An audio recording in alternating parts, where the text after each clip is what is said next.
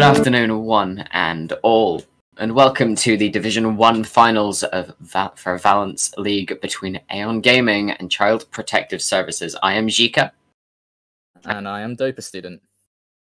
And we'll be bringing you full coverage of this best of 5 for the title of the first division. So, two titans of teams going up against each other today. Both done very well throughout the split, as far as I can remember.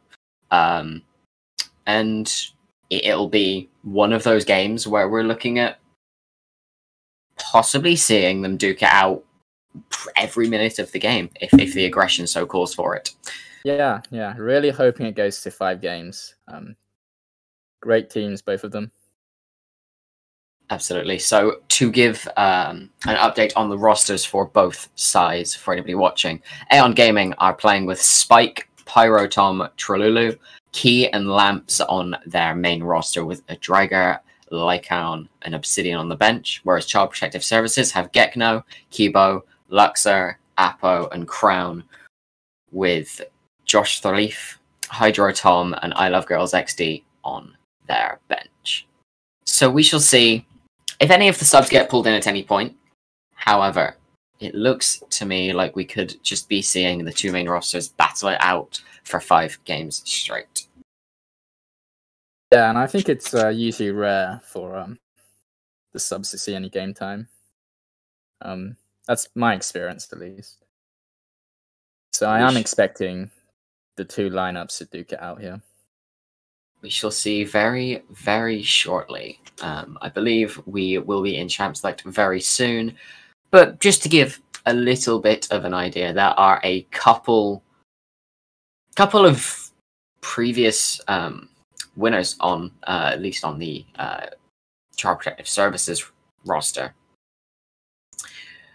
So it'll be interesting to see if they can hold their title at the end of this best of 5, and whether they will come out victorious or whether Aeon Gaming will sweep it away from under their feet.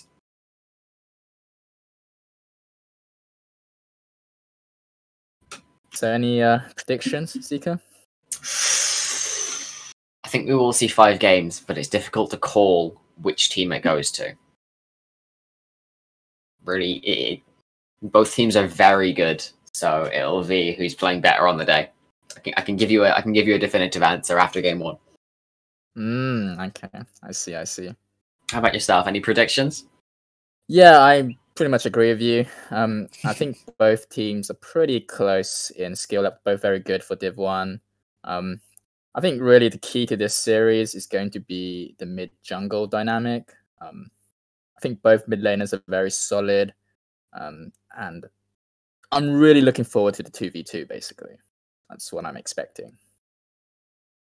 Yeah, I think we'll see a lot of explosive fights, both in the bot lane and in the mid jungle 2v2 between these two teams. There's some friendly trash talk going on.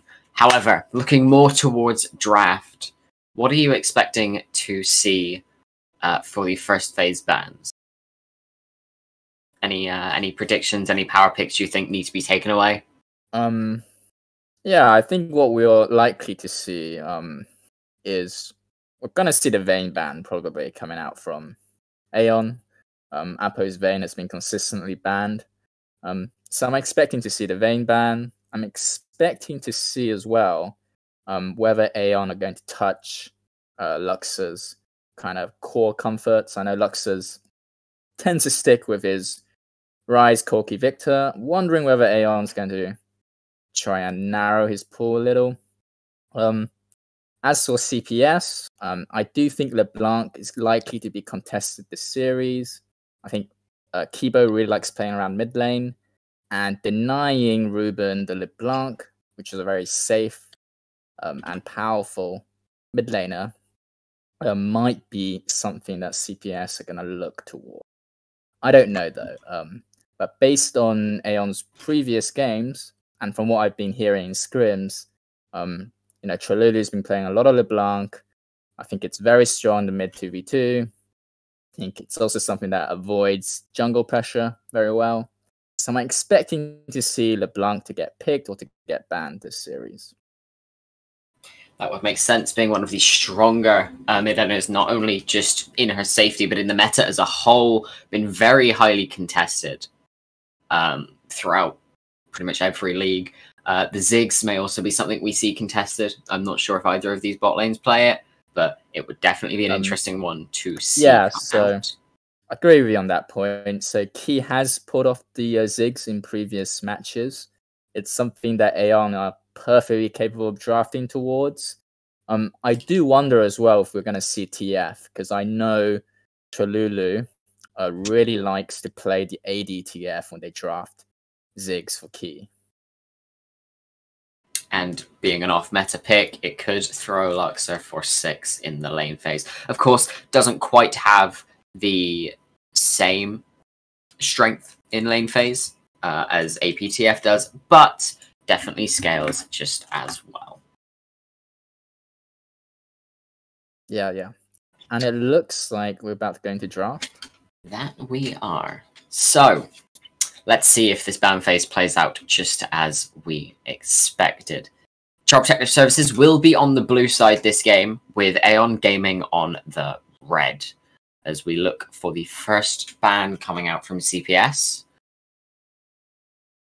Probably the LeBlanc, as we spoke about, but Ashe, very strong at the moment. Shield Bow, Wit's End, a very strong build, and shows that maybe looking to go towards a more AP-centric bot lane, so the Wit's End would have a lot of value. This makes sense too, because Key has been playing a lot of Ashe and Varus, so maybe CPS are thinking of targeting Key's champ pool.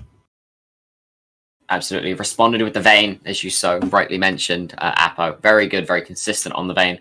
So just take that away and make sure he doesn't have that as an option. It also opens up tanks as a viable draft strategy for Aeon. Vayne, really the only AD carry who can melt through those tanks as things stand, unless you go something like the on-hit Varus. As Xerath and Corki come out to match. Yeah, pretty standard bans based on the mid laner champ pools. Xerath is a key champion for Tralulu, Corki a comfort for Luxor, so it's expected.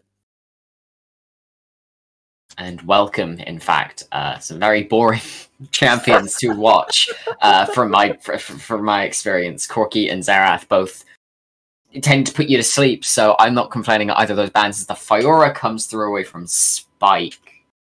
He's known for split pushing on Fiora, so.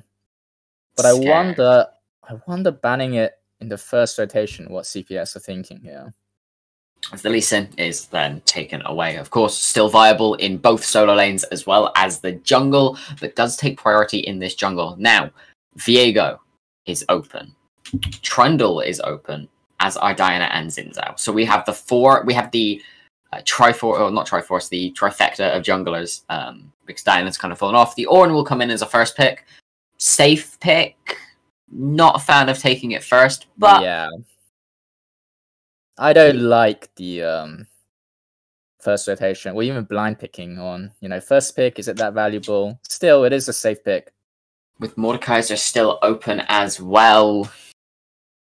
Could not be a fun game for this Ornn, to say the least, as Aeon will take the Trundle first. So first picking this Ornn already gives the Trundle a lot of value, and it takes Xin and Viego out. Top tier jungler right now. Really good pick. It takes both Viego and Xin out of the game. So it'll be interesting to see what Kibo goes for in this jungler. The Lee Sin, really the only thing you can play into the Trundle and do well, or at least in terms of the matchup itself. Braum will be taken second, so committing to more of a slow-paced bot lane, more defensive. Does give support counter pick over to CPS, but when you're picking the Braum, it's not a huge issue, so to speak. Yeah, I agree. So what responses are we going to see from CPS here? What are they like to... Okay, what are they like to pick here? It's not the best pick into Trundle, but I think it's difficult, really, because Xin Zhao is still a top-tier jungler, and Luxor is going to be playing AP, so he didn't really have that many top-tier options. That's a blind pick Victor. Don't mind me, I choked on water because I saw it was a blind pick Victor. Interesting choice. That is interesting, because now Ruben's going to have counterpick mid.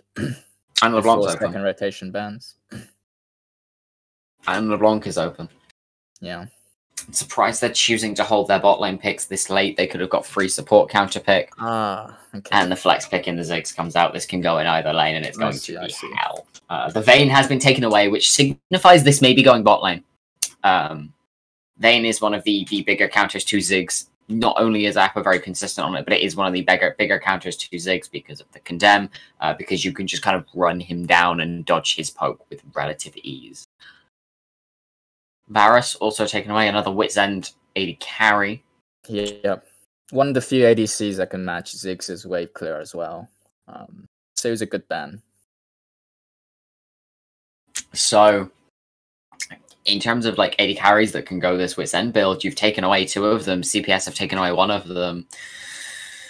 You're struggling, as LeBlanc is taken away for CPS, as you so rightly mentioned.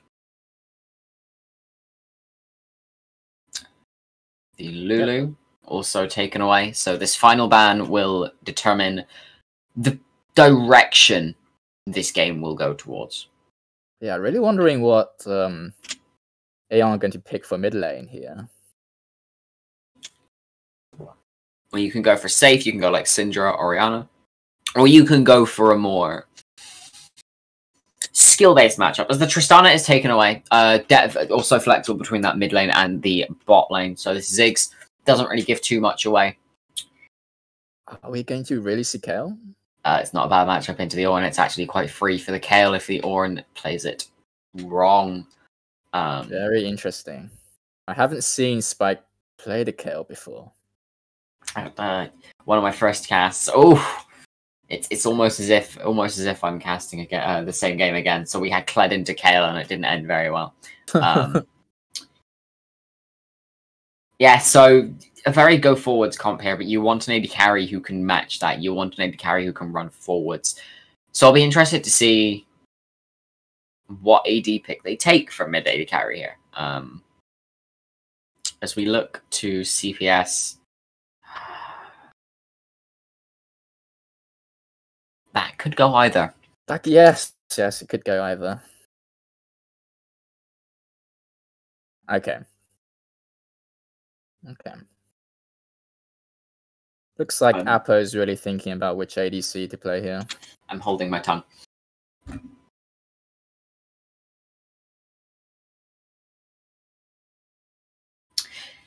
Makes sense. Poke lane with the Seraphine, safety from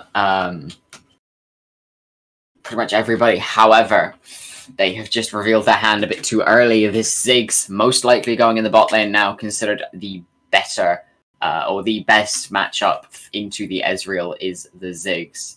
Yeah, it's an extremely strong pick into Ezreal because Ziggs will get wave, will get the push, will get the priority bar. He's gonna get the platings. Jace mid. I like this.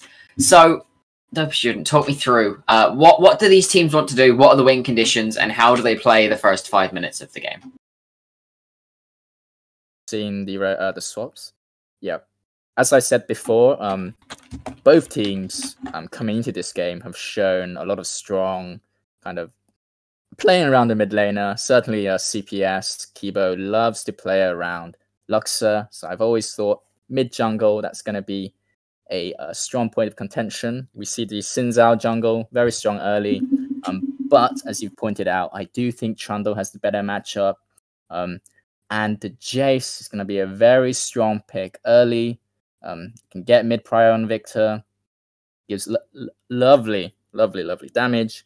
And what we're going to see here, really, I think, is CPS probably going to be looking towards trying to play a weak side bot and get advantages in mid lane, while I expect Aeon to really be pushing with Ziggs, trying to get all those platings. Jace can get prior mid, and we're going to see how they rotate around the map. Absolutely, and on the topic of on the point of Xin Zhao being an early game jungler, you don't really have a lane you can play to. Victor is a scaling champion. Ezreal, Seraphine both scale, and the Ornn, don't think you ever kill the Kled in the 2v1. And Trundle, if he is aware that the only lane this Xin Zhao can really look to try and make a successful play in is this top lane, he can shadow the Clyde very easily. He doesn't need to be anywhere else on the map to have impact because it's winning lanes for both his mid and his bot lane. So it'll be interesting to see how Pyro Tom can play to try and shut Kibo down. Yeah. And whether or not we will see Kibo looking to gank his mid lane and his bot lane, or if he is just going to say no and play entirely around this Ornn. I think you're spot on about the lack of gank setup for CPS. I think it would be strange to see Xin Zhao pathing towards bot this game, because the Ezreal and Seraphine are just not going to offer anything until at least 6. So I expect him to play more around top side, but we'll see. Of course, Victor not really having too much damage until he gets his first evolution. Maybe if there's a trade in the jungle and the Victor pick up a kill or an assist, we might see him come online a little bit earlier, but we are looking at, I believe it's about 10 minutes with no kills or assists for that first evolution. But we will be in game very shortly. Spec delay for competitive integrity is just coming to a close, so we will start to load in very soon. I think you've highlighted the win conditions very well. My biggest query is, will we see an invade from either of these teams, or at least a level 1 scrap anywhere on the map?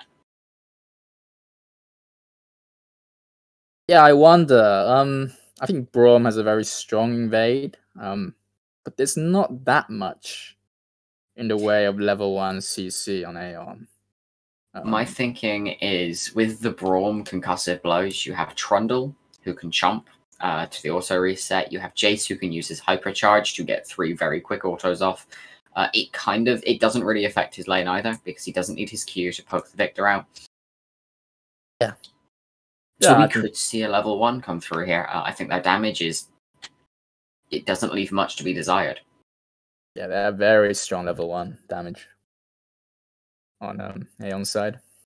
And now we will see if there's any interesting things in the runes or summoner spells as we start to load in to the game.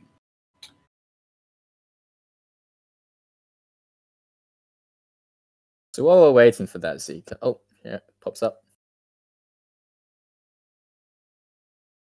Just casually waiting for it to show up. There we go.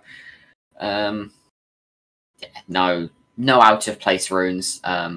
About what you would expect from everybody. Pretty standard setups. Yeah. Summoners, about what you would expect, as are the runes. So which team do you think has won draft here? Aeon. Personally, I think Aeon, they have a better identity, they have a lot more early game pressure, they scale quite well, whereas CPS, they leave a lot to be desired in this early game, with no real lane for the Xin Zhao to gank and snowball. And yes, they scale, but if you're being stuffed over by Kled, Trundle, Jace permanently, things could look scary. Things could look difficult for you. Yeah, I agree with you. I'm inclined to think Aeon's got the better of the draft here, but I will have to say, I think Jace mid is not the most easy champ to pilot, because if you do ever get ganked and fall behind, it's gonna start getting harder, isn't it? So it will indeed. Oh, and we're immediately into a pause. My only worry for Aeon is that, I think the Victor, Ezreal, and Seraphine, I think they all scale very well as well. And I do think that if Aeon don't get a lead, the game might become more difficult.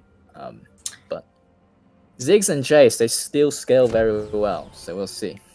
Yes, they do. Remember to just pause at 10 seconds for the sake of syncing. There we go.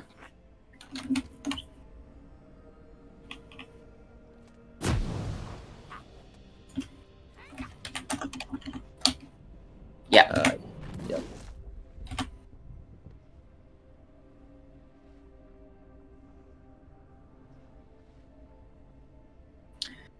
And we are on the Rift as we I'd imagine we just see 5-point cover. We could see the level 1 from Aeon, but it's risky, to say the least.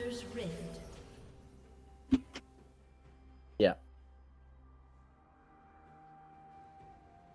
So standard cover.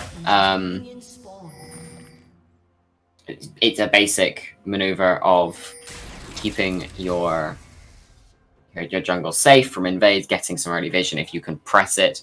Trululu looking to trade with Kibo, who's walked up into this middle lane. Lamps did take some in return from Apo, but for the large part, I think it'll be a pretty quiet first couple of minutes. I think the first 5 minutes will just be farming, so we can kind of talk about maybe jungle pathing. So we are seeing both of these junglers look to start on the bottom side of the map. So it will both be pathing towards this top lane, which is what we had expected. Yep. Melee against melee. Very often you expect both junglers to look to that top lane. That's kind of volatile lane, which is going to have some fights. Although, oh look, so Aeon hasn't given Trundle the leash, which makes sense. They're going to have an even easier time hitting level 2 first, getting that push in early. They will, and of course with Trundle's clear speed, he doesn't really need the leash anyway. His Q healing plus the auto reset just means he clears just as fast as Xin Zhao, who has opted out of going for his Krugs. Which is an interesting path. I feel like Xin Zhao was one of the... Oh, nope, he just decided to path to Raptors first, so he's not going to be in this top side as fast as Pyro Tom will be. Yeah, that's interesting. I wonder what his plan is here. Perhaps he's going to look for an early move, mid or bot. Looks like... yeah, that could be an option, but of course Trundle skipped out on his wolves. So he is already in this top side, and with the Ornn having the pressure, we could see an early gank come in this top lane. Crown taking a lot of poke in the bot lane as well, exactly what you would expect from a Braum Ziggs lane. But Pyro Tom is looking to get into this top lane. Gank. Is looking to get into this top lane as the dash is used. Doesn't quite proc the bear trap on a rope. Well played from Gekno in this top lane to avoid that gank. But Kibo's going to lose his top side because they know he's on the bot lane. They just caught him on a ward. The only thing he can take is the wolves. Pyro Tom, he eats free real estate in this top side jungle. Yeah, and with Xin Zhao's clear speed, he's really going to be behind in tempo a lot. That was always the risk of taking the path that he did. Looks like going for a bit more of a split map, but you don't win the split map, which is my the biggest concern for Kibo here. You split the map towards your bot lane, but you can't fight with your bot lane very easily. It's very difficult to dive with an Ezreal Seraphine this early. So it is indeed. I totally agree. Both scuttles have been taken by one per jungler. As Trululu went for the early cheater recall, picked himself up a tier, and already with the cull from the start. Not looking to take any early trades in this lane. As the bear trap on a rope does land onto Gekno. The dash away will not quite be enough as Pyro Tom is back in this top lane. Gekno has to flash to safety. The pillar comes in, but it knocks him away. Yeah, it's safe once again. It's going to be difficult for Gekno now. It's going to be difficult, especially if the junglers maintain this split map. Absolutely. Kibo is back in this top side, but only has one camp to clear, which it puts him even with the Trundle, but the Trundle has his entire top side to take still, so you're going to be at least 2 camps down. You still haven't backed as Trululu taking Luxor very, very low in that exchange in the middle lane. He's trading aggressively, but Xin Zhao's looking for possible gank, maybe.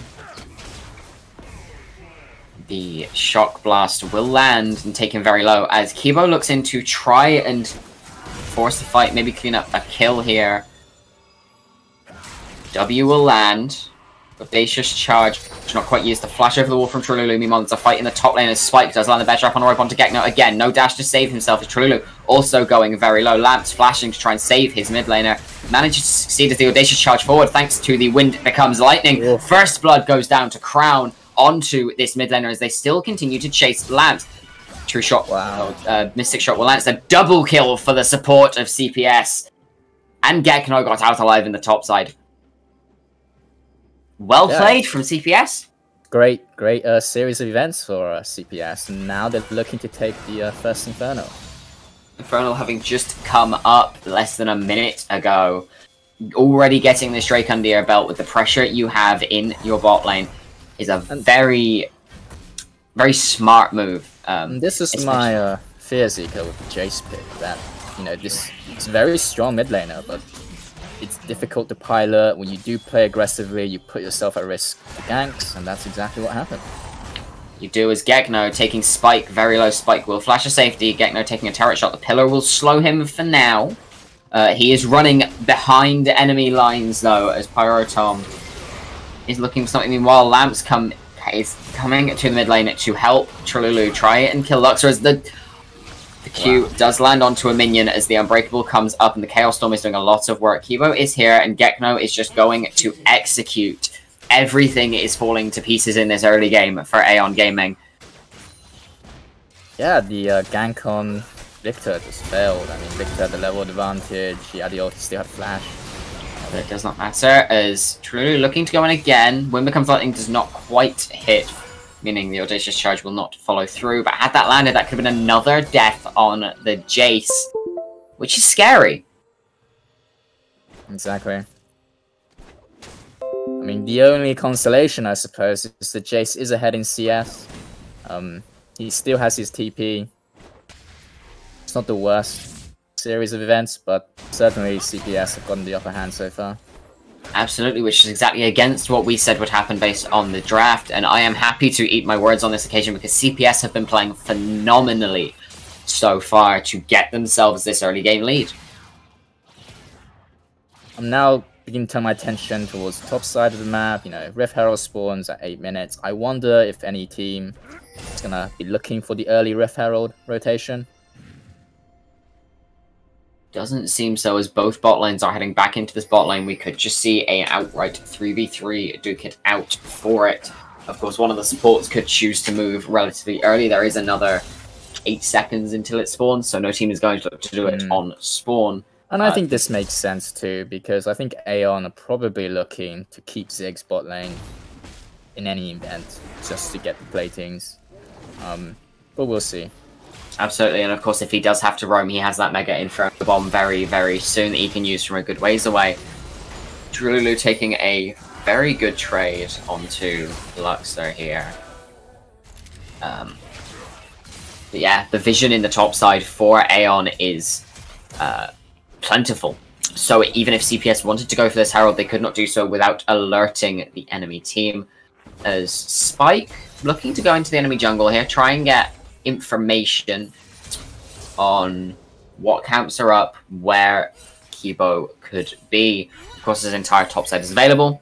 Pyrotom is aware. Gekno looking to just try and keep vision, get rid of any information that could be given about his jungler's whereabouts. But it's difficult. Pyrotom on this bot side, so it wouldn't surprise me if we see CPS go for this Herald. Yep.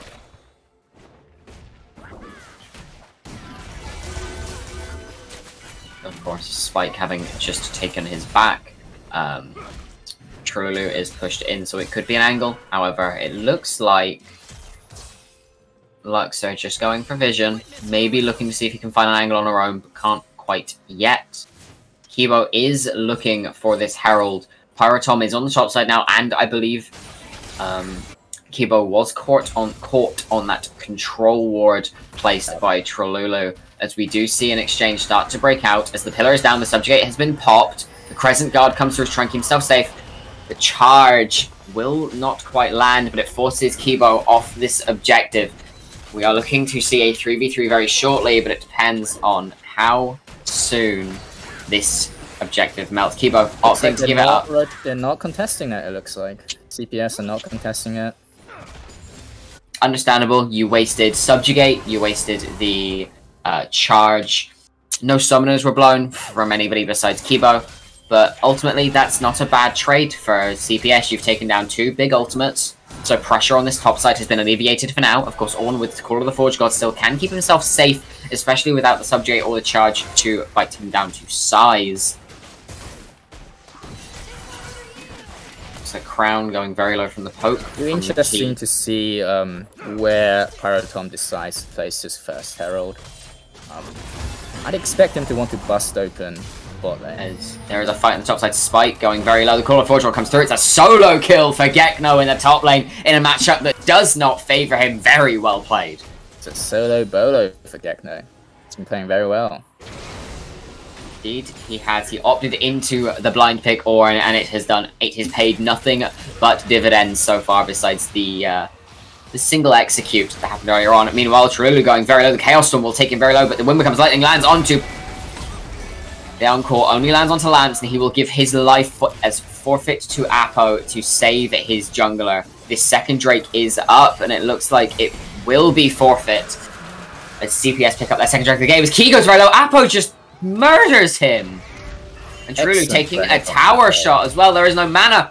Flashes come out from both mid laners. Meanwhile, Kibo uses the Wing of Become a Lightning to get closer to Trululu as the gate will come out and speed him to safety. And CPS are just rolling Aeon over so far. Showing large map dominance as Apo looking not quite able to find anything, but Gekno already back on this fighting train with Spike in the top lane. They've got 2 Drakes in bot lane. It wasn't what I expected when I saw the drafts, but CPS are having a good amount of control so far. Hey, if it works, it works. We can't complain. We're getting to see good League of Legends. Bear trap with a rope. Oh, that's painful. A Kled trying to fight after the bear trap on a rope has missed. You just know it's over. So this bot wave has actually just pushed back into Key. So the bot lane of CPS are losing nothing by being out of lane here. And Pyrotom on this top side, I don't think they can really ever do much. The only AP is in the bot side, so Aeon is very happy to just stack armor and survive. I mean, the problem now is that, especially in mid lane, as we've seen, Victor can just 1v1 the Jace now when he has his ulti up. So it's very difficult for Aeon to get mid prior. It is, and Crown doing some massive poke here with this Seraphine. Opting for what I would assume to be either Moonstone or Shirelia's, as Luxor and Crown looking to try and make a play onto Lamps. Can't quite catch him, but Apo in the bot lane just 1v1 in Key, as a Shock Blast does land onto Kibo, hits him straight in the face as Pyrotom is there to follow. The Crescent Guard comes out to keep him safe. Call of the Forge God also used to keep him safe. That's 2 big ultimates used with... It leaves susceptibility on this top side of the map. It does. It does. Oh, and we see Pyrotom popping the Rift Herald mid. Gonna get a charge off, but that is all it shall do. That is 2 plates worth of gold and will not take the tower. It looks like the bot lane just wants to reset. Try and they will lose a wave to it. They are gonna lose experience here, but Ziggs has been denied plating gold, which is, I think, has been crucial. That he has as another fight in this top lane. It looks like this one will just be a wet noodle fight. Meanwhile, Trululu going very, very low. So one more tick will take him down, but he's managed to outspeed it massively. Luxor choosing to move away there, losing speed on the ultimate. Oh, the true shot barrage from downtown. It's the 3rd kill of the game for Apo, as he is looking to make a splash on this Ezreal. Yeah, now Ezreal has 3 kills. He's looking very, very strong now. Of course, for Trululu, not the position you want to be in. Dead again. Losing XP, losing minions.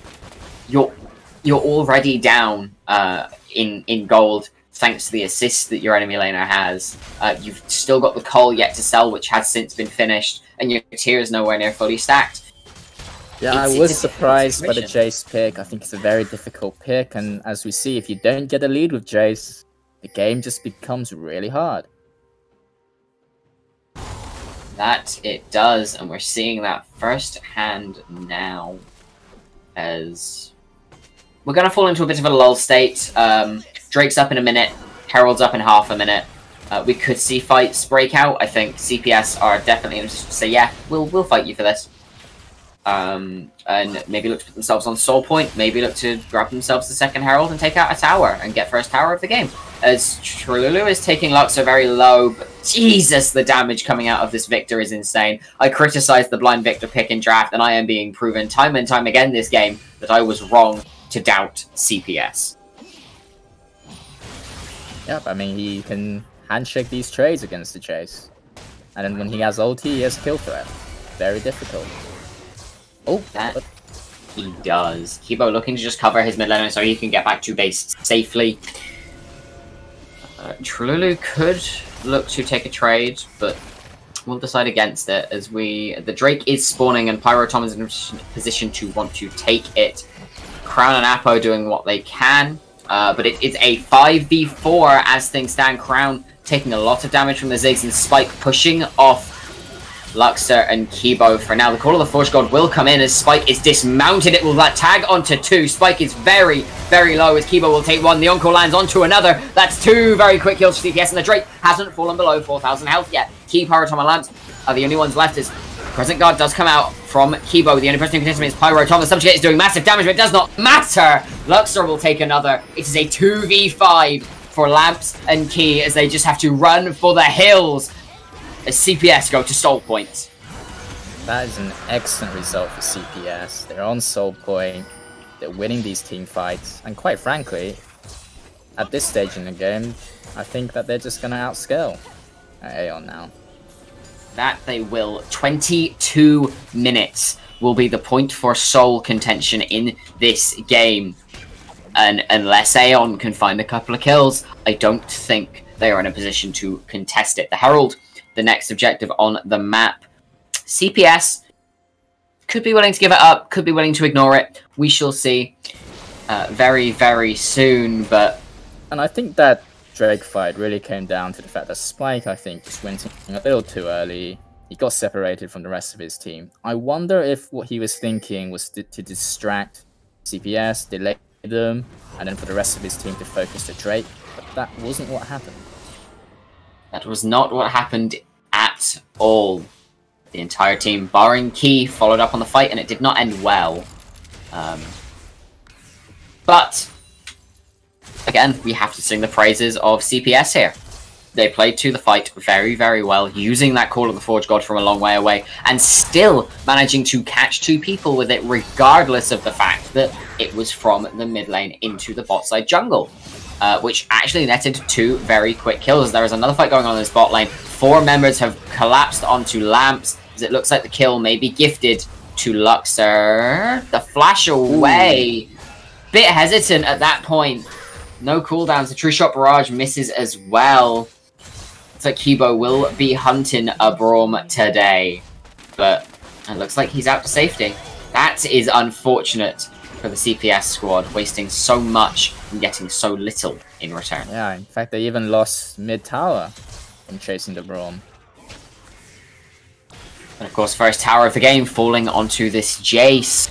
That's giving him the gold back into the game. You do not want to give 357 stacks on this tier now. 360, so when that is upgraded, it will go straight to the Muramana, as Luxor is being collapsed on by Trululu and Pyrotom here, but Kibo and Crown are in the area to follow it up. Pillar does come through, but it doesn't lead to anything, as Luxor looking to chase. The Encore doesn't land onto anybody, but Trululu is going very low. The Chaos Storm has been popped. Flash away from the Jace. Meanwhile, Pyrotom subjugate onto Luxor, flashes on top of him. The exhaust comes through. Is it enough to save him? The shield comes through. Pyrotom will take one in return, but his life is the forfeit, as Kibo will take that one. Meanwhile, the charge comes in. That's the Call of the Forge God. Call of the Forge God will land onto Lamps and Spike. but Crown's already dead. Kibo has to try and take something here. Gekno doing everything he can. The Gorge Rinker is huge, but it's not enough. 1v3. Gekno has to flash away. If you're an Aeon Gaming fan, that is the fight you wanted to see, as this is a 3-for-1. Well, I was going to say, Lux has been playing with a lot of confidence, but sometimes confidence can be deadly. As we have just seen. He saw blood, he really chased Tralulu all the way into his own jungle, and in the end, he got caught out by the Trundle. That he was, and that was some big shutdowns going over to the side of Aeon there. The only shutdown now remaining on the side of TPS is on Apo, on this Ezreal, 700 gold total, including kill gold. Coming very close to his mythic, of which I'm assuming is a Divine Sunderer, considering he's into tank. And already doing a lot of damage with just that Muramana. Ezreal is in a great spot, but it's interesting that when you look at the total gold for both teams, there isn't really much of a difference now due to the shutdowns. Absolutely, there's only a 200 gold difference. In terms of individual matchups, Gekno 300 gold up over his counterpart. Pyro Tom about 800 gold up over his counterpart. Tralulu 1200 gold up over his counterpart. It's all the platings he got mid. Yeah, that it is. On the converse, there is a 1000 gold difference in this bot lane for the AD carry, and just under 1000 gold difference for the supports, both in favor of CPS. So the Crescent Guard has to be popped early for sake of safety. Pyro Tom is starting to become scary. TP is coming in from Spike, as it looks like contention for this Drake is entirely possible. I just heard a flash. No, I didn't. I thought I did, but apparently I didn't. As the wind becomes lightning, lands onto Tralulu. The Encore tags it off as the True Shot Barrage just commenced. A lot of damage coming. Lance has managed to survive somehow, as Crown is already dead. Kibo, very, very low. The Subjugate ticking away. Gekno trying everything he can as Spike has to flash out of the Chaos Storm. Pyrotom going very, very low. Apo picks up one. Apo misses as Luxor will pick up another. That is not the way this fight needed to go for Aeon Gaming. Now, the Drake. 5600 health left. Spike having to back. Doesn't have that TP to come back anymore. The Jace doing everything he can with the Shock Blast, but it's not enough. 27 health, 100 health on this Dragon, as it looks like it will be secured by CPS. That is a Mountain Soul, as Apo going forward with the Arcane Shift, doing a lot of damage to Key. The Acceleration Gate will get them to safety for now. It's another great team fight from CPS. It was indeed straight into a pause, nonetheless. So, again, we have to sing the praises of CPS. A very well-played team fight. Crown got caught out a little bit earlier than he would have liked. But, again, at this point, the Ezreal, very, very strong. The Victor also sitting on an item and a half now. Very, very strong. At this point, Aeon Gaming, it's looking rough. All you can hope to do is catch someone out, grab a shutdown, and maybe, just maybe, scrape your way back into the game.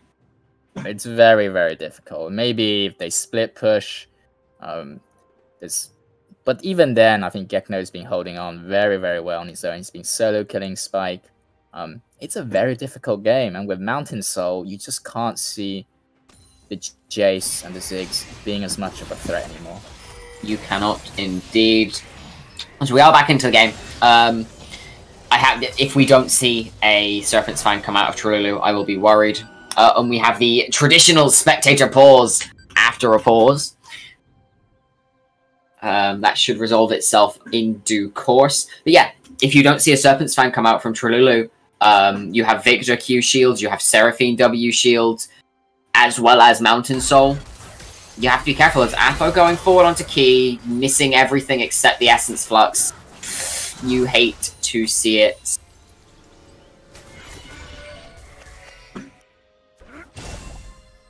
And CPS should really be aiming now towards finding some kind of way to break down this mid tower for Aeon, and that way they can get their vision into the jungle, and hopefully from there secure Baron. Absolutely. As there is a Herald trotting down into this bottom lane. There's just a Herald trotting his way down bot lane.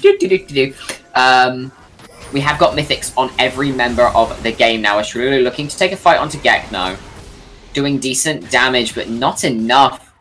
The armor coming out of this Ornn is massive. The Ziggs never rotation. Really 3 people rotating onto Gekno. Concussive blows will land. Pyro Tom uses the blast cone, but it's not quite enough. Subjugate has been dropped, but the pillar is causing to be a nuisance for the entirety of Aeon Gaming, as Key will pick up his first kill of the game, but almost get taken down by the True Shot Barrage himself, as Lamps will tank up the tower for them to get to safety. Meanwhile, the entirety of CPS is now rotated to this top side, barring Luxor. Doesn't look like we'll see anything. Baron is up, and there is 4 minutes until Elder Dragon. And if you get Elder Dragon or Baron as CPS, this game closes very, very quickly. Aeon get the pick, but they did have to rotate 5 members topside. And Victor's been getting free experience while that was all happening. That he has this bot turret very close to falling. Spike rotating to pick up the wave. But Luxor is fully aware of it and is happy to take the fight, doing a lot of damage already. Gravity Field doesn't do much. The Death Rays are doing a lot of damage. The Chaos Storm comes out. Spike has been forced to dismount. We'll walk up for the Gore Drinker, but it's not enough. Shut down by Luxor in the 1v1. Another solo bolo this game. Yeah, Luxor's been playing with great confidence. He saw the opportunity, he took it. He did indeed, and of course, back on the topic of the objectives, Aeon, if you can pick up one of them, that's your way back into this game. You're playing for the enemy team to throw one of the objectives, or for your jungler to get the Miracle Steal. But you give over a single one of them to CPS, especially the Elder Dragon, and you are much more difficult game because they will poke you from afar, and you will die very, very fast to the poke they can output, as it looks like. Okay, nope, I'll hold my tongue for now. They're not forcing the Baron.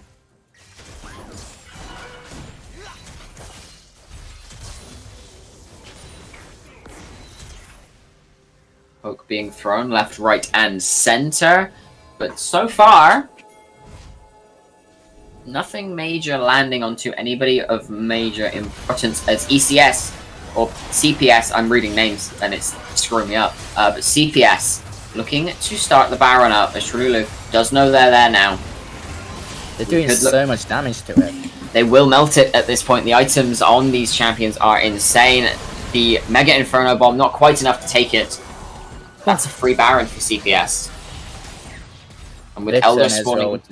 doing so much damage to the Baron. They really did melt it. But I was a bit worried for them there. They didn't have the best vision setup.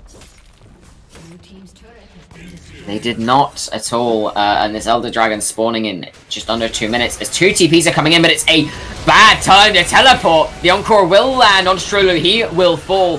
Spike has already been dismounted. He will also fall. Crown picks up that one, as Key can do nothing but run for the hills. That's 2 TPs committed into 4 members of CPS. Aeon, you're faltering at the seams, and it's showing. You are holding on to this game by a thread, and soon that thread will snap. Yep. And it looks like CPS are going to get inhibitor from this push. So they can do it with relative ease. Lamps is backing, but of course with 2 members still dead on the side of Aeon, there's very little they can do to stop this push, because Pyro Tom has to match this on in the mid lane, otherwise they lose yet another tower. So the inhib will fall, the CPS will back away to safety. Those 2 TPs, they're going to go in the highlight reel. What can I say? TP'd into a 3 versus 5. Aeon got themselves into a whole load of trouble there. That they did. However, CPS have now opened up an inhib. They have opened up free gold for the side of Aeon, and it looks like they're going to funnel that gold onto Key, but this Elder Dragon up in 20 seconds. CPS walking in as 5. The vision is being controlled by Aeon for now, but Trululu walking up a bit further than he is allowed. True Shot Barrage connects onto 1, forces the Guardian out of Lamps, as CPS, just from the pressure they have alone, are allowed to walk into this river with no vision and take control, as the Elder Dragon is up. Kibo looking to go in onto Pyro Tom. Decides against it in the end, as he's just looking to trade blow for now. Looking for something here. Spike indeed looking for something special. Crown taking a lot of damage from that shock blast, but Spike has been seen and has been pushed away by Luxor. Meanwhile, Gekno and Kibo acting as the perfect frontline for this CPS squad. Pyrotom trying his best to take a ward, but it's just taking his entire health as forfeit. They just can't do anything. The Mountain Drake's just shielding all their poke. The Mountain Drake coming through massive, as well as the poke coming out in return as Kibo goes forward on Strolulu, takes one. The charm lands on the Lance. Lance going very low. Pyrotom 3 kills already. Spike has now committed to the fight as the Megaphone Bomb comes down, but it lands on Fnody. Crown is taken in return, but Key will fall. Spike flashes to safety, but the Call of the Force God still yet to be used has come through. Spike will also fall. It's the clean ace for the side of CPS, and it looks like Luxor TPing into the base. The Nexus turrets looking to fall very, very soon. This game may be over. That may be 1-0 to the side of CPS, as there is 20-second death timers on everybody bar Lamps on the side of Aeon Gaming. What can Lamps do into the entire CPS squad? Absolutely nothing. 3, 2, 1. Both turrets have fallen. The Nexus soon to follow, and that is game 1 to Child Protective Services. That was a great game from CPS. They took their lead. They never let go of it. They got pretty much all the neutral objectives except for the Rift Heralds. They played clean. Absolutely amazing game from CPS, using the pressure they had accrued with the Baron buff to force Aeon Gaming away from the Elder Dragon, and then not even taking it, just taking an outright 5v5 and massacring them. It shows a lot of confidence from this CPS roster, and I'll be interested to see what we do coming into this next game and how it changes, how the draft changes and how side changes, depending on how Aeon want to come back into this game. Because after a game like that, where you have a winning draft and you lose from the start, you have to look at something and make some changes somewhere. Yeah, I think they have to go back to the drawing board. I like the idea behind their draft, but I think ultimately I didn't have Jace down as a comfort champion for Trolulu. At least that was the first time I've seen it. I think they should go back to what they're comfortable with and what they're very strong on. He's showing great performances on something like a LeBlanc or on the TF. And I think that's where they have to go towards. That or to handshake a control mage. I think Trolulu's a great player. And I just don't think Jace was it this game. Absolutely. Despite the fact he had that pressure in the early game, it was not enough to try and force more onto the side of CPS. But and honestly, sorry, carry on. CPS players have had great form. I think Gekno getting the early solo kill in Ornn versus Kled. He's playing with confidence. Luxor's playing with confidence. Apo had a great game on Ezreal. CPS's form coming into the second game looked great. Absolutely. So after that first game, Child Protective Services are 1-0 up on Aeon Gaming. We will throw to a very short break, but when we are back, we'll be here for game 2 to see if Aeon can bring it back. Don't go anywhere.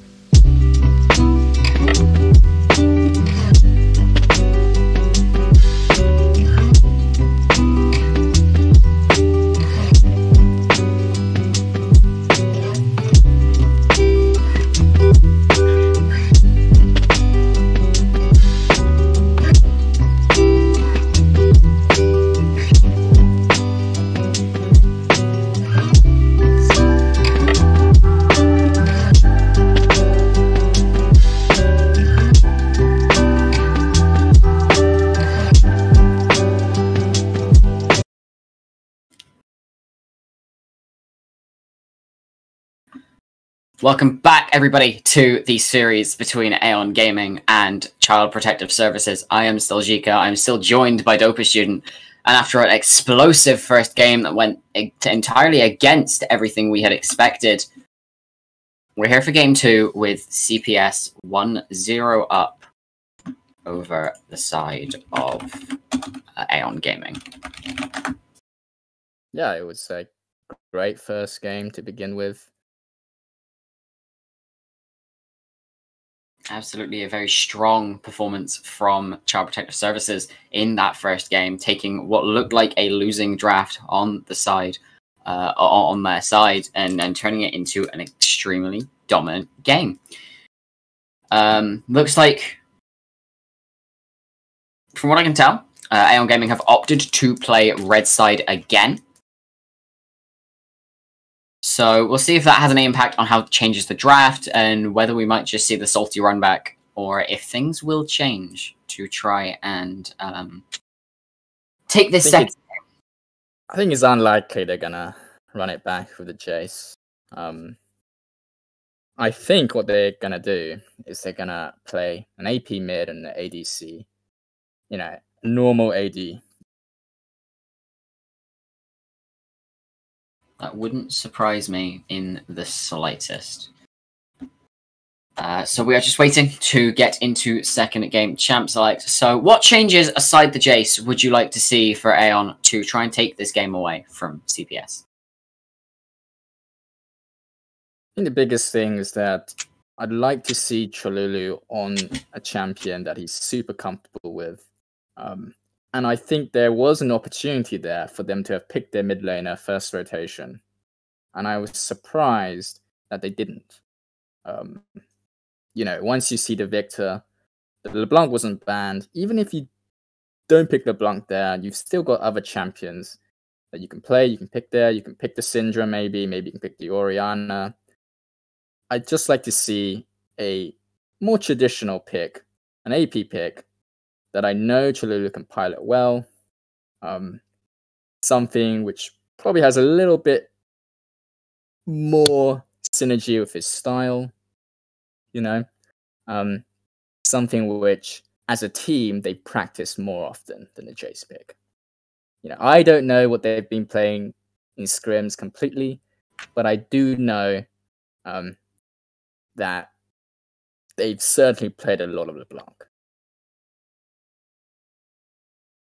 Absolutely, as it looks like we are in Champ Select for this second game. I'm expecting very similar bans to come through for both sides, I think. There's no need for CPS to change their ban strategy. I think Absolutely. It was a very well thought out idea to target Key's comfort ADCs. Absolutely. The Zerath gone, Vayne gone. Already we're seeing similarities to the last draft. The Ashe would be the next ban. There it is for CPS. Trying to remember what the bans were for the first game now, and my mind's going blank.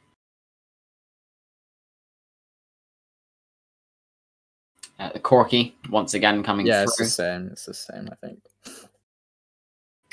So these third bans leave only room for changes. The Jarvan ban comes in. That is a change indeed. And the Lee Sin ban coming through from Aeon. So, saying you're not scared of one of Aeon's picks, which is understandable. You've just absolutely stomped them. So, having a bit of confidence is to be expected. First pick, we will see the Trundle taken away from Aeon this time. First picked for most likely Kibo, but can still be taken and down into this bot lane for Crown, or even into the top lane for Gekno. We will have to see as we see the first two picks come out from Aeon Gaming.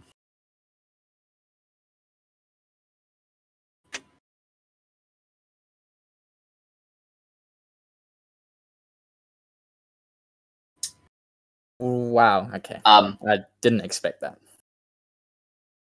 Ivern has been picked for Aeon Gaming for Pyro Tom. This is interesting. This is an adaptation I was not expecting to see. I don't know how it does into the Trundle. You don't see Ivern that much at all. But if it works, who am I to complain? It's not something I expected Tom to pull out. Which CPS definitely haven't prepared for it. Yeah, absolutely. The Varus will come out for Key, putting him back on a traditional AD carry, saving your support pick for a little while, which is an understandable choice. Support counter pick is massive for this bot lane, as we don't talk about hovers, so I'm going to hold my tongue until that is locked in. The Tristana is taken for the side of CPS, can go mid, can go bot. We will have to see where they opt into sending this Tristana. I'm expecting in the bot lane, but I could be wrong. I've been wrong before.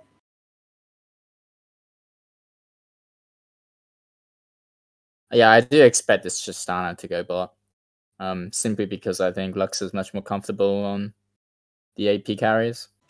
And the Malphite coming through for Gekno. So if the Trundle is going anywhere, it will be support or it will be jungle.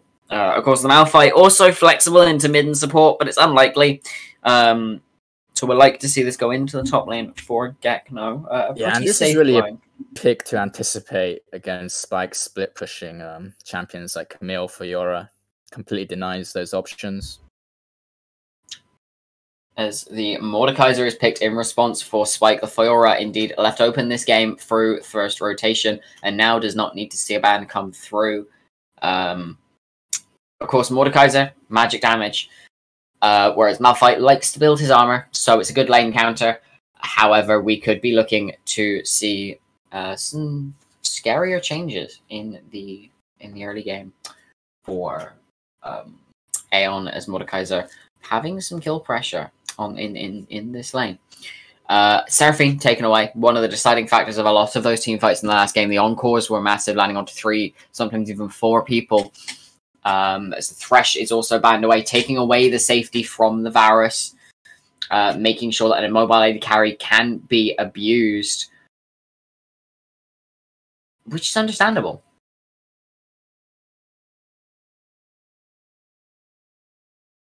I'm thinking we'd like to see an on-hit Varus this game into Trundle Malphite, especially if you then go for something like the Leona or the Nautilus on this support position. As Aeon ban away the Rel, expecting maybe more of an all-in, maybe more of a wombo combo with the Malphite Rel. Still expecting to see Nautilus or maybe even Leona.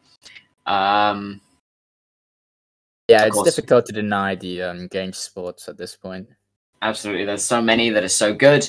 And of course, pairing that with a Tristana and taking away the Thresh, the Varus will not have a fun lane. As the Ziggs is taken away, wanting to make sure that cannot be picked up for Trululu in the mid lane. Taric, very good answer to a Death Ball comp.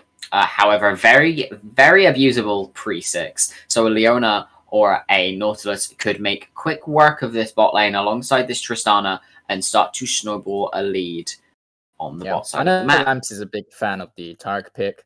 It's a great into engage. You pop ulti when Malphite engages. He might CC you, but it's no damage. Yuumi! Okay, we're in the realm of off-meta picks today with either an Ana Yuumi coming out. So, Yuumi Tristana, very oppressive lane, because the Tristana will never die and has enough damage on her own to kind of jump on top of the Varus, make sure he dies, or at least pop her bomb, and then jump away again. Yeah, and the Taric can't really threaten the Yuumi pick either. That they so cannot. It's actually a solid pick, yeah. And the Syndra to round out the composition. I'm liking this CPS draft a lot more than Game 1. Yeah, I mean, we've seen Lux on his Syndra in the semi-finals. He had a great game on there. Again, very strong mid laner. Great for 2v2s, and also scales well. As we look to see what the mid lane answer is, the LeBlanc, still a pick. The Vel'Koz is what they will opt for in this matchup. Of course, very easy to deal with Syndra as Vel'Koz. You have your Q to poke, you have your W, which will go through the wave, you've got your knock up, and she's very immobile. So landing a full combo on her once you land the slow, not overly difficult, but we'll have to see if Kibo can change the tides of this lane. I wonder if Chalou is going to opt for the barrier this game, because I know he loves doing that on his long range mid laners. It wouldn't surprise me. I mean, you're into Trundle Syndra, you're going to get blown up, right? Yeah. Especially if the Tristana decides she wants to get in on the action as well. Very nice comp coming out from Aeon, actually. The Taric to deny the initial engage from the Malphite. The Ivern to make sure that any burst damage can be mitigated with relative ease. The Mordekaiser to take out maybe the Trundle or the Malphite out of these fights. And the Varus to do long range damage. We could see both on hit or lethality Varus here. We will find out as soon as we are into the loading screen. Yeah, I imagine, as you said earlier, that he'll probably go on hit here because of the Malphite and the Trundle. So I imagine he'll go on hit here. On the converse, you have a Vel'Koz to melt through that front line. You can definitely a lot easier to get to go lethality and just pop the Tristana and the Syndra on the back line. Yeah, I expect he'll make his decision based on how he does bot lane. So I'd see him go lethality if he gets a lead. But if the lane goes badly, then I'd certainly expect to see on hit.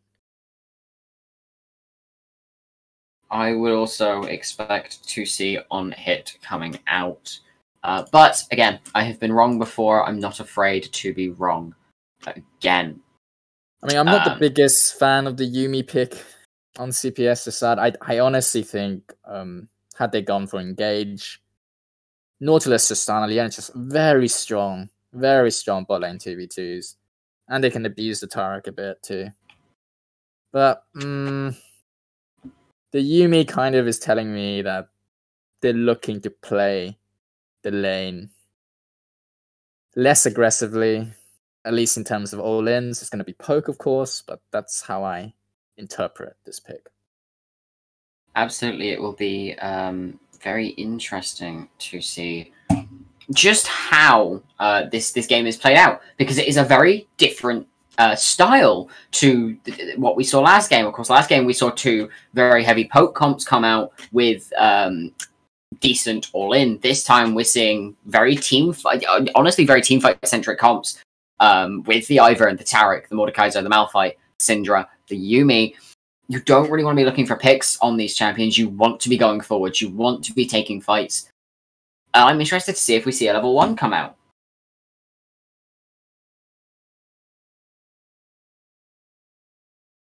Yep. So in the first game, both of them went for the normal 5-point defense. I do wonder if they'll go for a level 1. I mean, Ivan in particular has pretty much the fastest, easiest buff take with Smite. So, and of course, taking Q level 1 along with Taric E, Vel'Koz can take whatever, Varus can take whatever, and they should be able to pretty quickly kill someone through that CC duration. On the flip side, you cannot invade if you're on the side of CPS. You have to just play safety because of the fact that your level 1 is pretty terrible. Just to be completely frank, I mean, Tristana with the Hell of Blades is the only person who can really go for a level 1 this game.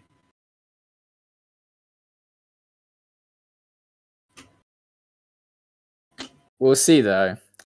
I'm not sure if Aeon are a team that typically goes for level 1 plays. But I think it is. Yeah, and we see that Cthulhu's gone for the barrier this game, as I expected. Absolutely. It looks like we are going to be seeing Lethality Varus come out for Key, as we kind of said we might see. As we are slowly but surely getting onto the Rift. 8, 9, yep. 10. Yep. I am now.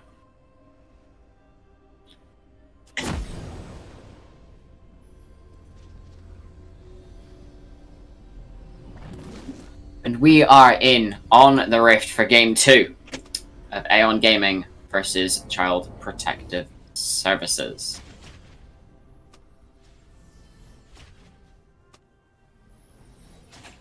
And it looks like both teams are going for a 5-point setup. Which, I don't blame them. I mean... As it's low variant. Yeah, of course, as CPS, you don't want to be looking for that level 1. And of course, as Aeon, you can, but it's not necessary in order to win the game. However, Pyrotom shadowing his mid laner away from Kibo here. But Crown here to save his jungler, but will take poke in the process, jumping to his jungler. Not quite sure. Not quite sure on the thought process there. Looks like we will see Ivern start towards the top side and Trundle start towards the bottom side. So we could very easily see either a split map or just separate sides.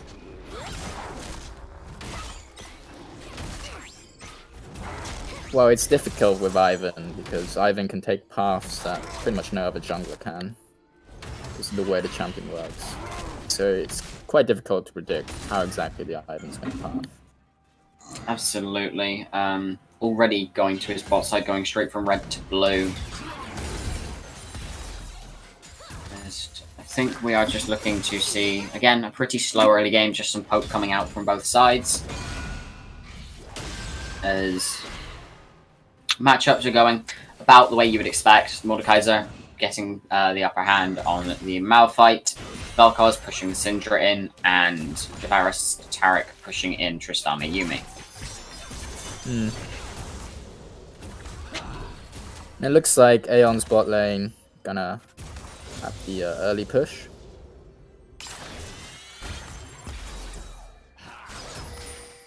It would surprise me if Aeon had, or if CPS had pushed in any of these lanes. Frankly, as you can see in this mid lane, there was a massive wave stacking up for Luxor. Ivern back in this bot side, just picking up the camps that he had marked. Meanwhile, Trundle looking into this mid lane. The pillar will come down. It's A lot of damage. The flash is used, but there's a flash in return. There is the barrier has been popped. The root came through from Pyro Tom, but it's not quite enough. Meanwhile, Luxor will fall as Pyro Tom picks up that kill. And Kibo stuck between a tree and a tentacle monster and will lose his life to Trululu. That is 2 very quick kills to the side of Aeon Gaming. Very crucial. Syndra uses TP, which you won't miss too much. But as we said before this series started, mid-jungle 2v2 was going to be explosive. We know Kibo likes to shadow Luxor. We know Kibo likes to go for the early gank. I truly thought Trolulu was going to die there. Because he had a really unfortunate timing where he was heading towards the bush to ward. So he was really caught off guard there. But fortunately, he reacted quickly, Tom reacted quickly, and both of them get the double kill. Absolutely, that's some nice gold in the back pocket of this mid-jungle 2v2 for the side of Aeon Gaming. A much different start to the game than that which we saw in Game 1, where CPS managed to take the pretty much take most of the game without forfeiting a kill. I believe they were 9-0 at one point or another. Aeon going to be really happy with that.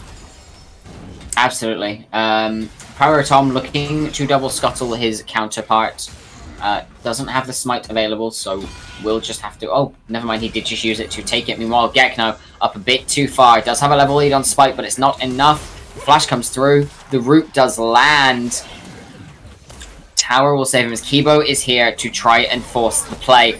Spike, shield has been popped. The pillars come down. Kibo is slowed by the red buff from Pyro, and we'll just have to walk away. It's not a good early game for this Trundle. Yeah, he's going to be behind the Ivan now. Trying his best to make something happen, and it's just not. Yeah. I mean, all was too chunked. I mean, Malphite was too chunked to help, right? So it was always going to be a tough spot for him to actually get anything out there. Absolutely. Meanwhile, there's a fight going on in the bot lane as Apo jumps forward onto Key, and then doesn't quite get the rocket jump all the way back to safety, so can be ran down by Lamps. The shield will do little work for now, as the stun does land. Key, Apo forced to flash. Key doing a lot of damage. Crown barely getting back to his AD carry. It was a very ambitious fight from the CPS bot lane, and they lost every summoner. They lost everything in that fight, forcing 0 flashes from the side of Aeon Gaming. Yeah. I mean, CPS's bot lane put themselves in a really hard spot now, with no flashes, no summoners, nothing. Yuumi is very diveable pre-6 as well. Absolutely, and of course, still pressure in this bot lane is Kibo. The Scat of the Week does land Kibo, will drop the pillar. Trululu. Barrier does come through, so the Unleash Power will not do enough, and the ult comes through. Chomp to save his mid laner and pick up CPS's first kill of the game onto Kibo. Yeah, Trululu was just slightly overextended, needed to hug top side more. I mean, Syndra and the Trundle just have such a strong kill setup that it's very difficult to get away from them if you have no summoners. Yes, they do. Scatter the Weak into a pillar. You cannot escape without your flash, which is coming up soon for Trululu. Syndra also still flashless for now. Rocket jump to safety as it looks like Pyrotom wants to contest Kibo for this dragon. The smite has been procced. The bomb is on, but will not tick down quick enough as Kibo taking a lot of damage. Trululu there now as well. Crown will take the knockup. Crown will take the damage. Crown will lose his life as forfeit to Trululu. Meanwhile, Apo also going very low. Key will pick up that kill for himself. Kibo having to run into the enemy jungle behind enemy lines trying to escape it. He's being run down by Trululu, and there is nothing that can be done by Luxor to try and escape. Kibo does manage to get out with his life, so you lose 2 and you lose the dragon with the TP coming in mid lane from Spike as he ults Luxor into the death realm. Luxor going very low, looking to lose his life, able to sidestep, going very low. The Comet will pick it up as Trululu picks up his 3rd kill of the game. Gekno not able to do anything to assist his mid laner who was stuck behind a wall of the dead. Yeah, so much action. A much more explosive early game than we saw last game, and frankly, I'm all for it. Yep, I mean, this time, Trululu's got a much better control of the mid lane. He's getting this priority. Sure, he's been ganked twice now, but he's definitely having a much better time. That he is able to force Luxor off of a lot of XP, a lot of gold. And of course, first dragon going over, that is massive for the side of Aeon. It can delay any kind of, and it can delay the game as long as they need it to at this point, of course. Tristana being a much more early game centric AD carry. You don't want the game to go on too long, otherwise you don't really do the damage that other AD carries do. On the converse, this Syndra does want to scale up, so she won't be complaining too much about losing that first dragon as Tom looking to gank Gekno, but the respect does come through. So, as CPS here, how do you come back into the game? I think they're really going to have to look for the perfect setup. They're going to have to wait for bot lane to hit 6. They look for a great fight with the Malphite ulti. They may need to bait out the Taracle, because that's the only way I see them winning these fights. Absolutely, there comes the ult from Lamps. Going very low, but will block the bomb damage. Apo going very low. Chain of Corruption will save for now. Apo picks up 1. It's a small consolation prize. Yeah, I mean, Apo getting the gold is really important. He's the one who's going to be able to help turn the tides.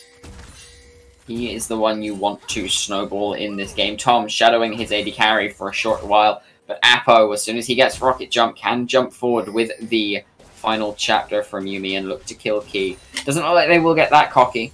Doesn't look like they want to take that kind of an aggressive play. And if we take a brief look at the individual gold differences, there is a just under 3k lead across the map. 400 in the top lane. 1700 in the jungle. Never mind, 600 in the jungle. I'm blind. 1300 in this mid lane. That's a lost chapter's worth. 200 on the AD, between the AD carries and 400 between the supports as we look to see a fight in the top lane. Gekno going very low. Does manage to use, despite managing to use a Death Realm to dodge the Scatter the Weak from Luxor. The flash from Gekno to avoid. Meanwhile, Kibo is here as well, but Pyro Tom is there too. Spike flashing to safety. Kibo going very low as Daisy doing all the work, knocking Kibo up, taking damage from Trululu as he will secure that kill. The knockup comes through onto Luxor as the disintegration ray doesn't quite tick down enough, but Gekno and Luxor very low under this tower as Lamps is here as well. Lamps will tank up the tower. The Scatter of the Weak will come through onto Spike as Gekno still manages to survive. Barely any health left. Lamps will pick up that kill as Spike loses his life to the unleashed power from Luxor. Pyro Tom flashing forward.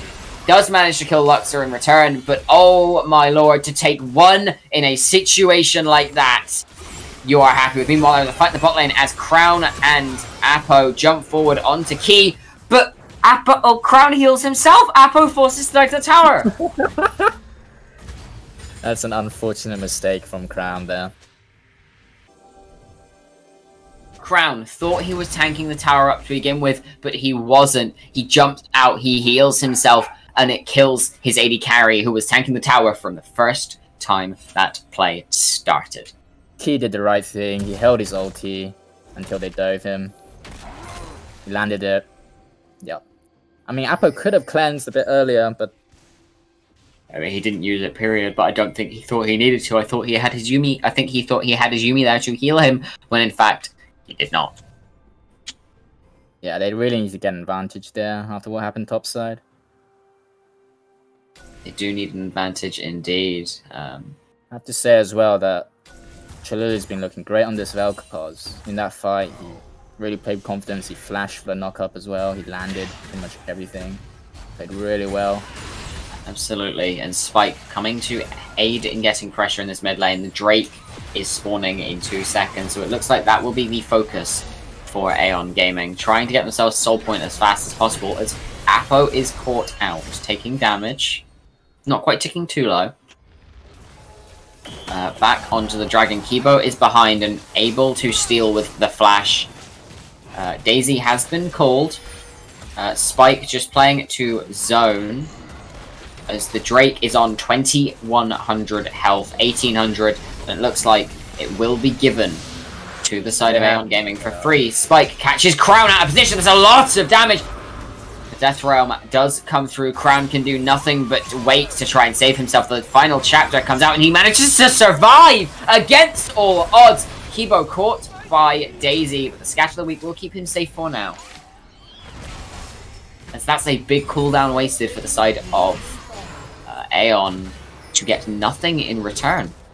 Yeah, it's very difficult for CPS to contest Aeon on objectives, especially when Mordekaiser can just ulti your jungler. Or in this case, your squishy is anything support. So we're seeing Hovers in bot lane as Luxor is rotating to help Gekno as the ult does come through. Unleashed power doing a lot of damage. Spike going very low. Luxor will pick up his second kill of the game. As Kibo and Apo looking towards this bottom lane. Apo is caught. The stuns come through. Cleanse is used. The rocket jump to safety, but it's not enough. Lamps will flash to secure a kill. Kibo caught in a 1v2 position. This is the life form disintegration rate. Does a lot of damage, and Key will take the second kill of the fight for himself. 3-1-1 on this virus. We see what happens when one team makes a play topside. However, their other members do not respect that fact. Absolutely, as we see a pause come through from the side of Child Protective Services. So, if you are CPS this game, how do you come back into this? How do you play it to come back and try to pull this game back into your grasp? Definitely going to be very difficult, but again, you have a Malphite, you have a Syndra, you have a Tristana. You're hoping that you can catch them off guard with a great engage before Tarek responds with his ulti and you burst someone down. That's got to be the key to these teamfights. The Malphite engage onto the immobile carries. Absolutely, and of course with a Syndra who does a lot of damage.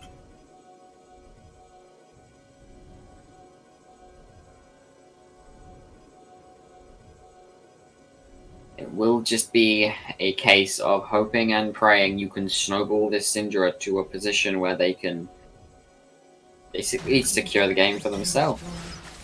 Its first turret of the game will fall in this bottom lane to the side of Aeon Gaming.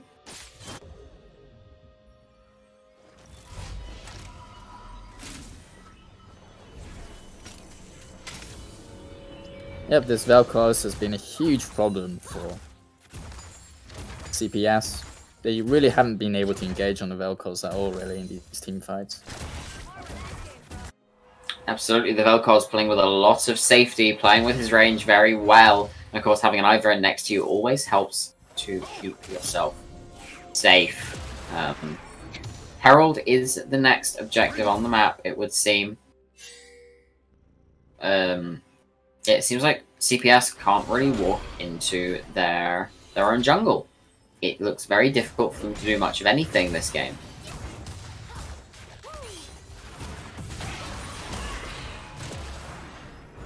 The Vel'Koz is just poking with impunity. A lot of damage. Well, Apo jumping forward. Final chapter was used. It does root up one, but is stunned up, and the lifelong disintegration ray will kill him. Trululu on a rampage. Meanwhile, Crown once again taken into the death realm by Spike. Will survive for now, but Luxor already dead on the backside. Disaster strikes for CPS as they lose yet another fight, lose their 2 damage carries and cannot do much to defend this tower from the full onslaught of Aeon Gaming, as the Malphite ult will do little to save anybody. As Gekno going very low, Kibo also going very, very low. Yeah, they're just overstaying too much here.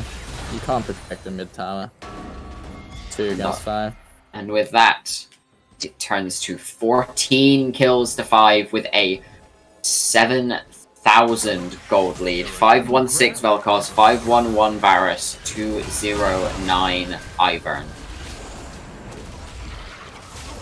Looks like Aeon are playing much more coordinated this game. They're playing with confidence now. Playing with confidence indeed, and they're taking everything on the map in for it. The only outer tower left standing for CPS is this top lane. Outer. Drake up in a minute. Baron 3 minutes, just under. If you're CPS, you have to just hope and pray you can steal away an objective and stall the game for a little bit longer. Get your carries back into the game. Bot tower hasn't been taken by CPS yet, so they're having real difficulty setting up vision in time for this Drake. Plus, Aeon have Rift Herald. So it's going to be a really difficult Drake for them to contest, and I wonder if they're going to go for it.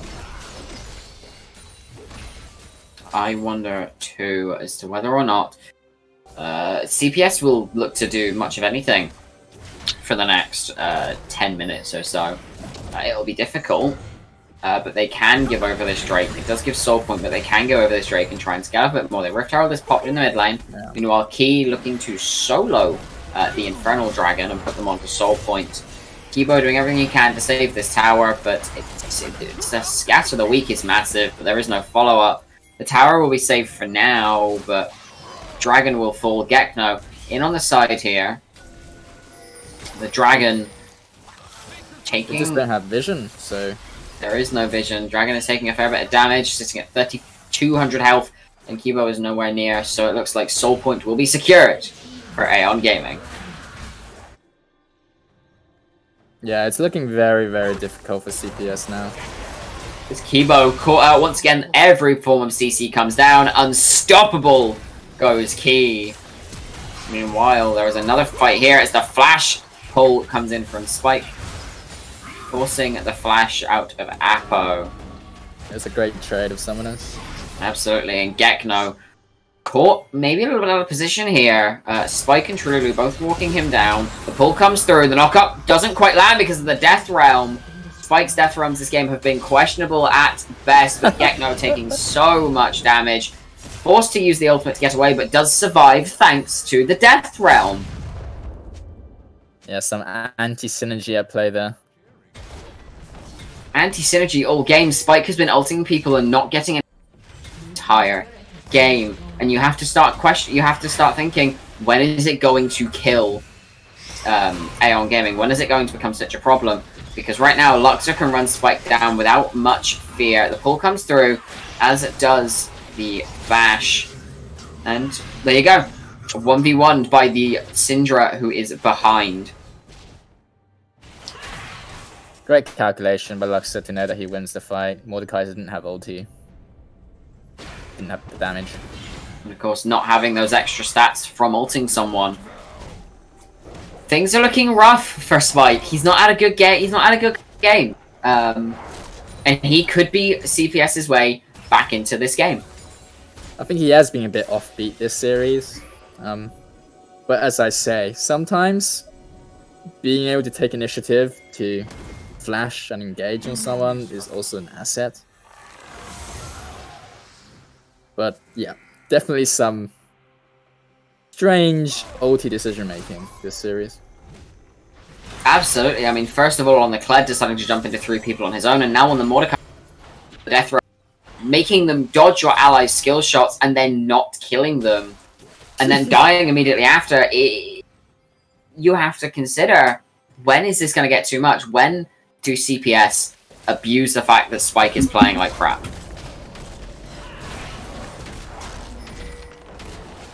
Yeah, I'd like to see Gekno on something with more agency too.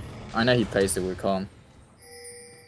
Absolutely, seeing him on a more carry-oriented pick would be very interesting. Put the game in his hands, so to speak. For now, we are just looking at a bit of a slower... We fall into a bit of a lull state. As teams just look to clear waves, wait for the next objective to spawn. Baron is up, Drake is up in 2 minutes. There is very little for CPS to do on the map as things stand. Just catch the waves that are being pushed into you and try not to die. That is the big thing here, is if you die, you're in trouble. Yeah, they have no idea this Baron's being taken. Yeah, the Baron has been started up by Aeon Gaming, and they do a lot of damage to it. The one-hit Baron's doing plenty of work along with the Vel'Koz. There is no ward as of yet. Apo and Kibo walking in here. The stun doesn't quite land. The pillar comes through. Looks like it's aware that there's 2,000 health left. If they're going to steal it, they have to do it now. It's stolen away by Kibo! And that delays the game by a massive margin. As Baron on 4 members of CPS. Well played to this jungle. He may not be having a good game, but that has just saved the game for at least another 10-15 minutes. Aeon had great vision set up, but they didn't have any vision behind the pit, so they just didn't know Trundle had gone all the way around to take the blast cone. They had just no idea. Absolutely Beautifully played from Kibo here. Chain of Corruption does land. Lance doesn't land the stun, but it does not matter. Luxor is already dead. Crown going very, very low. As the Taric ult will be used to stop the tower doing much damage. Daisy has come to say hello to the rock, the mountain. As it looks like the ult comes through, lands onto 3. Kibo, pillar, forcing keys, flash, lamps. Doing what he can. Apo jumping onto Trolulu, taking a lot of damage. The barrier comes out, but it's not enough. Crown still going very, very low. Gekno also very low, but Apo and Kibo on the other side of the fight. He will take Gekno, but Lance also going very low. Kibo managing to play Peel for his AD carry for a long while, but it's not enough. Both of these bot laners will fall. That is the ace for their side of Aeon Gaming as they look to take the game. Luxor, the only person left standing to try and save the game. Can you take on the 1v4? Lamps going very, very low. Will lose his life. It's just too little too late from CPS. It was a great engage by Gekno, and as we saw, an engage from the Malphite onto an immobile carry like Vel'Koz puts him in danger. That was what they needed to do earlier in the game. But unfortunately, there's just too much of a goal difference now. That it is, as we look at the Soul Infernal Drake going down for the side of Aeon Gaming. Can Luxor do anything? Not quite. Oh, it was close. Very close, but not quite enough. That is an Infernal Soul for the side of Aeon Gaming. Now, you need to be scared. The Infernal Soul Vel'Koz is just gonna shred anyone. There is a chance we see the Elder Dragon win condition for CPS. Yeah, it's their hope.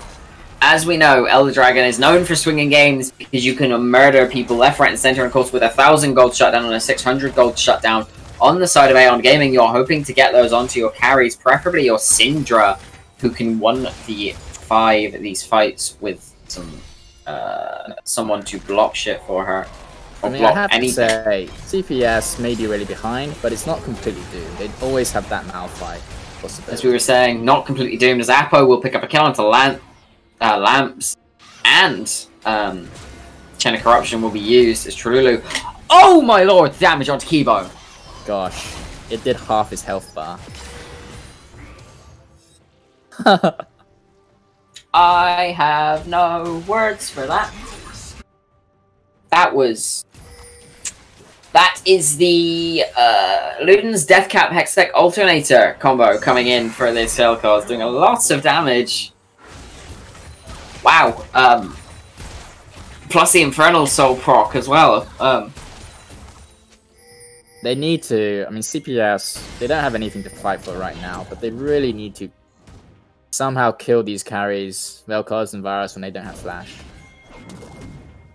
That they do, and it looks like Kibo and Gekno looking for a play on Spike, who does have the Death Realm, will take Gekno. Doing a good bit of damage, Gekno going very, very low, but the flash into Obliterate will take a 1 in a 1v2 situation. Kibo will take the return kill, but it's not quite enough. No, and you have to use his flash as well. Gekno had to use his flash. His flash was on cooldown. Oh, was it? Yeah. Oh, my bad. I can only tell because it's almost all the way around on the top left. Oh, yeah, correct. Spike used his flash, though. Which is small consolation prize for the side of CPS. Can't find my words today, apparently. So, Elder's up in 3 minutes, Baron's up in 1. There's exactly a 2-minute gap between them spawning. I think Aeon is taking it a bit slow. I mean, Kibo did a really good job stealing the Baron, and that's what's led to this current state of affairs. Absolutely. Still sitting at a 7,000 gold deficit, but...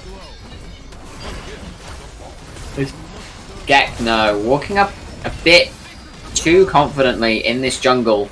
His life maybe forfeits. The pillar comes in to try and save him. He will use the unstoppable force to safety, and Crown will keep him alive for now. But now he has no ulti for the next... Now, exactly. Now your only engage tool on the side of CPS is down. With Baron coming up in 30. We could very well see the end of the game in the next 3 minutes or so.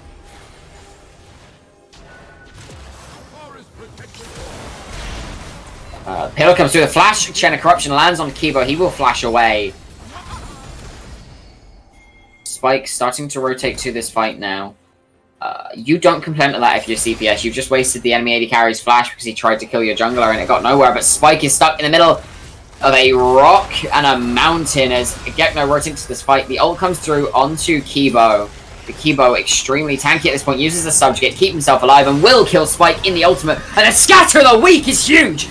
The last chapter on to 2 as the bus shot comes through. As Apo will fall, Crown will fall, Luxor lands another massive scatter of the week. This damage is insane from this Syndra, but it's not quite enough. It is a 3. I was hopeful about that fight, but the goal difference is too much. There was also some miscommunication. The final chapter was moved away from the scatter of the week by the rocket jump, as there's 3 members alive to try and take this Baron away from the side of Aeon Gaming. But it looks like Trululu fully expecting Kibo to walk in. He gets blown up! So much damage. The only person left to be able to steal this. The Unstoppable Forces developer, Chain of Corruption, went wide, goes in, but the Baron is secured by Pyro Tom. Aeon Gaming now sat in a 5 versus 2. As Gekno will fall, as will Luxor. It is the bot lane standing between Aeon Gaming and tying the series 1-1 this game. Elder Dragon is up very, very soon, but I believe one push is all it will take to stop CPS in their tracks, stop them from going to match point.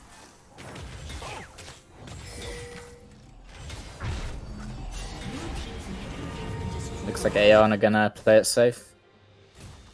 Elder Dragon is now the focus for both teams. Everybody will be up for it, of course. CPS not able to walk in to get vision.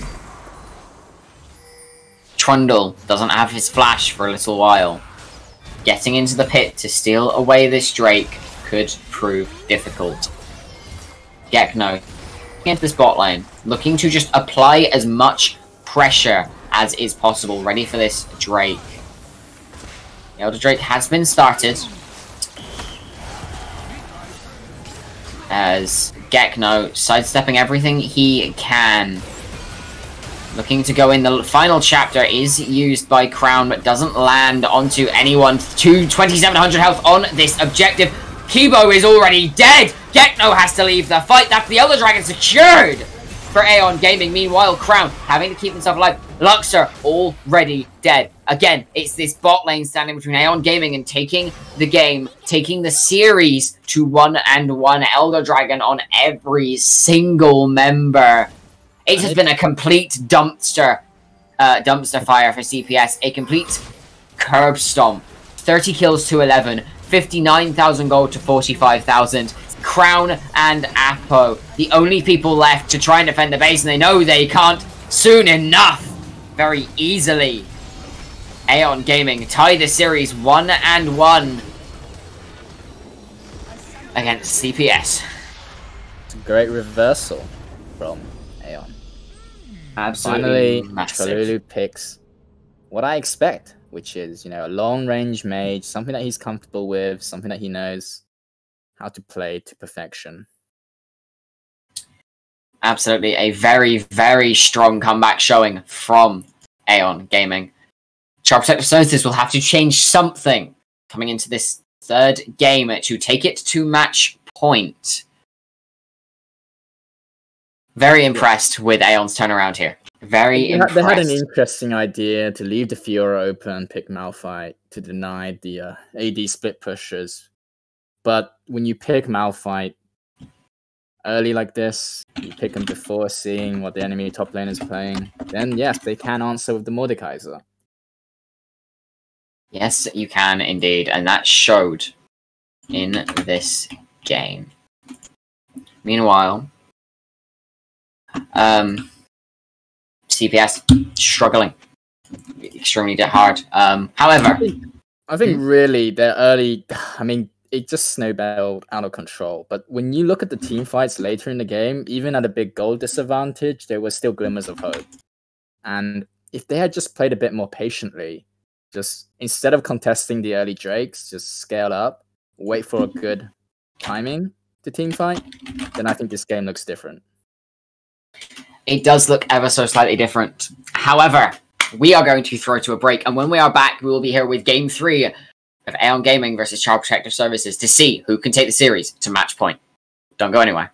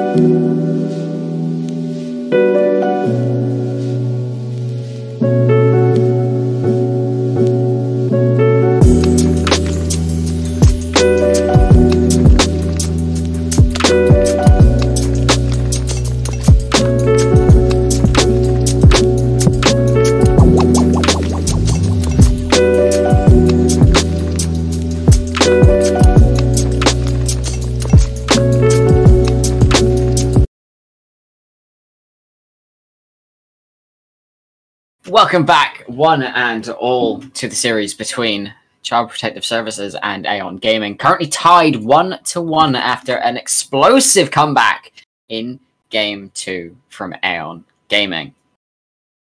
Coming into this game, it seems CPS have opted into playing red side this game. So we'll see how that changes the draft, if at all. Yeah, I think we saw some nice adaptations from Aeon in Game 2. As I've said, switching away from the Jace into a mage. Absolutely. I expect that trend to continue. I would not be surprised to see more mages come through. CPS looked a little bit lost in that last game. Couldn't really get their early game off the ground. So maybe adapt, maybe send a more carry-oriented champion into this top lane. Don't pick a tank really early on. And yeah, leave Luxor to just try and outskill Trululu.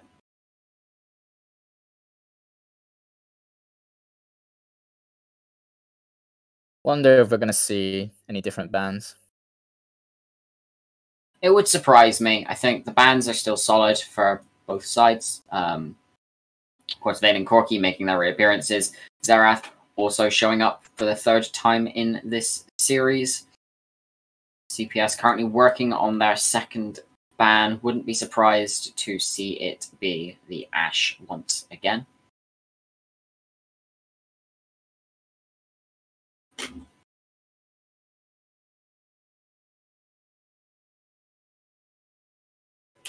And there it is. So I believe last game's bans finally were Jarvan for CPS and Lee Sin.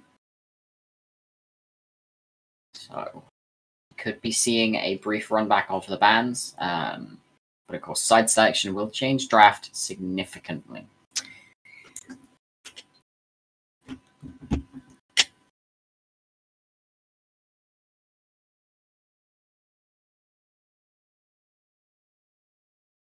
And the Braum ban coming in instead of the Jarvan or the Fiora this time round. Which is interesting. Yeah, I wonder why they banned Braum here. That would indicate maybe Seraphine or Ornn looking to be picked early on. So it wouldn't surprise me to see the Trundle come out once again from the side of Aeon Gaming. Very strong jungler at the moment, has very few answers. Instead, they will first pick the Seraphine, the Braum ban from CPS. They say, right, we will opt into taking this. And of course, that can be flexed into 3 separate roles. Yep, it's something that Lamps is very comfortable with, very familiar with. Something that Ruben can also play mid as well. Key, I think, has shown it as well, but I can't remember. Ezreal will be taking a response, taking away that strong duo lane that can poke you out throughout the entirety of the game.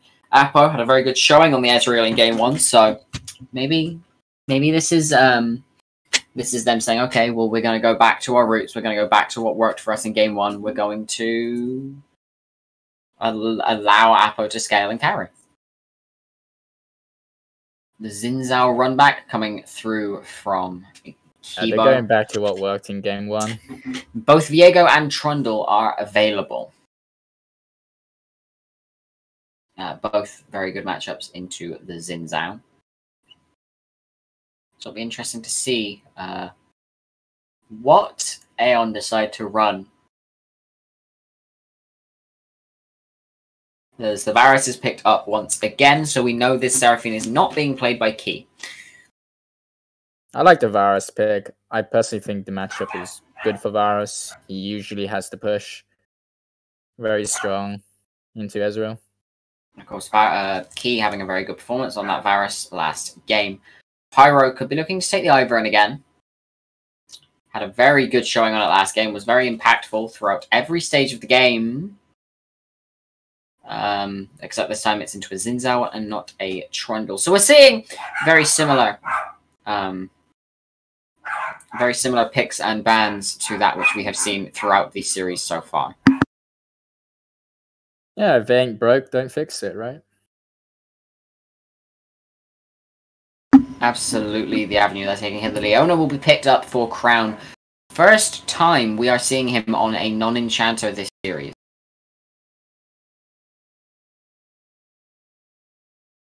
So it'll be interesting to see the route that CPS decide to take with the rest of this draft. Vel'Koz ban, the respect ban comes through. Yeah, you have to ban those artillery mages that Cholulu plays. He's just so comfortable on them. And of course, paired up with the Ivern, and very easy to land a full combo into death from the ultimate. As we saw on multiple occasions last game. The victor will also be taken away from Luxor. Had a very good showing on that in game 1. Some pinched pulls in mid lane here. Indeed we are. The Ziggs also taken away. Scared Trululu may pick that one up for himself. It's the triple artillery ban. And the final ban to come through from the side of Aeon Gaming will be Syndra. So in terms of mages that are left, you're looking at Orianna and Rise, mainly. Luxor's very comfortable on Rise, but he is against Avaris this game. You don't often want to pick Rise if you know the enemy team have long-range damage dealers. Of course, the Orianna, paired up with the Leona and the Xin Zhao, has a lot of options for Shockwave. They will run it back with another tank in the top lane. The Ornn will be taken again. Again, Gekno, very good showing on that in the first game. He had a great first game. He's solo killed. The Fiora is still open. Ornn can't really deal with the Fiora that well. This is an option we see Aeon drafting towards the split lane, the split push top lane. Spike has shown this Fiora before. Oh, but it's an Urgot. It's an Urgot. Also not a bad matchup into the Ornn. It's a similar idea. Doesn't Absolutely push quite as well, but you have a self-sufficient top laner. Team fights a hell of a lot better. So we look to see what will be taken in the mid lane. Will be the Orianna. Not terrible in the grand scheme of things. You're looking at a very poke-oriented comp coming out of Aeon Gaming as Crown going through the options that Luxor has. Both AD and AP. I wouldn't recommend an AD mid laner this game. You don't have any AP, you're into an Urgot. Will be the Lissandra. Very interesting. So very control based mage, can control a fight with relative ease thanks to the root on the W and the frozen tomb. So I do believe she got buffs in the recent patch, which makes the mana cost on her Q lower. I could be mistaken, but I think she is in a better spot than she was before. Excellent in the mid jungle 2v2 because of the amount of CC she has. Great for dives as well.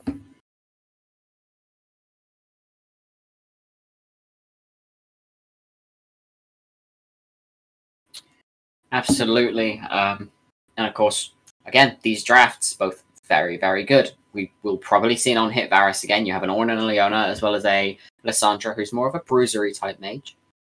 And of course, only one tank on the side of Aeon, so the Divine Sunderer for Apo, probably not the best choice. So we'll probably see some adaptations as the game goes on, but overall, I think this game is looking to be a good one. Yep, I do expect to see action mid lane again. Lissandra with very good gank setup options, especially when she hits 6 of her ulti. Looking to contain Cholulu. Absolutely. So what are the win conditions for each of these teams? Let's start with CPS, considering they lost that last game. I think with CPS, when you draft something like a Xin Zhao Lissandra, I really think you are looking for the mid-jungle 2v2. You're looking to win those scuttle fights at 315. You're looking to win mid lane early on. You're looking to snowball the game, I think, and then using that priority you get start invading the jungle, start rotating. You've got a self-sufficient Ezreal, you've got a tanky Aeon, so I think the Xin Zhao is really going to be playing around mid. And then, as I would say for Aeon, you know, you've got very traditional control mage in Orianna. She needs a bit of time to really get going, and you've got long distance options with Orianna, Varus, Seraphine. So you're looking for that long distance team fight. Playing to poke before you weather the eye of the storm, so to speak. Urgot also playing a vital role in being a lot of area damage, not only, but also the fear from the Fear Beyond Death on the ultimate, as well as the ability to separate a team with his dash forward and then just soaking up damage from the Ezreal and the Sandra by playing to body block for his backline. And then the Ivern, just to make sure that Urgot doesn't die quite as fast. Yeah, I think Urgot can be very beefy here, especially if the Ezreal doesn't... If the Ezreal ever falls behind here, it could be difficult to do enough damage to a tanky Urgot. Absolutely, but on the flip side, you have a Xin Zhao who has the Crescent Guard to stop any poke going through to this backline. So it will be an interesting game as we look to load in here very, very shortly. Of course, whoever wins this game will take the series to match point and be on the cusp of claiming the title of Div 1 winners. Aeon done very well in their last game, didn't have a great first game, so we'll see if they can keep up their consistency, the momentum from the last game. And CPS looking to come back from a rough game 2 to see if they can take the game and take the series to match point. Definitely. Could be an explosive early game again. You know, last time the reason Aeon got ahead was because the early game gank from Kibo didn't pan out. But, you know, he was very close. That he was a little bit more, and it would have worked out in CPS's favor, and that game could have gone very, very differently. However, that is not the case as of right now. Double cleanses on the side of Aeon Gaming as we look to get onto the Rift.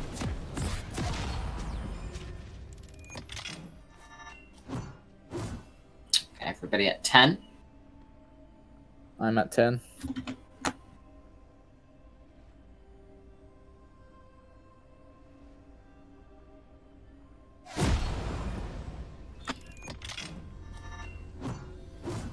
And we are on the Rift for Game 3. So, I think probably another standard point cover game. Wouldn't surprise me. Welcome to Summoner's Rift. Kibo once again walking up into this middle lane. Only one TP on the side of Aeon Gaming, as I was saying just before we got into game. So things could look difficult as there's already a fight starting here. It's a 4v3. Lux are taking a lot of damage. Kibo dashing forward with the Audacious Charge, going very low. Has to flash to safety. Huh. Okay. Yeah, not sure what that fight was about. I think CPS could have done an invade, but I think they were trying to catch the Orianna off guard. Possibly, but that did not work out in your favor. Yeah, Kibo losing the flash here really dampens his possibilities of getting a good gank off. That it does. Of course, relying on landing the wind becomes lightning to get any sort of gank off with the Audacious Charge. As already this Ivern clearing much quicker than the Xin Zhao. Lissandra does a lot of damage, apparently. Yeah, with the electrocute, she's pretty strong early. pretty strong. I mean, Luxor has flash. We could see a level 2 kill.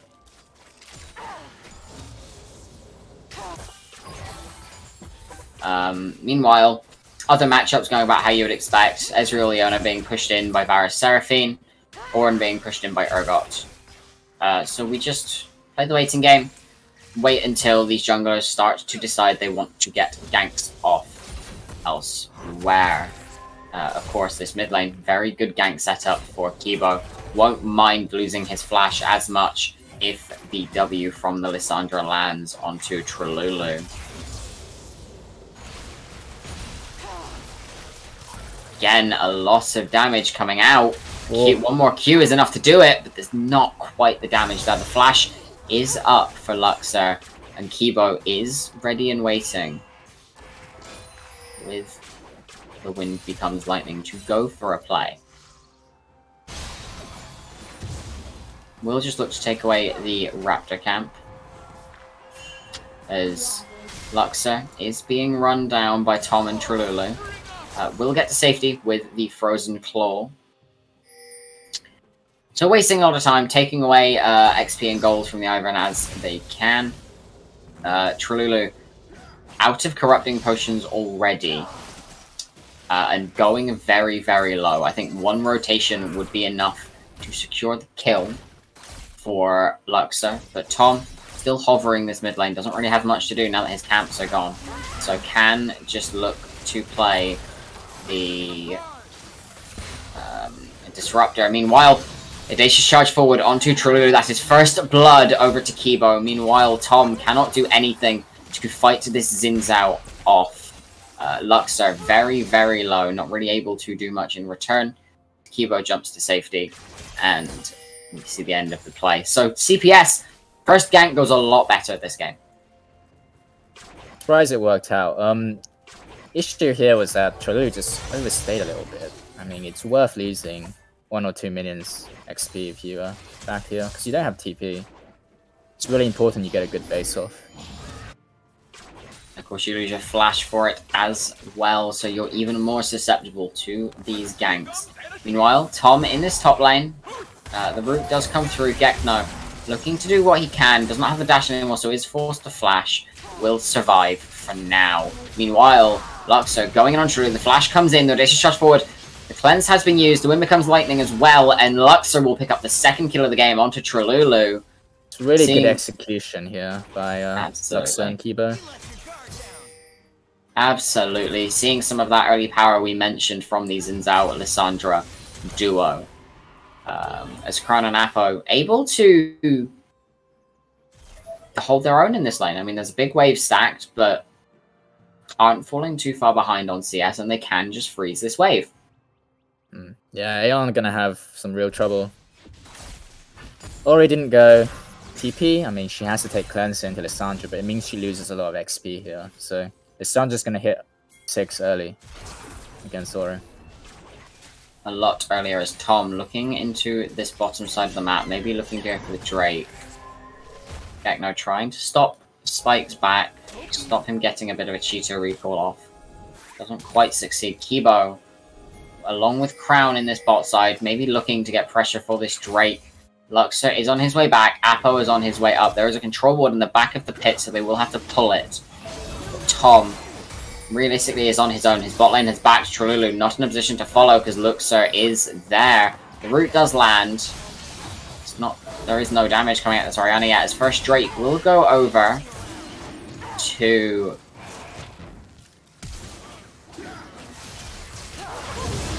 We'll go over to CPS as a fight looks to ensue. Kibo going very low. Crown and Apo both rooted. But some kind of Call of Forge God is there. Trululu gets locked up. Crown jumps onto Tom. He gets locked up. He will fall to Crown. Meanwhile, Gekno doing everything he can to stop Spike following on the back end of the fight. Crown takes the arrow to the back, but it does manage to survive for now. Lamps will secure that kill for himself. But it's a small consolation prize considering you lost your jungler and the dragon. Yeah, I mean, that was a tense moment there. So many people on CPS with low health bars. And of course, the dragon being left at 700 HP. Neither of these junglers with their smite upgrade just yet. But that could have gone either way. So we see here that Crown is probably thinking of going towards mid, but there's a control ward in the bush here. And Tom is hovering. Meanwhile, Spike is fighting Gekno on the top side of the map. Decent damage coming out from Luxor here. Is at about half health. Does have the Frozen Tomb available to him. The Shockwave was used by Trululu to pull them both in, or to pull Luxor in at least. Doesn't result in much of anything.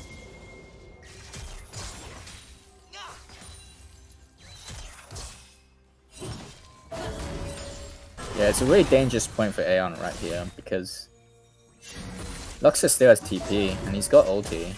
He can base at some point and TP bot or top. Who knows? There's definitely like options for plays that CPS that Aeon don't. Absolutely. Apo trading in this bot lane. Meanwhile, there's a gank in the top lane as Gekno is rooted up. The Fear Beyond Death will secure the kill. So, Aeon finding ways to keep up.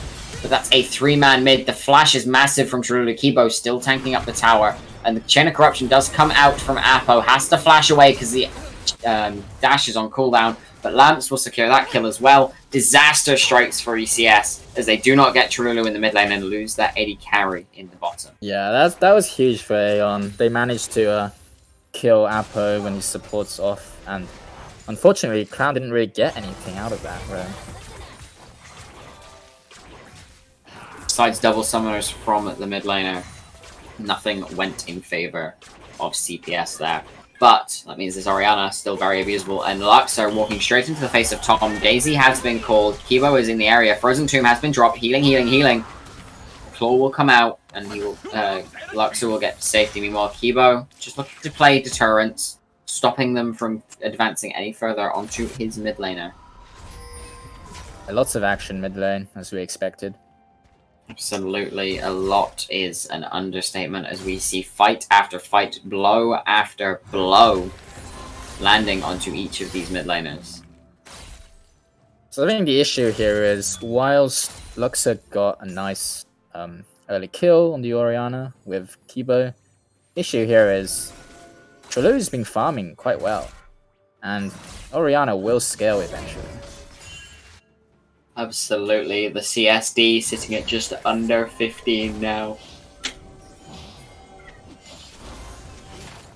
Yeah, it's unfortunate that the play that they were going for on Ori, I mean, her sums had already come up by then, so she just cleansed Flash. Absolutely, it looks like we may be seeing a play down towards this bottom lane.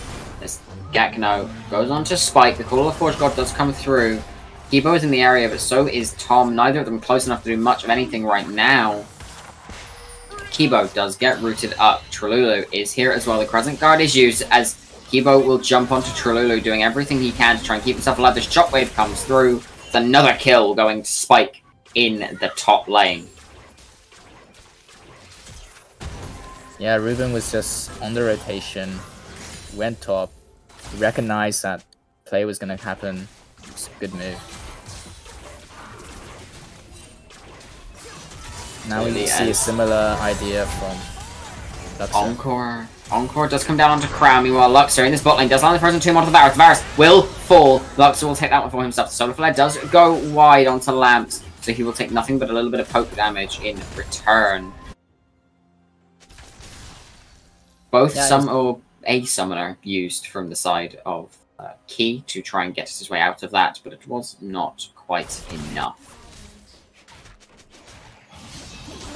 Well, Kibo jumping onto Trululu here. Trululu going very, very low. The flash from Tom to keep his mid laner alive. Meanwhile, Crown is here as well. Kibo, Trululu is already dead. Spike doing everything he can, trying to take someone with him. But Luxor will secure that one. Gekno flashing for the knockup. Doesn't quite land it onto Tom. But that is a free Herald for the side of CPS, hopefully. Or not. Looks like they're going to go for the Drake instead, as Lamps doing everything he can to slow Kibo down. The Wind Becomes Lightning does land, but is not followed up on. Key just trying to get something in this bottom lane, while CPS look to take their second Drake of the game. This is a mountain, so we're looking at Cloud or Ocean Soul. We're looking at a Cloud Soul.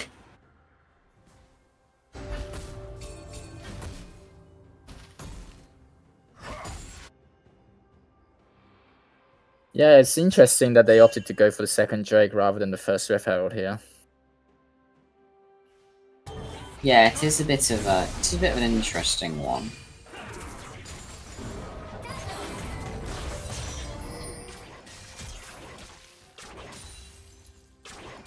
This game looks like it's going to go the distance. What do you think? Yeah, this game is definitely going to show us. It's going to deliver us exactly what we have been waiting for in this series, and that is a blow-for-blow game where it could go anyways. Kibo looking onto this bot lane. Solar Flare lands onto the Varus, and Lamps going very, very low. The True Shot Barrage will land. Apo will pick up that one. Meanwhile, Apo going very low. Ki will take one in return, and will lose his life to Kibo. Meanwhile, Tom and Spike are here to try and do something, but as is Lux, so the Everfrost will not quite land, but nor will the root from Ivern. It's a good gank by Kibo, but Ki responded well, saw the opportunity to kill Apo. In the end, it wasn't as bad as it could have been. Absolutely. As we were saying, this game going blow for blow, and they deliver as we bring the point up. Meanwhile, this top lane tower going very low. Trululu has to rotate up to try and save it.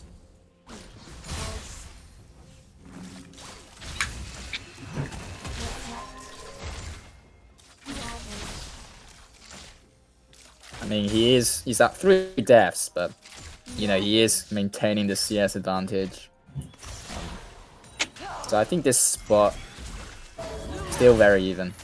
Absolutely. As this is a 3v2 as the Encore lands onto Crown. Crown going very low. The TP is coming in from Gekno. Crown managed to get out of Tom and keep himself alive a little bit longer. The Fabian Death does land and flees 2 members of CPS. The Call of the Forge God does come down. Spike is very, very low. May lose his life. Not quite. The Shockwave comes through and lands onto 2. Lamps and Trululu sitting, trying to force this play further than it should be. But this is just a one for nothing. It's really a revelation this series. The shield value that Tom's been giving the rest of his team. He's saved so many like potential kills. That he has is Trululu looking to get something onto Lux, so doesn't quite manage to land the poke. Herald once again went over to Aeon this game.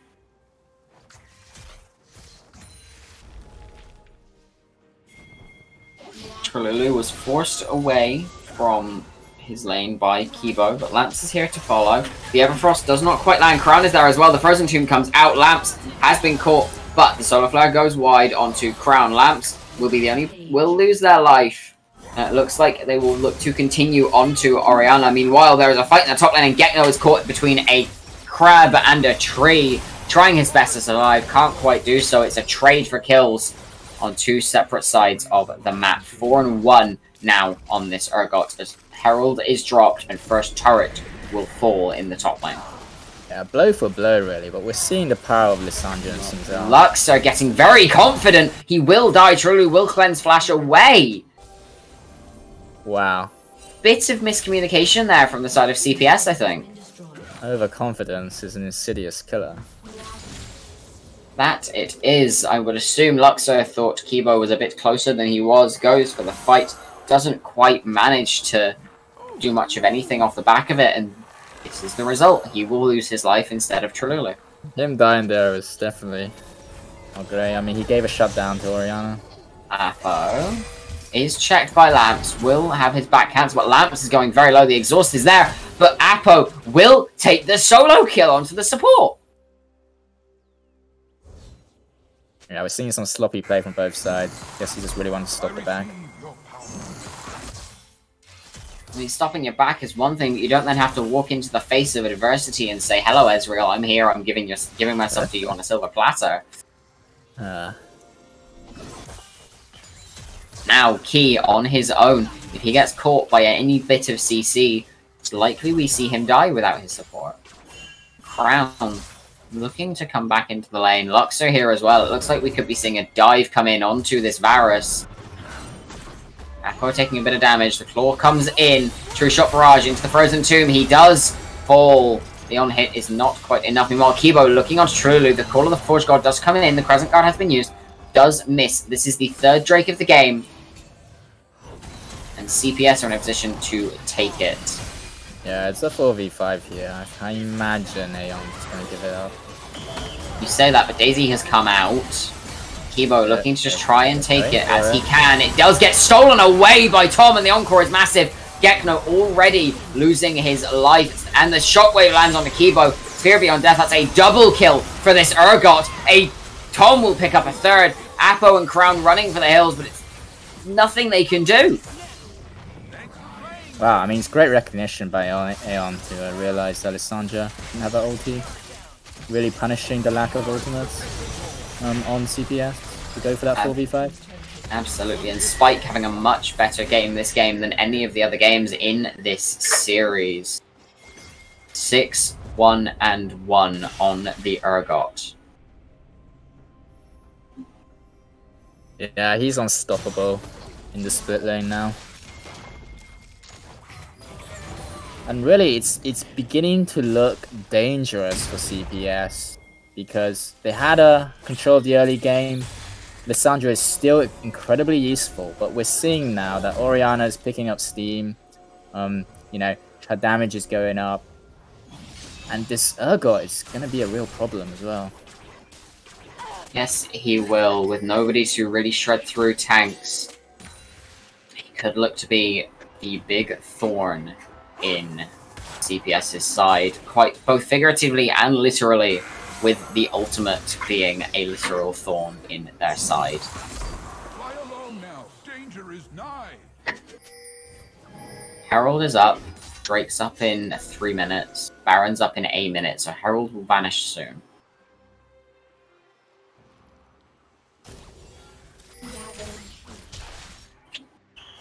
So it looks like Aeon wish to go for it, think they can burst it down before it vanishes.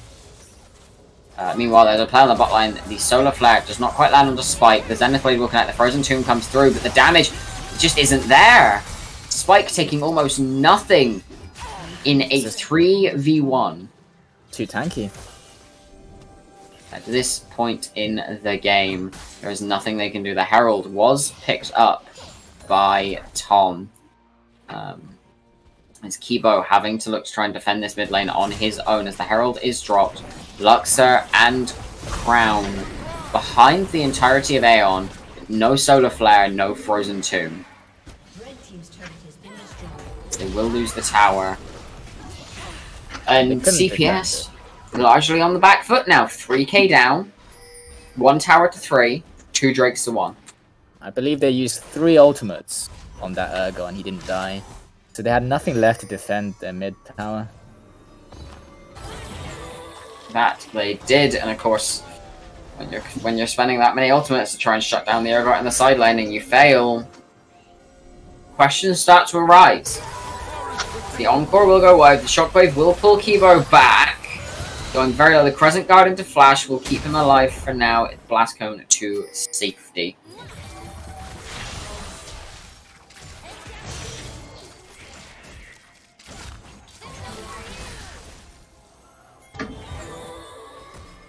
It's just looking to poke into this jungle and gain vision control.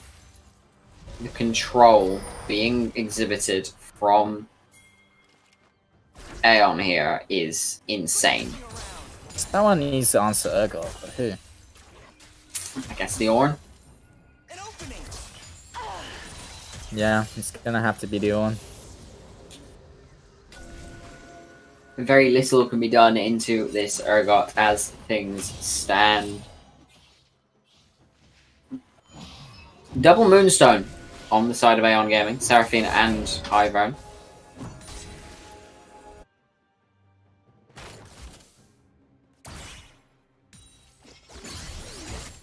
There's Gekno showing the respect Spike deserves here in this side lane.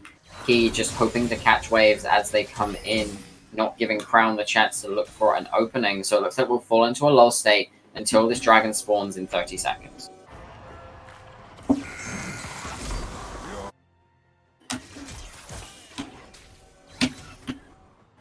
Both teams still hovering around Baron.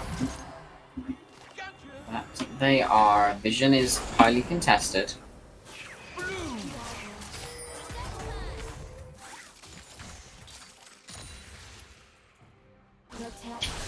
Dragon is up in 10, as it looks like.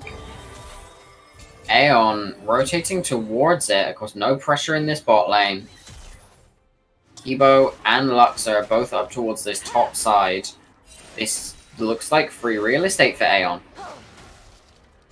Yeah, with the Urgot having Cryo here, it's very difficult for CPS to get river control. Absolutely, as the second Drake will go over to Aeon Gaming. It's now 2-4-2, a 2,000 gold lead for the team on the blue side. Aeon have really slowed down the tempo of this game, and they're just looking to outscale now. Yeah, question is, do they outscale? I mean, I ask myself that question on a regular basis, and the answer is normally no, even if I like to tell myself it's yes. But we shall see ever so shortly another on-hit Varus game, so the poke isn't necessarily as strong. True Shot Barrage doing some real damage, but it looks like Aeon just want to start up the Baron, try and sneak it away again.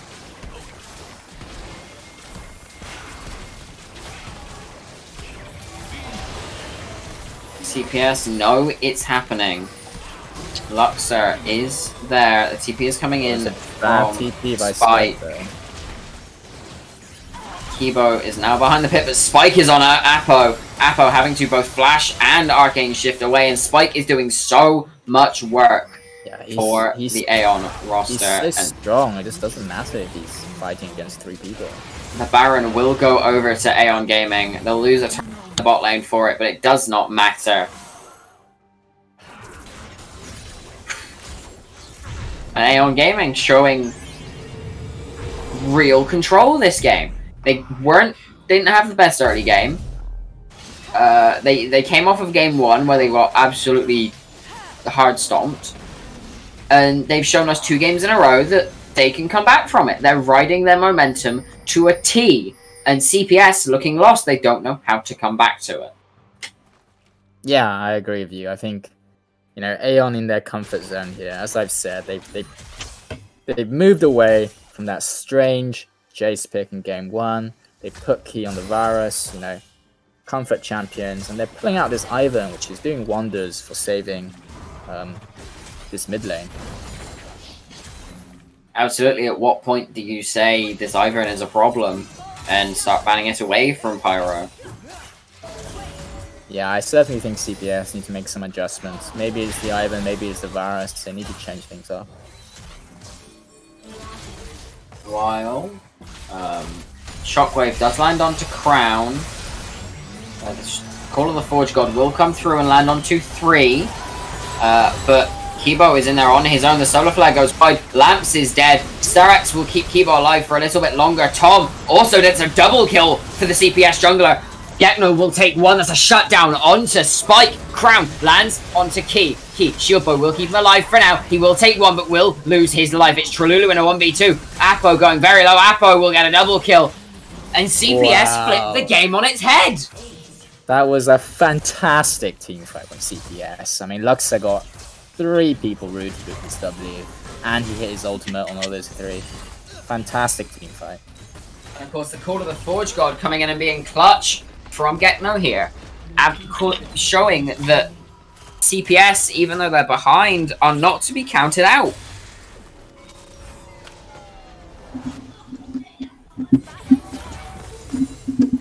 And that just about evens the gold up. Not quite, but close enough. Yeah. Ezreal got some really useful gold on him now. He's going to become a problem. He will be a problem indeed. The only... You know, a pretty consistent game. Of course, everyone else kind of all over the place, but... Nah. Apo says, I'm going to be consistent. You don't get to tell me how to play the game, and he's proving to us that he can play the game even when his team is looking a little bit lost.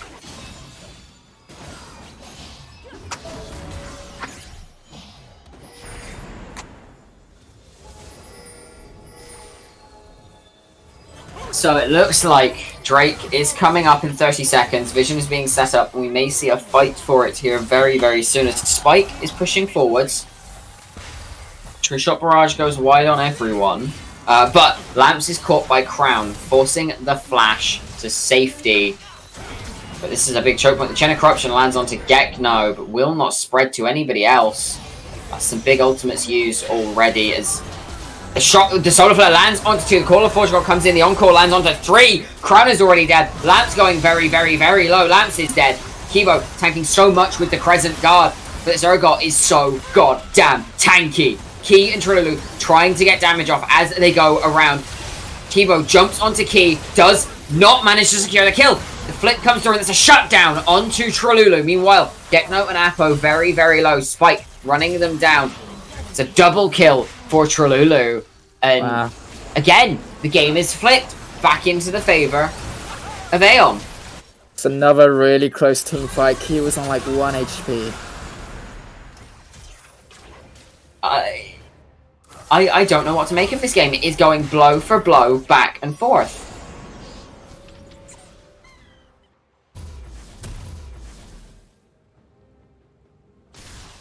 Yeah, both teams just have these unstoppable champions you can't go through. So Urgot's so tanky, but Xin Zhao's got his ulti.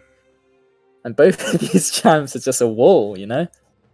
Absolutely. Stopping the backline from dying at any point. The second Kibo jumps forward, though. Gekno has to take his place, and he is currently not tanky enough to be able to do that. So, who's winning this game? Because I'm curious what you think here. It's difficult to say. I would have said Aeon before, but CPS had such a good engage tools that, you know, when you see it works so well. But when you see it fail, it's like a dead fish on land. Yeah. I think CPS lack damage, so they really need Ezreal to stay alive the whole fight. That's going to be an issue. The Deicide on this Ezreal now, of course the upgraded Divine Thunderer, going to do work. The Cyrildas will come in soon as well, and once that is completed, Spike is not safe. We see... Wow, okay, that's one dead already as Trululu has to use the stopwatch, but Call of the Forge God lands onto Key. Trululu going very low, Key also going very low. Key will lose his life as CPS find 2 very quick kills onto the bot laners out of what feels like nowhere. Yeah, they just burst Lamps down, burst Key down. I mean, Crown's actually had a pretty good game on this Leona. I'm surprised he doesn't play these engaged champions more often. He's been landing his ultis on support consistently. Absolutely, and with that fight, CPS turn to the Baron.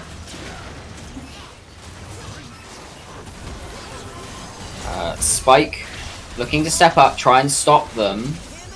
It's a 3 versus 5. Lamps is on the way. Yeah, Spike separated from the rest of his team. The shockwave lands onto everybody!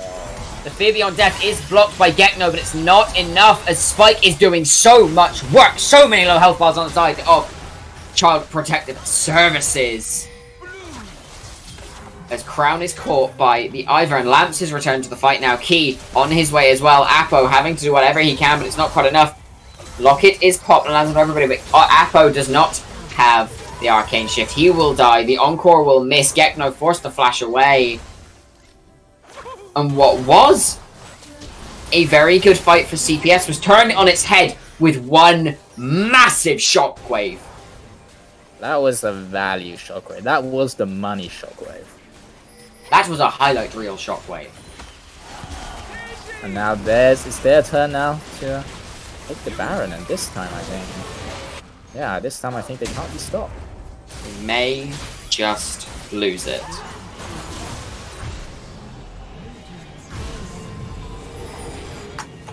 So, 5,000 gold lead in favor of Aeon. Kibo caught by Spike here. Present Guard is used to keep himself safe, but does have to flash away. Things are looking rough for CPS.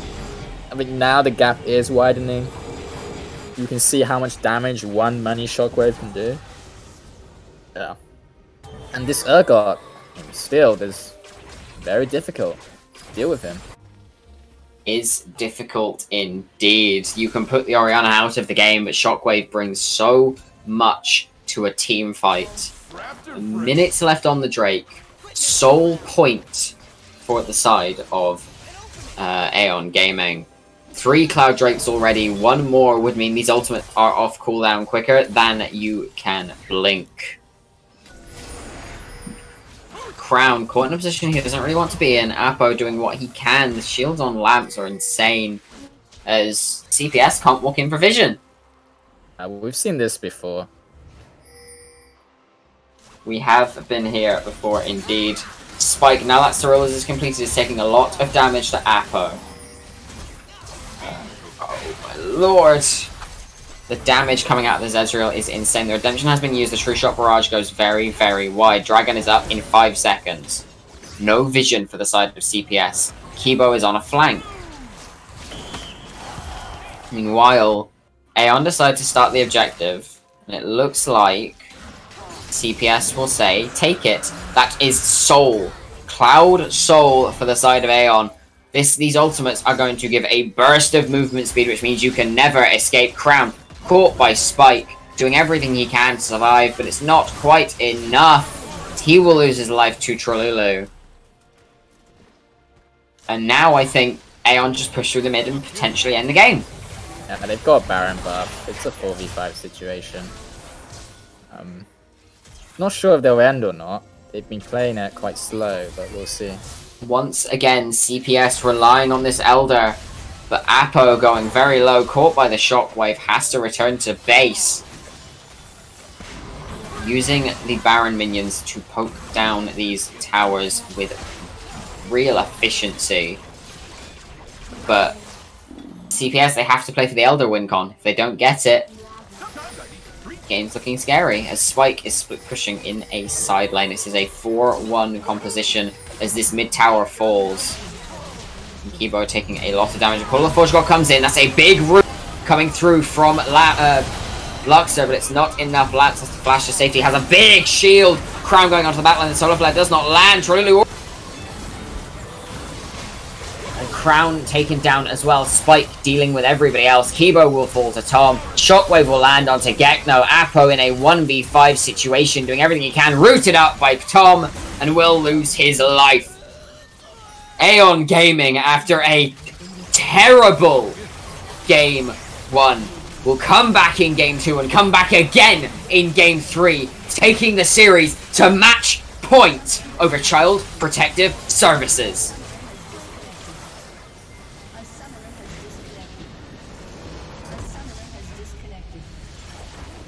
Amazing performance from Aeon Gaming over the past 2 games, showing that they are not to be beaten down. They go down in Game 1 and they come back swinging 2 games in a row.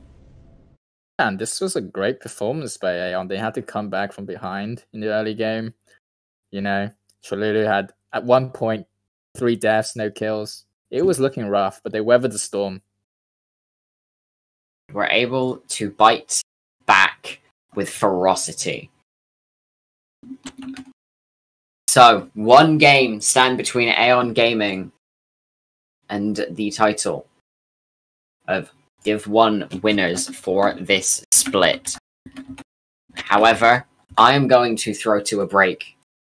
And when we're back, we'll see if CPS can bring it back, or if Aeon Gaming will take the series 3-1. Don't go anywhere, we'll be back with you soon.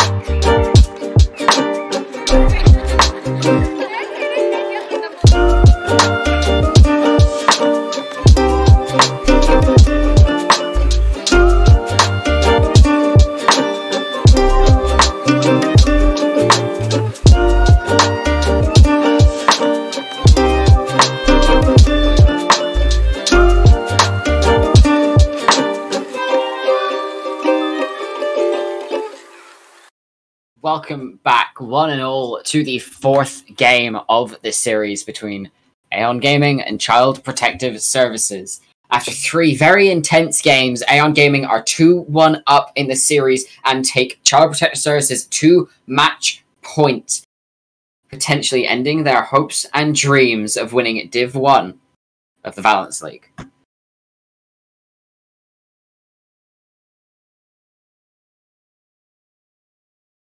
Child Protective Services have opted to go back onto the blue side for this game, so we'll see if they can bring it back and take us to Game 5. But first, we must go through draft.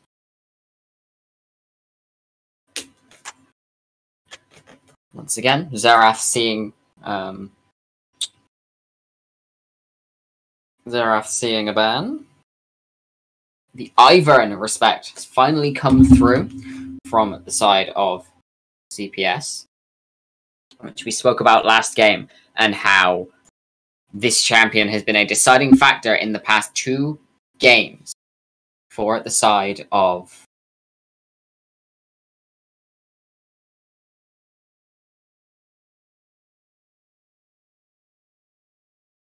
Aeon Gaming. As we look to see what the third bans are, the Ashe will make its run back. So the Ivern replacing what was Fiora, Jarvan, and something else. I can't remember what. Aeon sticking with the same bans. Vayne, Corki, probably the Lee Sin coming through here, as we look to see what ECS will pick first. And they will take the Seraphine for themselves, most likely going back onto Crown, who had an amazing showing on it in Game 1.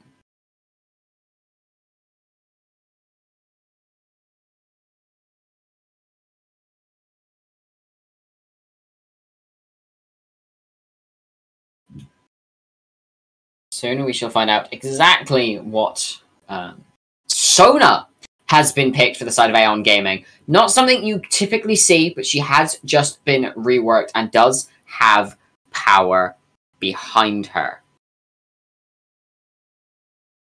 So we shall see if that is to go with. The Kindred had also been taken for Tom this game. As we see what CPS decide to come back with on picks 2 and 3. Kindred, definitely counterable in the current meta, as CPS say, okay, we'll run it back with Ezreal Victor. So we're looking at very, very similar draft to Game 1, what worked for them so well. Will it work again, or will it crash and burn at the feet of Aeon Gaming? We shall find out very soon as they make their third pick of the draft.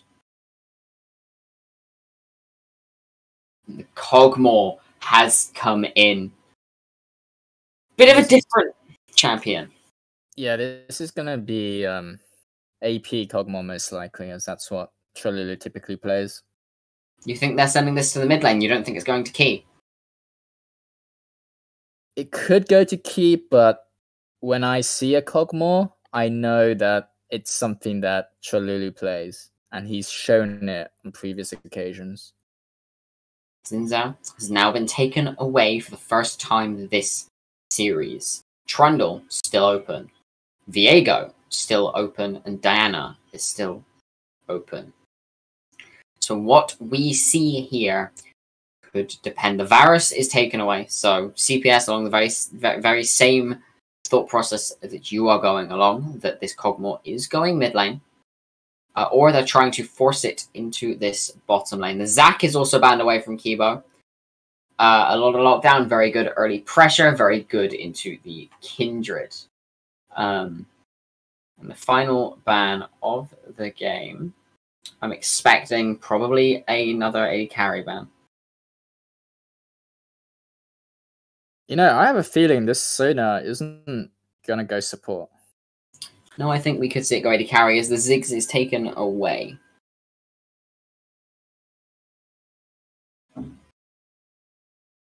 So,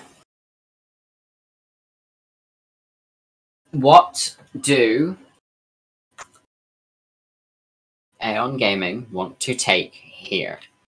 They are blinding something. As the Jinx is taken. So Kog'Maw is indeed going into this middle lane. Sona most likely going in support alongside the Jinx. So, what do you take in answer to the Kindred here, and then what do you blind as a top laner?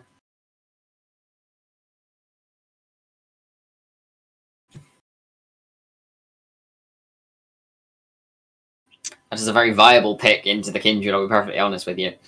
Kayn has been locked in for, I would assume, Kibo. It's the Wukong. Come on. We've been saying all series we want to see Gekno on a more carry-oriented champion. But they just go for Sion. Denied. My hopes and dreams have been dashed, as have CPS's if they lose this game, as the Tahm Kench comes through for Spike.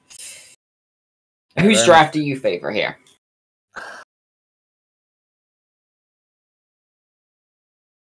Difficult. CPS are playing a very kind of almost a standard comp, really. While Aeon have gone for this triple carry threat. Question is, what are the win conditions? Let's start with Aeon this time. Yeah, I think Aeon are really looking. Look, they drafted a Tahm Kench, very useful for protecting your carries. They've got the Kindred ulti to protect their backline. They've got Sona. This is a team that's looking to have 3 high damage threats that they can just keep alive with all the tools that they have at their disposal. While when we look at CPS, we're looking at a much more standard comp. You know, this is Victor, Sion, teamfight comp, but you've got the option of Kayn, who's providing that backline access, and you've got the Ezreal as well, who again is perhaps looking to poke out those threats. But you know, I think both of these teams are looking to teamfight. The issue is, I think that Sona is providing so much by way of sustain. I'm liking Aeon's comp, though I do think a lot is going to be dependent on the early game, where there's a risk to just get rolled, you know? Absolutely, you're looking at 2 very heavy scalers in Kog'Maw and Jinx. Kindred really the only damage threat who can get online relatively quickly. So if you can't make plays with her in the early game, could be looking at a bit of a difficult game for Aeon to play.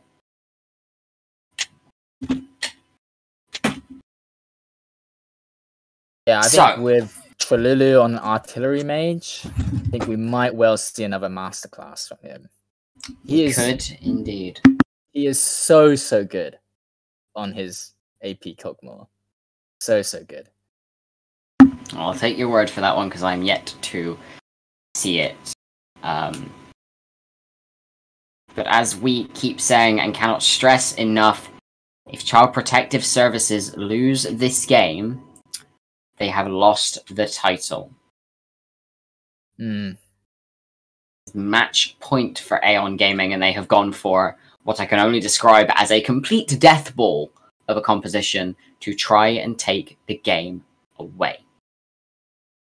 Yeah, I think the saving grace for their comp really is that Kayn and Victor aren't champions that can abuse a Kog'Maw that early, really. I am very excited to see how this game plays out. Will it be a 20-minute banger? Will it be a 40-minute slugfest? Who knows? I sure don't.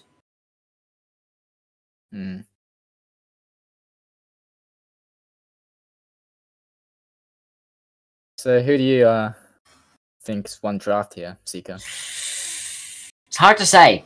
Of course, there's some untraditional picks on the side of Aeon Gaming in the Kog'Maw and the Sona. At the same time, you have the Kayn and the Scion coming through for CPS. So I think this isn't an even draft. It's going to depend on the skill of players, as well as how well they work together as a team, as to who will come out on top this game. Which is fitting. Very interested to see how Kibo plays this game out. Is he just going to full clear, or is he going to do what he's done in these previous 3 games, which is gank mid early? Depends what form he wants to go for. Of course, can't really easily get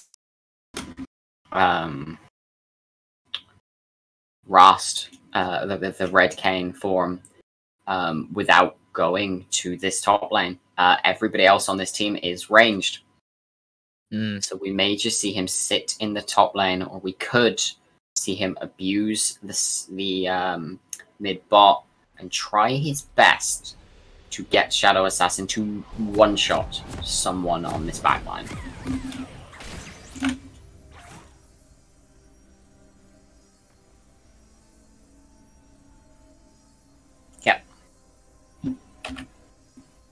Yep.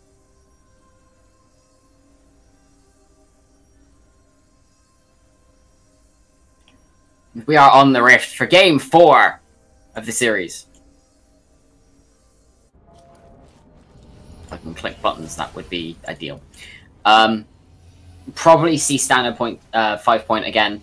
I don't expect any of these teams to attempt to go for an invade. I don't think they have the power to go for an invade. Yep, and it's their standard practice this series.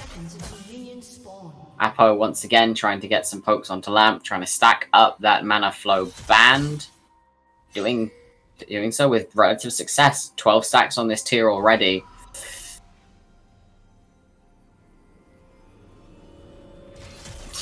"18 stacks on this tier already. Lamps is not having a fun time at all. As Gekno walking into the face of Spike here, taking a relatively unwanted trade. That's a lot of damage. Yeah, he doesn't have time to back, so that's going to matter. That will matter indeed. It looks like we are going to be seeing a top side start for this Kindred and a bot side start for the Kayn.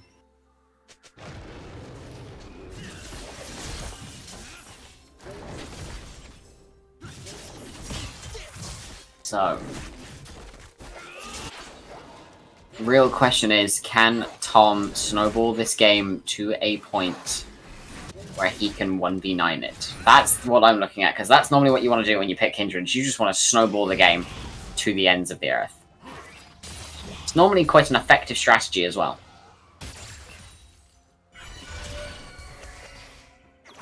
Yeah, I'm expecting him to farm heavily.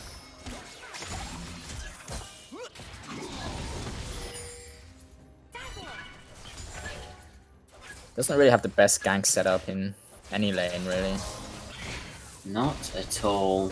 As Spike looking to trade very aggressively onto Gekno. The stun does come through. Gekno going very, very low, and this is why the Tahm Kench is a threat in that top lane. His damage is obscene.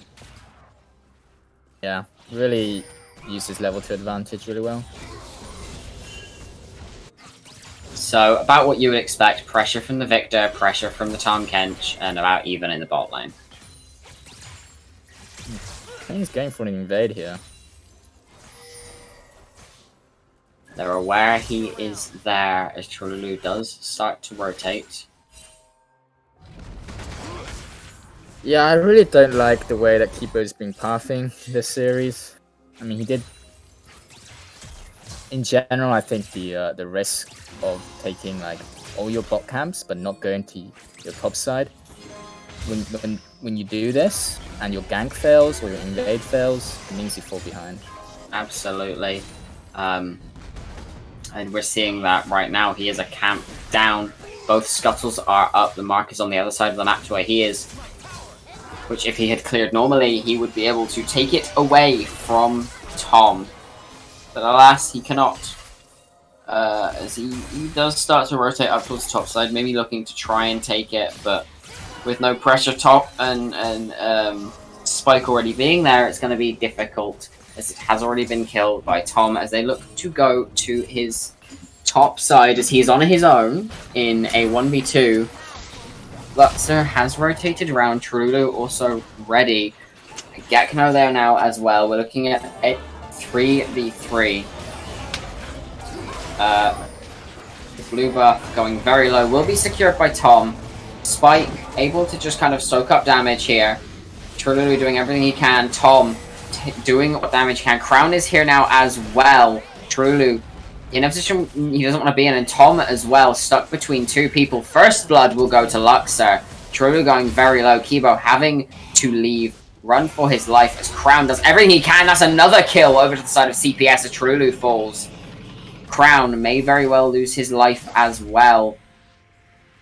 Teleport from Gekno to dissuade, and yeah, to dissuade any further play. Spike going in as Trululu TP's back.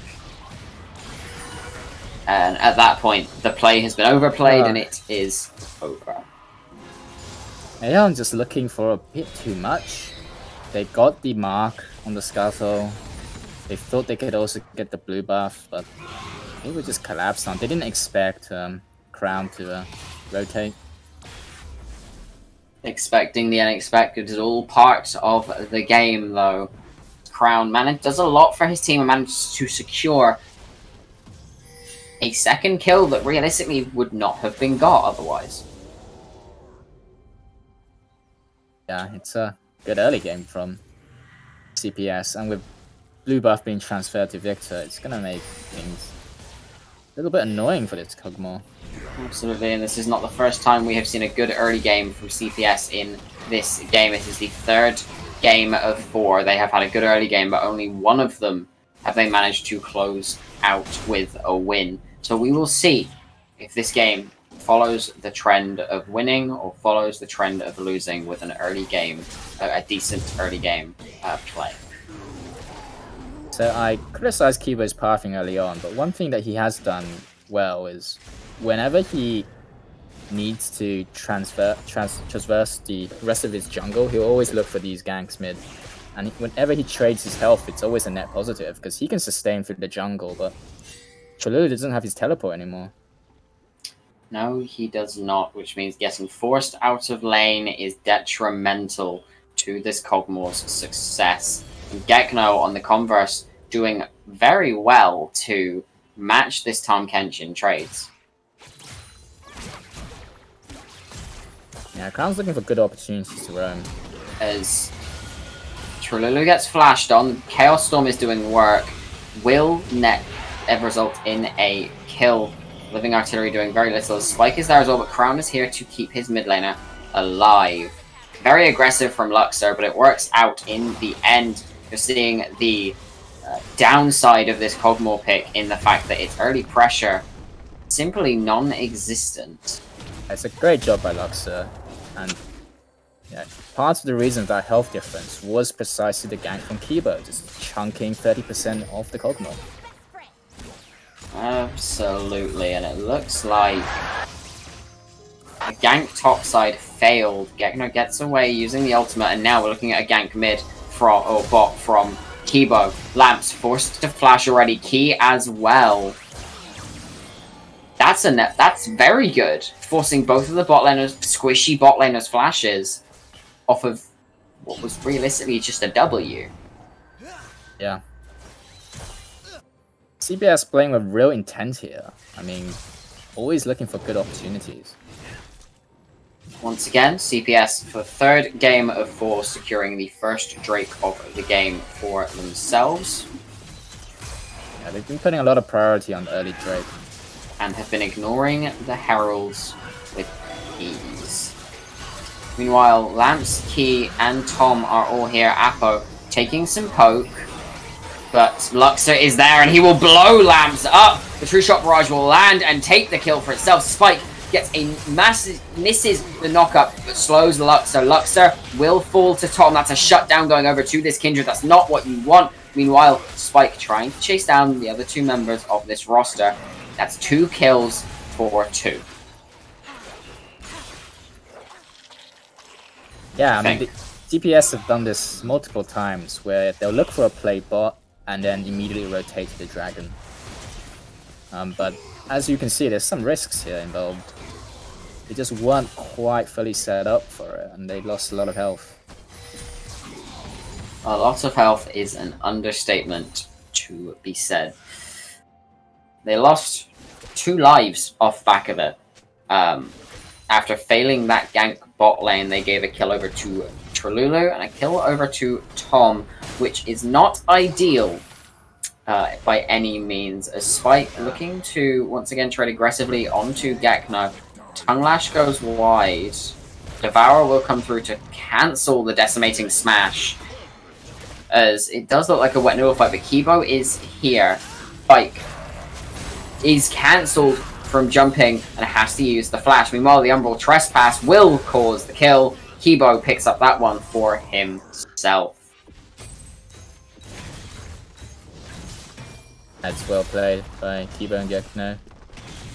Cancelling the Tahm Kench's escape. Absolutely, very well played indeed, as Tom is here to just stop the push in its tracks. But CPS doing a lot of work here, as the True Shot Barrage already doing a lot of work on this bot lane. Apo and Crown getting lead after lead almost every game so far. Question is, will it translate, or will Aeon find a way back into this game? Aeon really just need to hold on until their Jinx and Kog'Maw come online. Right now, they just can't do much. Can't do much at all.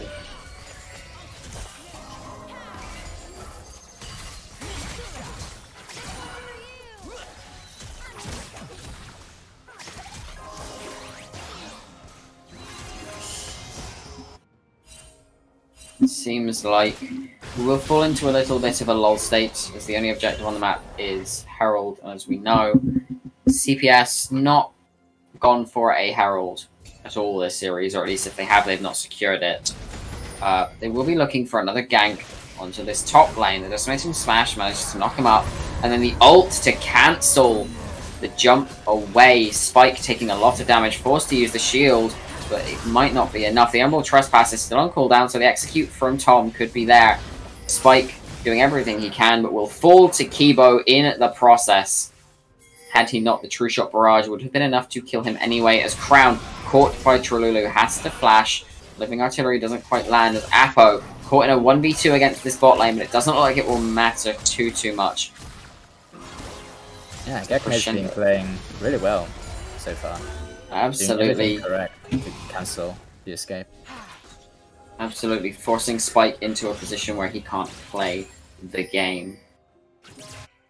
This dragon is spawning in a minute, and Apo doing very well to nullify this bot lane, as the Encore does come through, does go wide onto Trululu, but he is slowed, he is going very low, and the Chaos Storm should be enough to finish up. Flash to safety, very barely. Meanwhile, Lamps and Key running down Apo on the bot side, denying him as much CS as is possible. And you're seeing how useful the Ezreal pick is. Crown's finding these opportunities to constantly roam mid and affect the state there, and unfortunately Lamps and Key just don't have the tools to dive Ezreal easily.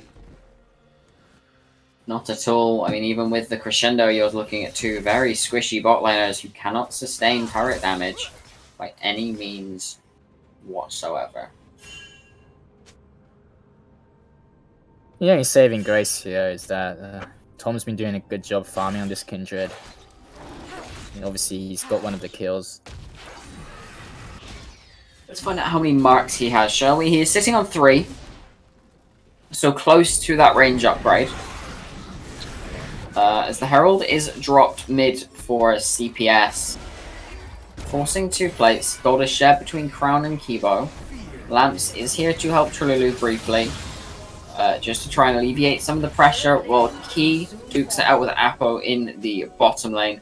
This dragon is up. It is the second dragon of the game, and CPS are looking to take it. It's a great rotation. Getting mid prio, rotate the Drake. Very good fundamentals from CPS here. Absolutely is the second game, or second dragon even, goes over to CPS, and this is another Mountain Soul. The same soul we had in game 1 when CPS won. So maybe that's a sign of things to come, as Luxor does flash forward onto Trululu. The flash crescendo from Lamps to keep Trululu alive, but Lamps takes a lot of damage in the process. But Luxor, no flash. True Shot Barrage goes wide. Tom is here to kill you. You may have just bitten off more than you can chew, as Tom will pick up that kill for himself. Rast is here, but the Lamb's Respite will keep Lamps alive for now. Gekno will take that one. Kibo going very low, but Tom will also lose his life. Kibo will die, as well as it's Trululu and Spike versus Gekno, and Crown the Devourer comes in. Key is here now as well. Decimating Smash will miss Trululu. The Encore lands onto 2, but Trululu still free hitting. The Super Mega Death Rocket does land, but this Scion is so tanky. Trululu will take Crown. Gekno doing what little he can to survive. I mean, it's really been the tale of 2 mid laners here, hasn't it? I mean, Luxor was playing so well, but he's just been a little too aggressive. Getting caught out by the Kindred, and then, you know, Ruben Trululu really kept his distance well. He was constantly outputting DPS from behind, and that's where Artillery AP Hogmore really shines. That it does, going untouched and being able to just free fire onto the enemy team. However, that puts Kindred at 4 marks. Kraken Slayer completed. She has her range increase. She could start to be a thorn in CPS's side. Yeah, she has a decent lead on Kibo now. Of course, Trululu has his mythic finished. It's 2 mythics to 1. And Tom, caught out by Luxor, will take a lot of damage, but will survive thanks to Lamps. Meanwhile, Spike jumping onto Gekno in the top lane. True Shot Barrage lands onto Trululu. Doesn't quite hit. Oh, does land onto Tom. Sorry, my bad. But nothing more will come of it, as it looks like mid tower will be the first to fall eventually. Good wave player coming through from Aeon here. Both teams have great distance options in terms of poke. That they do. But Trululu taking more hits than Apo. Lamps taking more hits than Apo. He's just able to sit here for free. The crescendo comes in. Turret does fall, but Apo going very low. Kibo is here. Kibo wants Lamps' life. The Umbral Trespass comes in, and that is another kill going over to the CPS jungler. And another turret got destroyed in the top lane. CBS are increasing the gold lead now. A much better game from them. Dragon up in 1.5 minutes. Herald up in 1 minute. What's more important to you, CPS? Soul Point or the Herald? Well, we know what they'll choose here. Yeah, we do. And quite frankly, rightly so. Soul Point will always have a step up on Second Herald. Second Herald is not that worth it. However, I mean, it's Mountain Soul as well, so... Absolutely, which makes your Kayn and your Scion untouchable. And of course, nobody can buy Serpent's Fang this game. There is no Jace to build that item. There is nobody to shred through these Seraphine/Mountain shields. It's Gekno once again taking a fight with Spike in the top lane and coming out on the better end of it. Yeah, wet needle fight. There is so little to do on the map until these objectives spawn. And it looks like we may just see them given up by the side of Aeon. 30 seconds on this dragon, and they are having CPS. some difficulties. They still haven't even gotten their first tower yet, and it's because their draft is just takes too much. They don't really have a lane, except maybe the Kench, but Jinx and Kog'Maw both take time to come online. That's why they haven't found a way in yet. 100%. This bot turret looking very close to falling. A slight breeze would knock it over. However, it's a 4v5 in this jungle at the moment with Luxor on the flank. Looks like Aeon are happy to go for this dragon. Kibo looking to try and get a flank off where possible. Decimating Smash will come through. Scuttle is taken by CPS. But they are taking a lot of poke in the process because this is where the range advantage comes in for the side of Aeon. You can never walk in as CPS. This dragon going very, very low. 1400 health as a Sion ult comes through, but it will be secured. The Encore lands onto 2. That's 1 dead already. Lamps picked up by Apo. Spike going very low as well. Luxor will take that one for himself. Tom forces the Lamb's Respite to stay alive. Gekno doing everything he can. That's another kill to Kibo. That is a 3 for 2 in favor of CPS as Luxor is flashing for Trululu. Apo going in on Key, taking him, flashing away from the living artillery shot from Trululu. And Apo getting greedy, looking for this. Kog'Maw will be shut down. Kibo now wants to try his luck against the AP Kog'Maw. Yes.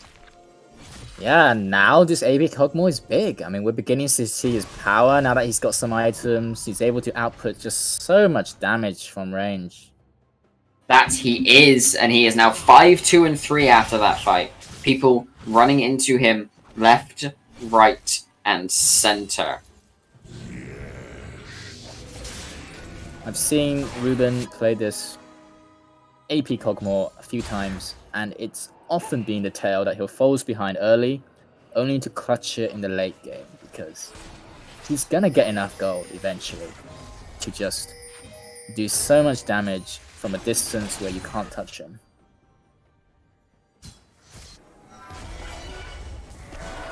Absolutely, at some point, this Kog'Maw is going to become a bigger problem than CPS can deal with. Question is, how soon will that be? The Baron is now up.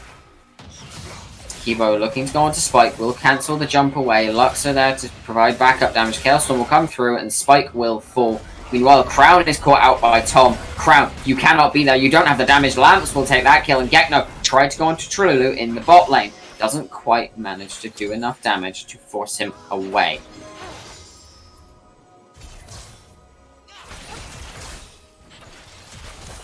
Yeah, Spike's been getting caught out quite a few times this game. It's unfortunate, he hasn't once been able to actually get out. He always gets cancelled. Crown as well, sitting at the same scoreline, been caught in every fight so far. Looking difficult. Kindred now sitting on still 4 marks, so she's not been able to get any more since. But this Kog'Maw getting very big, almost has a second item. I'm not quite sure what he's going for though. They need to see large rod, maybe a Horizon Focus. It's Crown walking into Tom and Lamps. Yet again, the crescendo comes down and Tom will take that one. You cannot be checking this jungle anymore, my friend, because you will just pop. This Kindred pick really starting to show its power when paired up with the Sona. Yeah, just not respecting the control that CPS had in the bot river. Dragon is up in a minute 45. Trululu is getting pressure in this bot lane. Kibo looking for something. Gekno has TP'd in. Kibo is here. Luxor is here. Trululu will die. Shut down. Goes over to Luxor. And that is 800 gold total. But in the meantime, Baron has been started by Aeon Gaming. And the only person there to try and stop them is Appa. Meanwhile, Gekno coming in with the ultimate. The unstoppable onslaught there. As Spike caught on the wrong side of the rift goes very, very low and will be picked up by Luxor. And now it is CPS looking to the Baron. Yeah, I'm with both Ruben and Spike down. This honestly looks a little free. Just a tiny bit. Lamps and Tom taking a good bit of damage. True Shot Barrage goes wide, but Kibo has said, fuck the Baron, I want the Sonar and the Jinx. They both fall very quickly at that. And now Luxor looking for Tom, looking for Trululu, as the Baron will be secured by CPS. And they're getting towards a healthy 5k.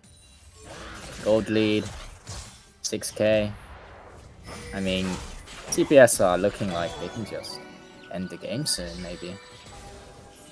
That they are. The game could very well be on the cusp of taking us to Game 5, to taking us to Silver Scrapes.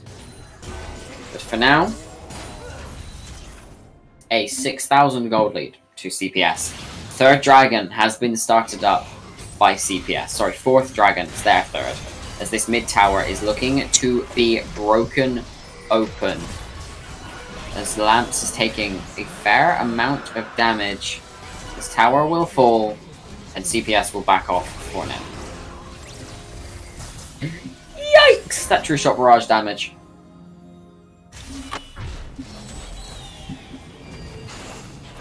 Yeah, Aeon still hasn't got their first tower yet. It's so difficult for them now to have vision control. That it is. We are sitting at still about a 6k gold lead. 4 towers to 0, 3 drakes to 1, 18 kills to 11. And of course, we have Rast on the field. We have a fed Victor and a scary Ezreal. But the carries on the side of Aeon are getting their items.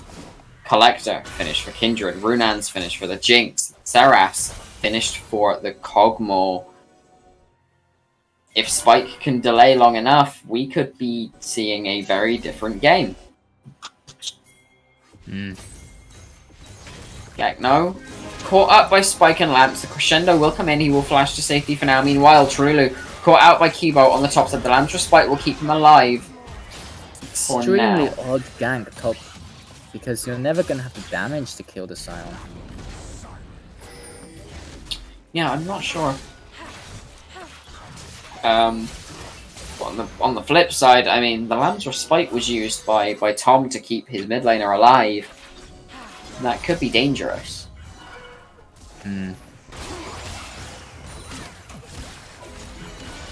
No, Gekno's taking no damage from this Jinx. The unstoppable onslaught used towards Tom in the bot lane. It does not land, but Trululu has to flash to safety. The Encore does not land onto anybody. And now, CPS are on the back foot. They're having to run through towers. That's one shutdown thanks to the tower onto Luxor. And now, Aeon can look to fight back. Apo going relatively low. Crescendo is not yet available to Lamps. Kibo looking for something on the side, but Spike, in the meantime, providing frontline for Tom as he goes in for the knockup, doesn't land it on anyone, and the slow misses as well. So it's just one kill over to the side of Aeon in return for that bot tier 2. Aeon just have no way to actually catch up to them. They don't really have any engage options other than maybe like a flash, change flash sonar. It's very limited in how they actually start the fight. That it is, but once CPS have committed to the fight, they have very few ways to get back out again, as we saw with Luxor, committing his flash and still not surviving from behind the tower. Aeon finally picking up their first tower of the game. We have 2 minutes until the Drake is up, and that is sole point for CPS. I mean, the good thing about Aeon's comp is they have so much wave clear that, you know, if someone like Luxor dies, that just ends your push completely. That it does, of course. Luxor able to do a decent chunk of damage to Spike now. The Leandries really proving to be strong. Chaos Storm comes in and just chunks Spike out. Flash will come through, but he stops the cast, and it will be his demise. Yeah, questionable decision there. Very, very questionable. That's to say the least. Tom and Trululu up in this top lane looking for something. Luxor going very low, but the Scion ulting in catches onto Trululu. The Lamb's Respite to keep both Tom and Trululu alive for now. Key doing massive damage on the back. Tom flashes away. Trululu will fall. That's 2 very quick kills. The Crescendo lands onto 2. That is 1 return to Key. Make it maybe a second. Make it a second. Lamps also going very low as a 3rd kill will be turned over to Key. That is a triple kill. Never mind, Lamps picked up 1. Key was mini Uzi there. Key playing very, very well there on this Jinx, picking up 2 kills for himself, and now Spike is here to stop this push. The inhib may still fall. Yeah. It's just too little too late. But Key, that is what you like to see. Has that last whisper now. Very soon, we'll be able to melt through this Scion, and will be a threat to the enemy team as long as he is safe. So there's a TP coming down on this Drake from Trululu. CPS not quite there, ready to contest it, but it's not up for another 7 seconds. The Tree Shot Barrage comes through, looking to chunk people out. Will not land onto anybody. However, it does tell CPS that Aeon are looking for the Dragon Kibo. Looking to go in here. This is sole point for the Child Protective Services squad. As Tom already dead. The Encore lands onto 1. And the fight is over before it's begun. Spike, Tom, and Lamps all dead. Trululu and Key left to defend in a 2v5 versus the entirety of CPS with the Mountain Soul. And it looks like they just go straight for Baron. We're gonna be going into game 5. I think we may be going to game 5. You may be right, good sir. However, I'm not counting out Aeon just yet. I've seen what a Jinx can do. I've seen what a Cogmore can do, especially when given this much time to scale. And I'm not gonna count me blessings just yet. I think we may very well see a comeback if the game goes on long enough. A lot of damage onto Trululu there from Luxor. There's always hope when you have triple carries, but we just don't have any real... Gekno taking so much damage here, but Luxor there just blows up the jungler. Whew. From Aeon. 3 item victor, 12 and 4. You cannot walk up to this guy, he will pop you. Honestly, Luxor's had such a good series. I mean, even in the games where CPS lost, he's been playing well. The second game was questionable. But other than that, it was alright. It was alright. He's playing well.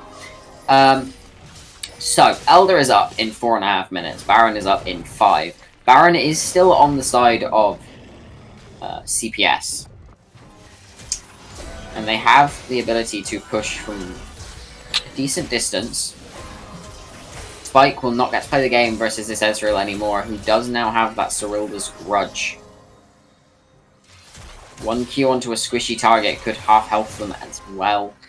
As we just look to see a 4-1 push again. The True Shot Barrage does go wide, but the inhib tower will fall, as will the inhib. 1 inhib is already open, a second is about to fall. CPS could look for the 3rd.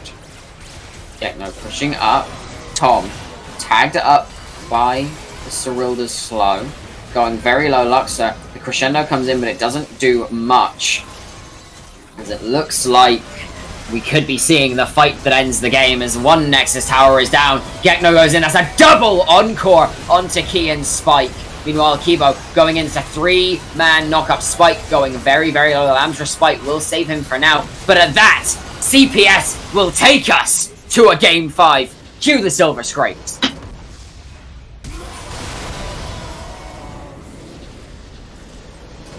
Very. Blow for blow, but CPS in the end got an unstoppable gold lead. Very well played from the CPS squad. As they take us to game 5, we're looking at Silver Scrapes. We were right in saying this would go to 3-2, Dopa Student. Now I must ask you, who will come out victorious? It's really, really tough call, this one. Really, really tough to call.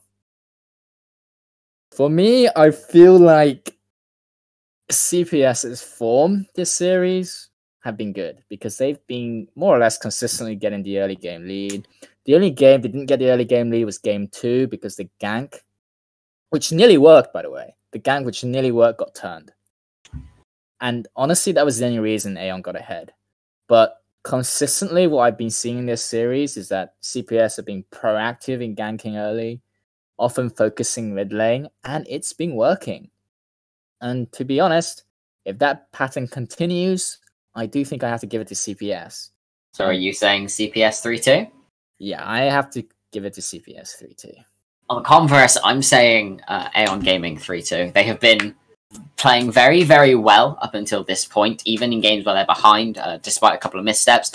But the main reason I say it is we have only seen CPS win with one type of draft. The Victor, the Ezreal, the Seraphine. You don't get all three, you don't win the game. We've seen that already. So if that is identified by Aeon, I believe we could see Aeon take this 3-2. So that will be my prediction. It really comes down to whether Aeon makes the correct adjustments. Absolutely. I think you're right. CPS always puts priority on the Seraphine, on the Ezreal. Those are definitely champs that you can look to take your ban. I think Lux's pool is not really something that's easy to target. Not without sabotaging your own mid laner's pool. So I really do want to see Aeon respond to the Ezreal pick because it's allowing Crown to do things which, quite frankly, he shouldn't be allowed to do. Absolutely. However, I'm going to throw us to a break. I hope we have Silver Scrapes queued up because we're going to a game 5. Don't go anywhere, guys, as we will be back very soon for game 5 of Child Protective Services versus Aeon Gaming.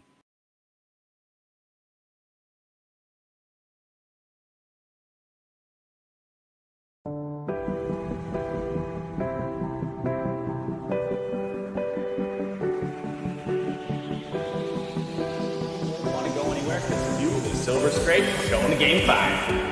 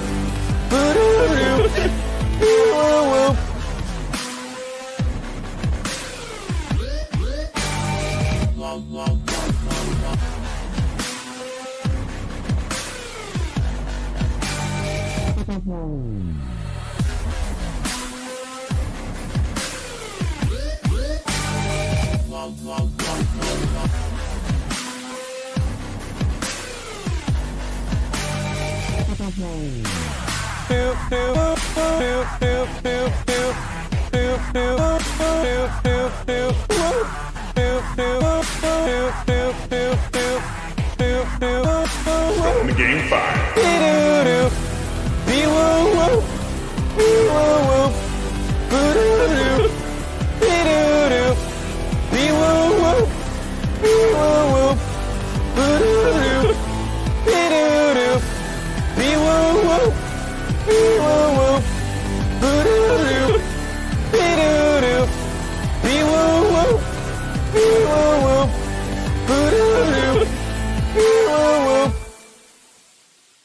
It's even worse than I thought.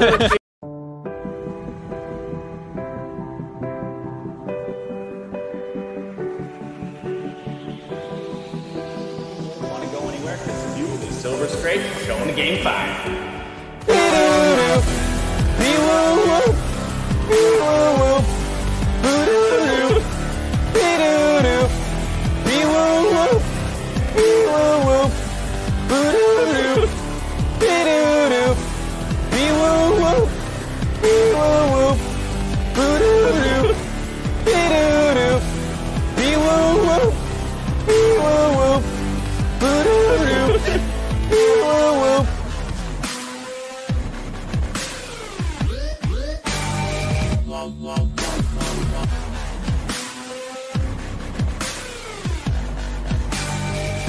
Welcome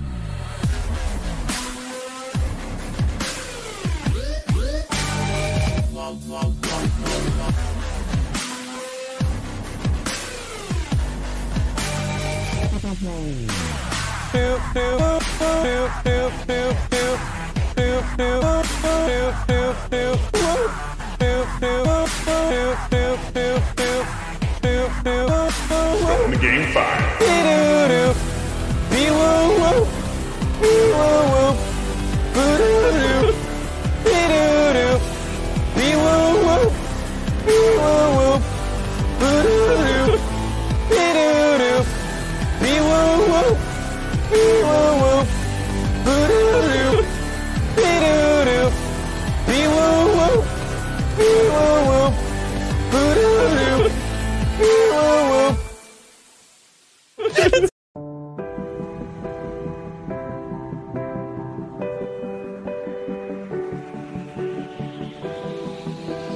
Want to go anywhere? Because the view of the Silver Scrape showing to game 5.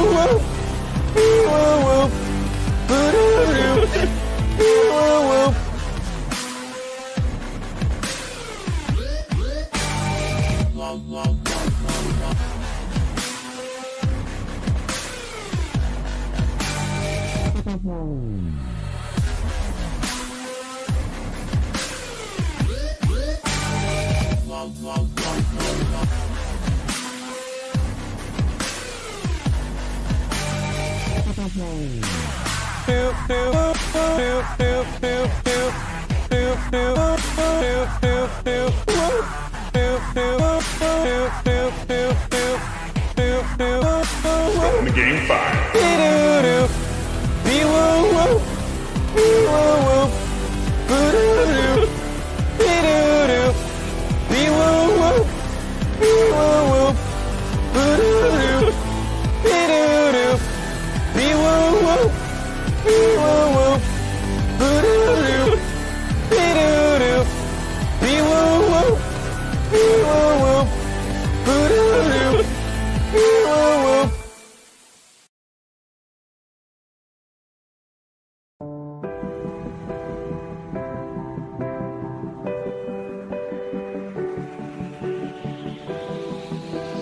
Want to go anywhere? Because the view of the Silver Scrape showing to game 5.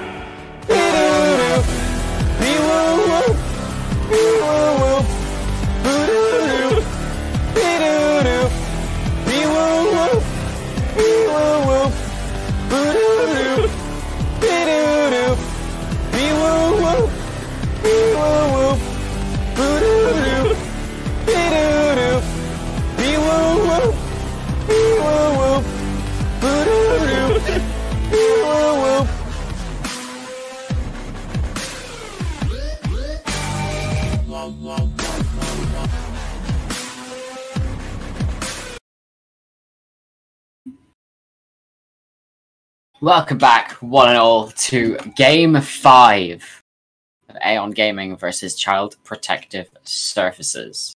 Aeon Gaming have opted for the blue side this game in the final game between two titans of teams. Whoever wins this will take the Division 1 title, as well as bragging rights, of course. Yeah, and it's been a banger series. Hoping this one goes all the way to the finish line. Indeed, we are. We have varying predictions between the two of us. You say CPS 3-2, and I argue that Aeon could take it 3-2, but we will see as we get to the draft. We'll see what adjustments they make. I just think CPS's early game, they've shown more proactiveness, more agency, and they've been consistently getting those leads. That they have. The Vayne once again taken away, as is the Corki. Zarath also gone. Ivern as well. Expecting the Ashe to be the third ban here.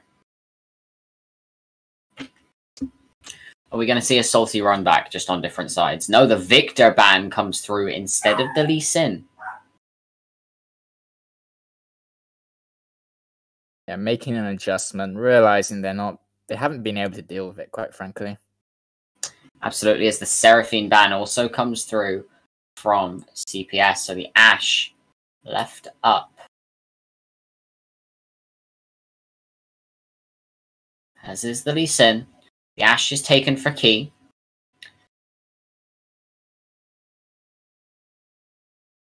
As Kane may just be the run back for Kibo, despite the Lee Sin being available. Yeah, it's real. Safe pick, had it 4 games of the 5 and have done relatively well on it. As the Kane is just run back for Kibo. I mean, he did well in the previous game, but I just don't like it. I feel like with the Lee Sin open, they called his bluff and said, you won't play this, and he walked straight into their trap. Yeah, he's had fantastic Lee Sin games, and I think CPS's pattern of play has been their mid-jungle. Jarvan has been picked for Tom here. Something that was also banned away from them in Game 2. So we're seeing a lot of banned picks left open for the side of Aeon Gaming here. Are we going to see the LeBlanc? The Nautilus will be the pickup. So Ashe, Nautilus in this bot lane for Aeon Gaming. We could see the LeBlanc. I think both of these mid laners could pick it. It's just a question of which one has the confidence to do so.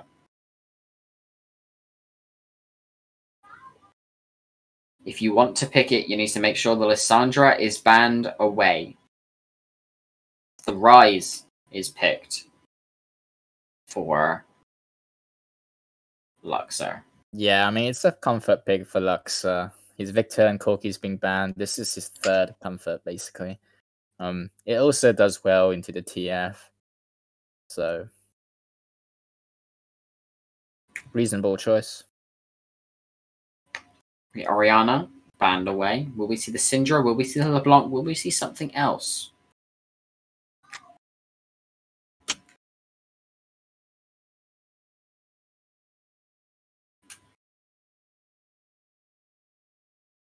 As we wait on the 4th ban to come through from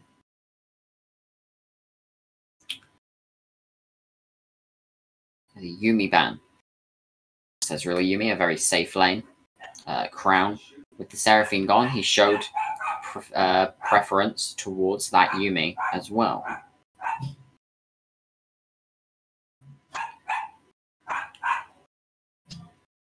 I would quite like to see the Syndra taken away here. Yeah.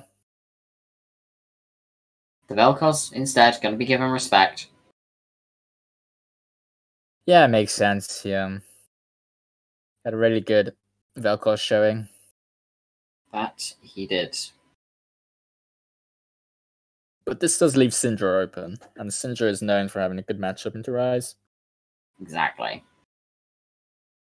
As the final ban will be the Ornn away from Gekno. Played 2 games of it. I'm trying to remember what he played in game 2, and I'm failing. Oh, Malphite. So he's played 2 games of the Ornn. The Rakan comes in for Crown.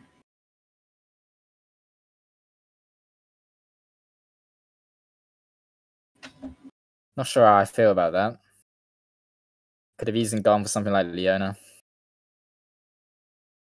Could have, but the Rakan serves the same purpose and has aspects of an enchanter.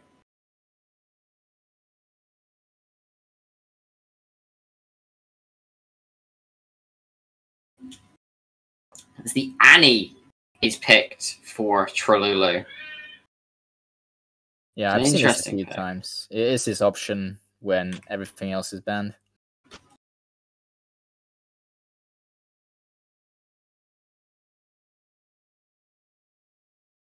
Really strong 2v2 with the Jarvan, but does have issues maybe with contesting Rise wave clear. And finally, the Mordekaiser blind pick in this top lane. It's the first time this series, counter pick has been given to Gek now, and we've said every time we want to see him on a carry champion. When it matters most, what will he be put on?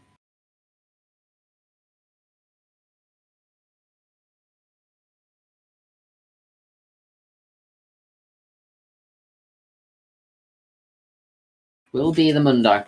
So it's just another tank. What are the win conditions for this game? Yeah, this is an interesting one. I think Aeon have drafted. They finally have got their chances to put Key on the Ashe. He's been very good on the Ashe. Ashe Nautilus, very strong bot lane 2v2. Expect to see some action, especially when they hit 6. Very self-sufficient lane that's fully capable of killing. Again, Annie J4, great 2v2 potential. So what we're seeing here is, on Aeon's side, a team which, in these scraps, can get great advantages with their sheer damage and CC. And then when you look at CPS, I think we're going to see a pattern which we've seen with Apo and Ezreal a lot, which is very often he's going to be alone. Crown is going to roam mid, trying to affect mid lane. I think Luxor very often when he plays Rise is looking to coordinate with his jungler, uses Empower W to root any mid laner and get those kills that way. But we'll see. That we will. So which draft are you preferring? CPS, I'm assuming. I think CPS's draft would be good if they didn't pick Kayn. If they picked something like a Lee Sin or a Xin Zhao, but I just think Kayn takes a bit longer to come online. And as I've said in this series, mid jungle 2v2, like just the early game fights around mid lane, around Scuttle have been so crucial that's why I don't like the Kayn. It's why I like the J4 on Aeon's side. And I think I'm going to just about give it to Aeon, because I think finally Aeon have a draft which is going to punish CPS if Apo is left alone, because this Ashe and this Nautilus combo makes it so easy to dive Ezreal. That it does. So we'll be in game very, very shortly. Mundo, Kayn, Rise, Ezreal, Rakan versus Mordekaiser, Jarvan, Annie, Ashe, and Nautilus. Kill pressure is definitely in Aeon's favor with the Mordekaiser Death Realm, the Cataclysm, Tibbers, Chat to Crystal Arrow, and the Depth Charge. Of course, the safety is anything but non-existent for the side of CPS. Rakan with the Battle Dance, able to keep his team alive. Ezreal with the Arcane Shift. Rise once he has that Everfrost. Kayn being able to go through walls, and Mundo just being a tanky son of a gun. Might make it harder for Aeon to secure those I want to see Pyrotom take more initiative in his early game pathing, go for some ganks mid, because really I think a lot of these games have been decided on who's been winning mid lane. And CPS have been more consistently able to support their mid laner, because we've seen, Kibo always hovers mid. He's been making plenty of ganks, trading his health with Cholulu's health. And again, we've seen Crown roaming mid. I'd like to see Aeon protect Cholulu a bit more. And they've got tools to gank for him. He's on the Annie. He's got Tibbers. You're on the J4 now, Tom. Time for you to really make a difference. That it is.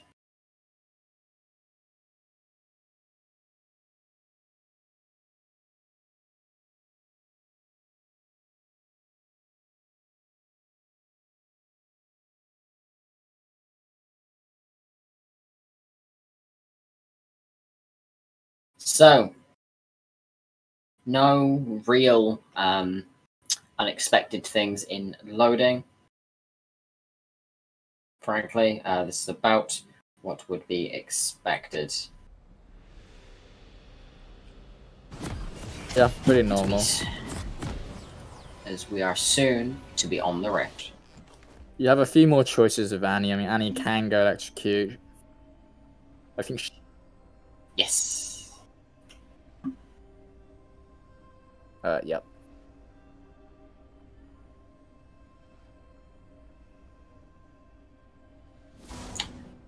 And we are on the Rift. For game number 5 of this finals. Of game number 5 of Division 1 finals.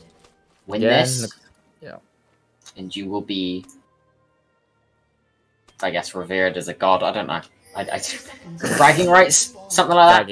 Bragging rights. Again, we're seeing point defense, 5-point defense.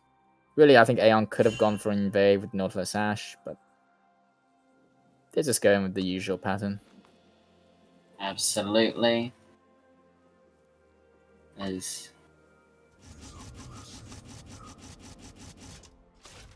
we look to see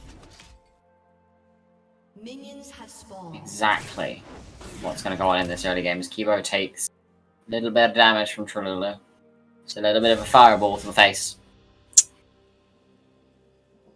I'd imagine Kibo is already feeling the heat of this game. Yeah.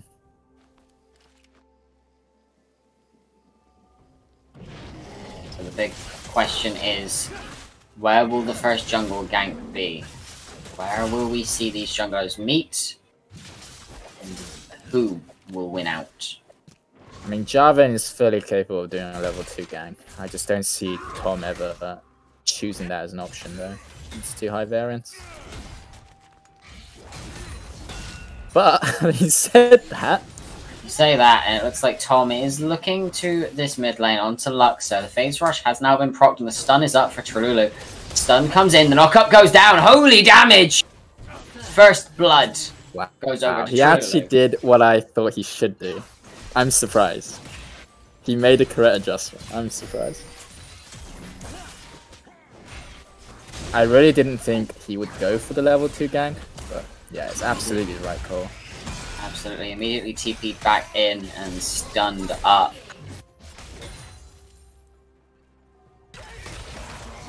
As we see a bit of a trade in the top side. So I believe that is the first game of this series. The first gank has come out of Aeon and Tom. Yeah, I think that's the first time Aeon has ganked before CPS. It is indeed, and what wonders it has done.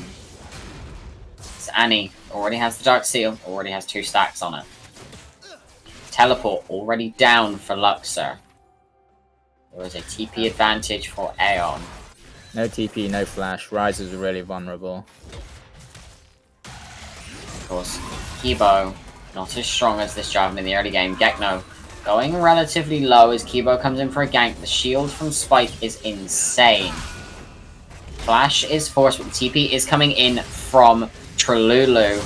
Kill will go down to Spike. Tralulu doing everything he can to try and get something in return. Both members of CPS will walk away with their lives. Yeah, Spike just needs to respect the enemy jungler here. He knows his jungler is going bot side. Just has to play a bit more careful. That he does. Of course, Tralulu doing everything he could to try and get something in return, committing his teleport for it. The teleport was just that little bit too late, and his top laner was dead before he could get there.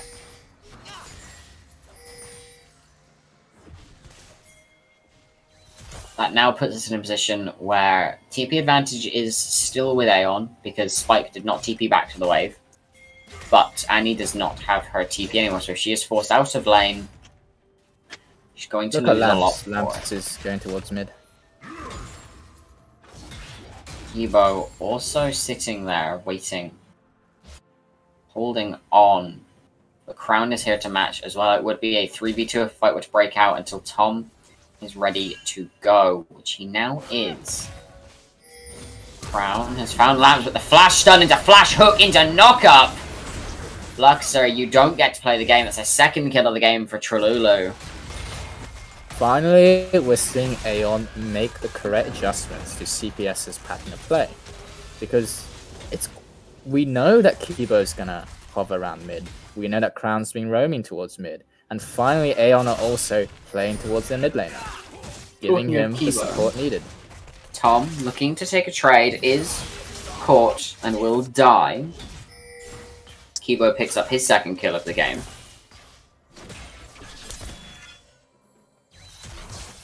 So yeah, it's unfortunate. You know, when you go for a level 2 gank straight for, you're dying. Spike taking a lot of damage and being slowed very much so.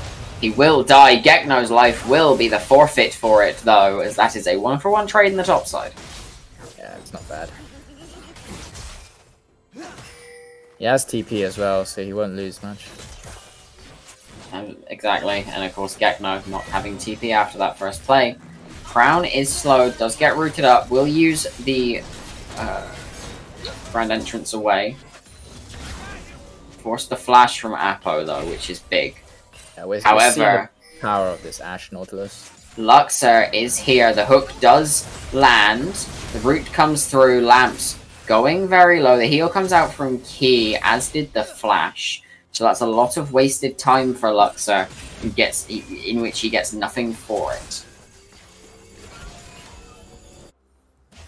Yeah, it's unfortunate. However, you know, blowing the summoners of the enemy bot lane might be what keeps his bot lane alive. It may very well be. We shall have to see as the game progresses.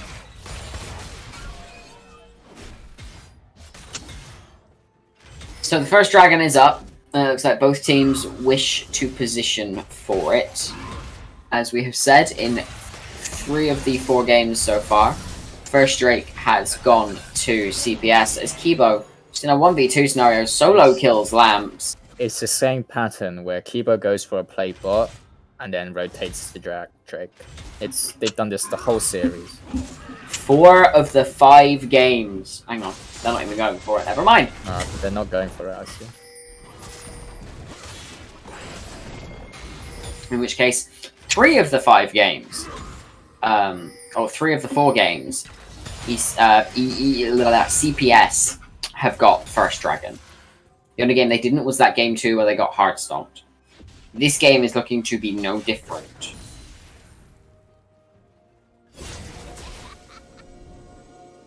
Do have the supports hovering around this this Annie is very, very scary now. That she is. Crown steps up too far and he will get blown up. Lamps is on the flank. Trululu jumps onto Luxor. Not the target you want to go on. Lamps could not get to them.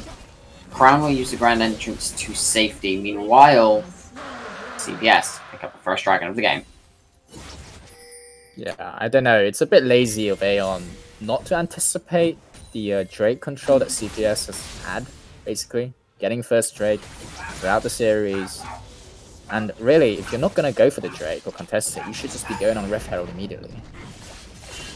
Absolutely. That, or make sure you're catching at least one person out in a position where they can be killed and not when they're miles away from your hook champion.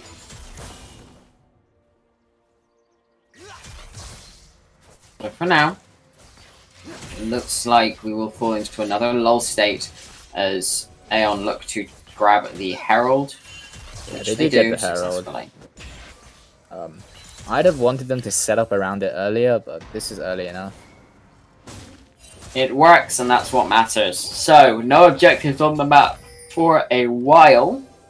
So if we see any kind of gank, it will be of just for pressure more so than anything else.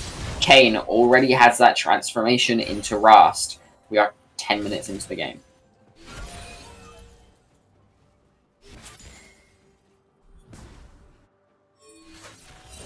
Looks like they're setting up for a play in this bot lane. 3v2, all hiding out of vision.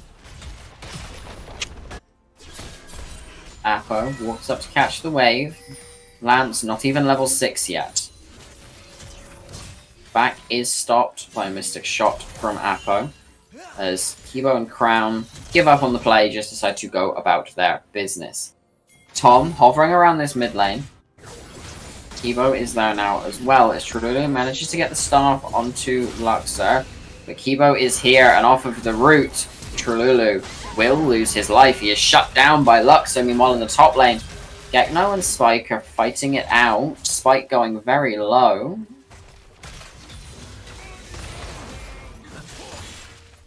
So we are seeing CPS exhibit insane control over the map, as per usual. Yeah. Meanwhile, it looks like they decide they want to go for the dive onto Tom. The Cataclysm doesn't quite land, as his life will... his light will die to Kibo. Meanwhile, Trululu TP's into Kibo. Doesn't quite get the stun off as the Jet Charge comes through, and that's a shutdown going over to the Nautilus, and the hook lands onto Luxor, and Trululu will pick that one up for himself. Blow for blow in this 5th game. Yeah, we're seeing some interesting kind of symmetries where, you know, mid has this great lead against Ryze, but DPS's jungler Kibo has this great lead against Pyrotom. And it's really going to be about how is Kayn going to influence the map, how is Trululu going to influence the map in order to get their team ahead. Exactly that, and every time we have seen it so far, it's been 50-50. But in this even a game state, I give it to the Kayn. Yeah, I think CPS have done a good job to kind of recover in this game. At least until anti-heal comes through.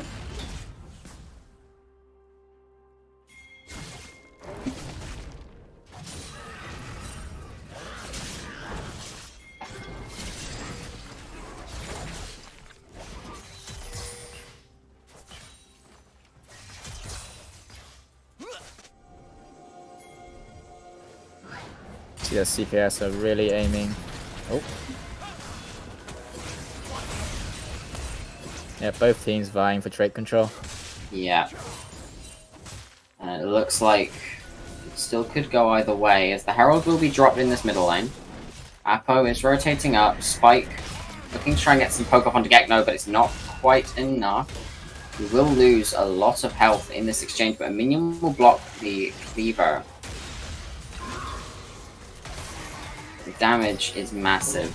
The arrow will land onto Kibo, as the Umbral Trespass will keep him alive for a little bit longer. Gore Drinker as well.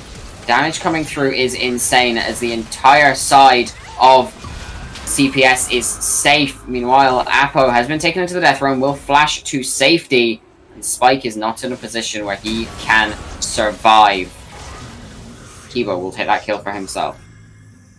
Yeah, I mean, Mundo flanked, killed Annie, and then unfortunately Spike got separated from the rest of his team. Now second Drake is going to go to CPS. That it will indeed. So, we are looking at an Ocean or a Mountain Soul once again. Will be another Mountain Soul. Both times we've had a Mountain Soul so far, CPS have won the game. CPS have just done a really good job this series, stacking Drakes. They have a clear game plan that they're consistently executing.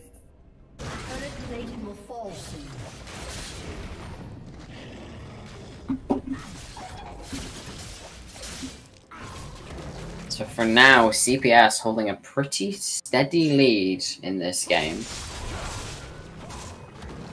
5-1 Kayn, 2-1 Mundo.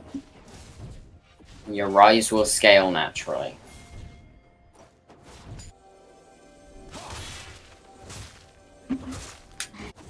Yeah, I have to say, I think I prefer CPS's comp late game. So do I.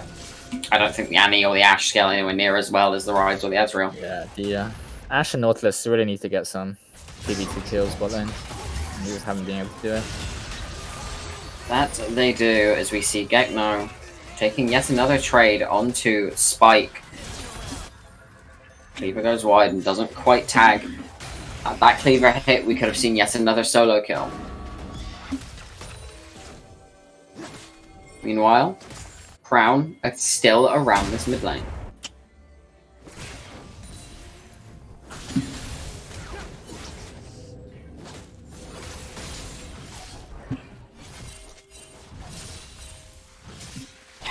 Second Herald, sorry, is available, and Drake is up in 3 minutes.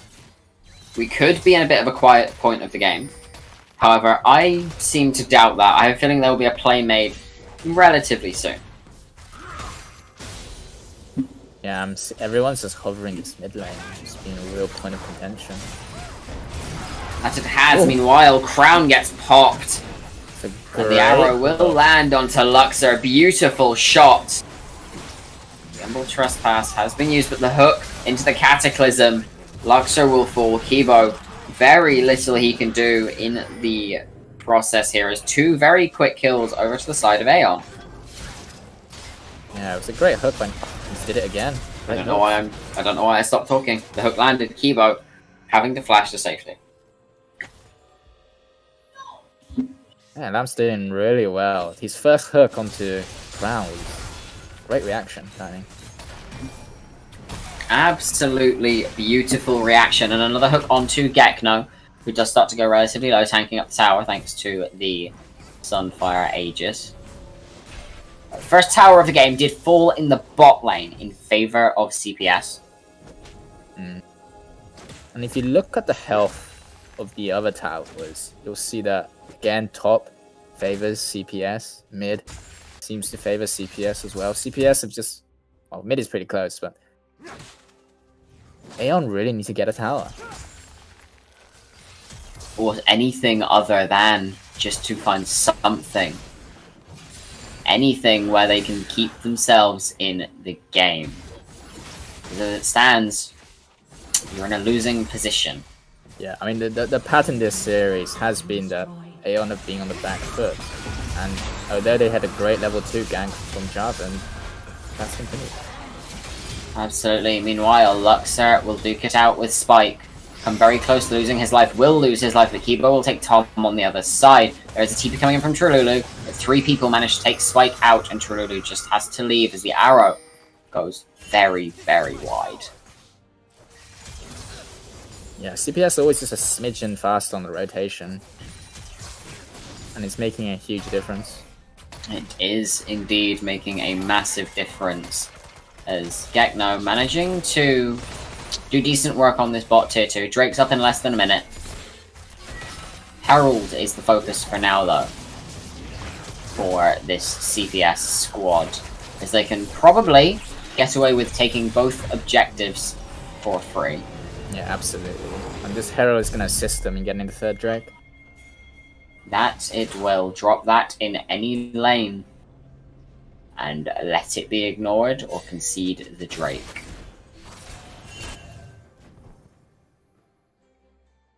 I think one of the big things that you touched on earlier is this Ezreal, and quite frankly, this Ezreal has again shown itself to be a nuisance.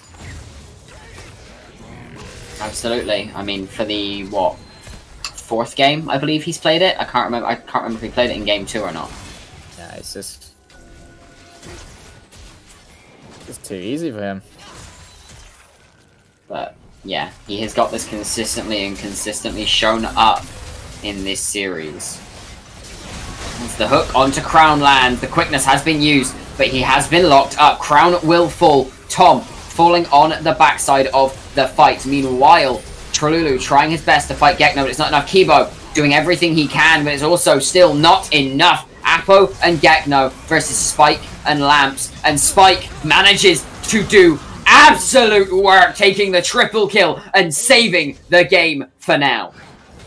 Wow, that Mordekaiser. Huge Qs. Absolutely massive in this team fight, keeping Kibo off of his backline, making sure Apo has to take damage. Yeah, it was really a split fight where, you know, Apo and Luxor were focusing on Tom, and then, you know, on the other hand, Kibo was keeping Cholulu and Ki busy. Very much. While a split Gekno was fight. fighting Trululu. Yeah. It looks like they gave up the Drake though. We are seeing TPs come in. Well, we're looking at round 2, I believe. We are looking at round 2 as Crown misses the grand entrance onto Spike. Is now once again a full 5v5. Mordekaiser doesn't have ulti this time. Yes, there is no Death Realm this time. Cataclysm is almost up. The True Shot Barrage is Whoa. massive. That's huge. And that forces Aeon away from this dragon. This will be soul point for CPS. It will be the 3rd time they are on soul point for a Mountain Drake. It will be the 3rd time we have a Mountain Soul. And it will be the 3rd game in a row. If they get this next Drake, that CPS secure that soul. Meanwhile, there's a fight going on in the mid lane. Crown using the quickness onto Trululu, trying to survive. Cataclysm doesn't do anything. Gekno still surviving. Crown will fall. Apo running for his life, but the dredge line will connect. Kibo is there to keep him safe for now. Yeah, this is sloppy from CPS, and they may well give up Baron here. There's no reason to even be close to the enemy team mid lane when the Rice is bot. They may, but there is a death bush happening as things stand. If Kibo walks in, Kibo will die. If anybody walks in, they will die. As the True Shot Barrage lands onto every single member of Aeon. Very nice call there from CPS to check that bush with the True Shot Barrage, and it actually dissuades the Baron in large part. Yeah. I wonder if Aeon could have just burst the Baron had they just gone for it from the beginning. Possibly. They could rue that choice to have a death bush. Herald has been dropped in this mid lane.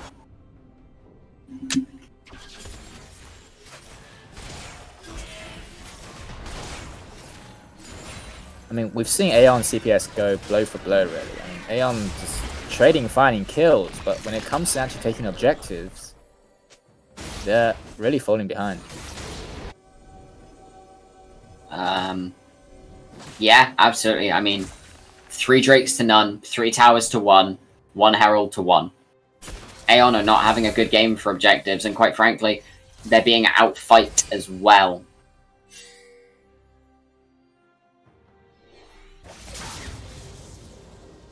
Yeah, you've got to wonder how Aeon be making these macro decisions. Absolutely. Because they've let CPS carry on with their normal game plan the whole series, basically. You know, game 2 is an exception, but generally CPS have consistently got the first Drake, got the early lead. That they have, and this game looking to be like the others, where the lead is just a bit too big for the side of Aeon to come back from.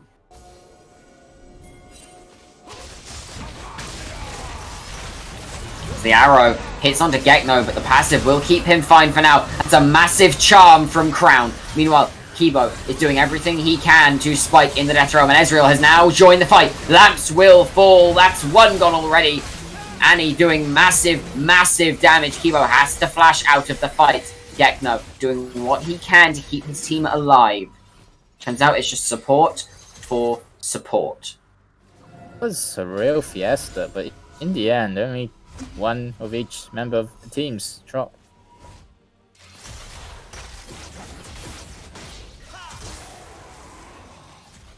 And we're seeing Apo do great DPS on his Ezreal, quite frankly.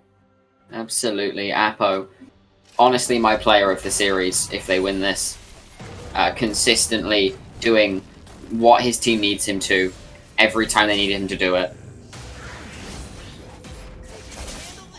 Being that rock when things look difficult, because he is playing so well on this Ezreal. Yep, and Drake's gonna be spawning soon as well, in about a minute, 10 seconds time. That's gonna be the next big fight. It could determine everything. That it could. Now, We are just seeing setup. TP coming in from Trolulu. Spike making his way through this bot lane. Meanwhile, the AD carry and top laner for TPS is not at the pit yet. Apo has now rejoined his team. The Vision game is about even for now. But we will be seeing a fight, and this fight could determine where the game goes from here. Ice doesn't have flash for this fight. Very vulnerable to Jarvan, Ashe, and Annie. Absolutely. On the converse, Jarvan also has no flash, so if he goes in deeper than he would like, he has no way out. As a true shot barrage lands onto Key, that's a lot of damage, but the Cataclysm onto Luxor is insane. Meanwhile, Gekno tanking up 2 people on his own. Apo doing all the damage he can. The charm is huge. Flash from Tom is even bigger as Apo looking to lose his life to Spike on the backside, and it's just Kibo left in this fight. Gekno having to run for the hills. Question is, can Kibo actually kill anyone? The Gore Drinker was massive. He takes 1. He may take a 2nd, and this will be Soul for the side of CPS. Kibo basically just turned that fight on its head. And it was a 4v5, really, because Luxor was taken out so early. That he was. Gekno pushing down the middle lane, looking to try and break open this inhib tower. Trolulu doing everything he can to stop him. But that will not stop the Kayn from taking the Mountain Dragon. And as I've mentioned earlier, every game that CPS got this Mountain Soul, they went on to win. Once again, you have nobody who can build this Serpent's Fang. Just be careful.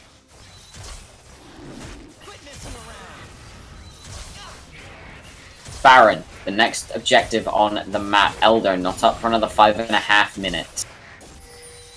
It's difficult to see how Aeon can claw themselves back into this game, really. They've got a lot of single target burst damage, but as we're seeing, these games becoming less and less useful as the game goes on. Absolutely, as I mentioned earlier, Key and Trolulu will fall off in favor of Luxor and Apo. So, it would seem that this next fight will essentially decide who takes control of the game. 5 towers to 1, 4 dragons to none, 3,000 gold lead, even kills. For all intensive purposes, CPS are in the lead. But these fights, this Annie, she's not letting you get away with it for free. Aeon really need to look to burst down the Ezreal or the Kayn. I mean, this Kayn is a real problem. That he is, and Crown also proving to be a nuisance throughout these engages, just forcing people away from his backline. As Tom is sitting on a flank.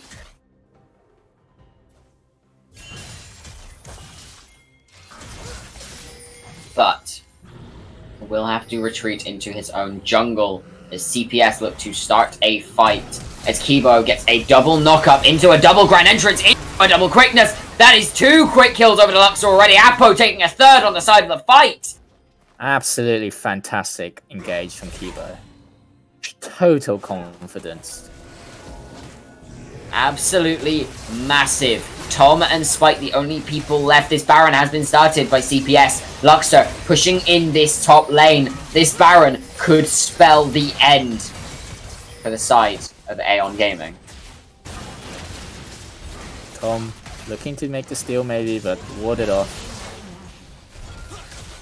Looks like he may very well just lose his life. Apo doing major damage. Spike the only one left standing until Lamps gets back on the map. And I think knocked up. This could just be game. Rice's TP. Crown. The arrow will land onto the Mundo. Crown doing everything he can to stall in the Death Realm. Spike running for his life, wasting a lot of time. Crown, he's running into Luxor. As Apo will pick up another kill. And now, a 3 versus 5. Kibo on the side here, looking onto Trululu. Trululu is caught. Trululu is dead. Key also caught out. Key also falling. CPS have had enough of games. They've had enough of Aeon gaming. Lamps is left to defend with Tom in a 2 versus 5. 30 seconds on any other member of Aeon gaming. And it looks like CPS are looking to end the game. Dredgeline is going wide. He's really and with proved me wrong. This Kane has really carried. that, it did. And with that, Child Protective Services are your Division 1 Valence League champions. GG, and they were the worthy winners, I think. That they were. They played tooth and nail throughout every game. It looked bleak after game 3. And they were taken to match point, but they came back fighting. They bit back hard. And with that, they are your champions.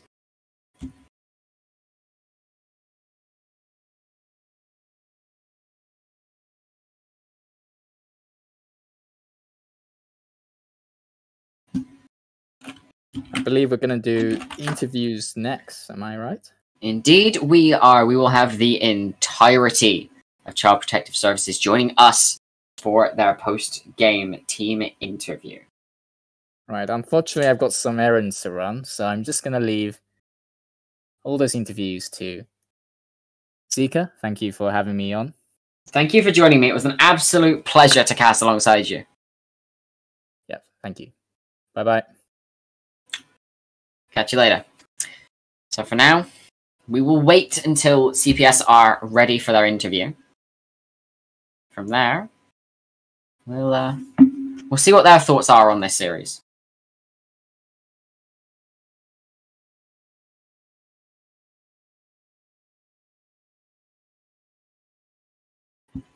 No problem whatsoever.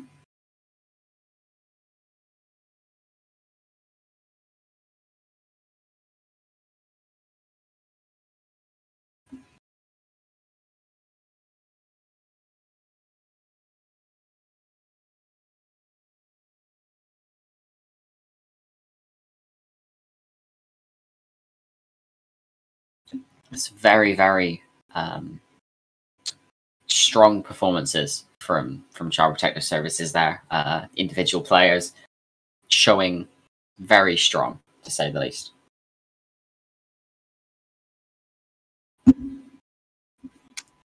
That it was.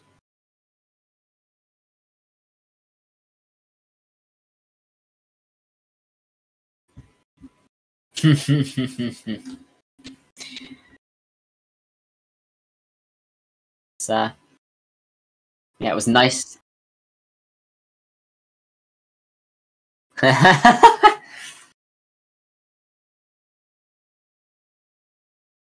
Yeah. Of course, going to 5 games in a series like this, where it's this tight, is it's each and every player needs to pat themselves on the back.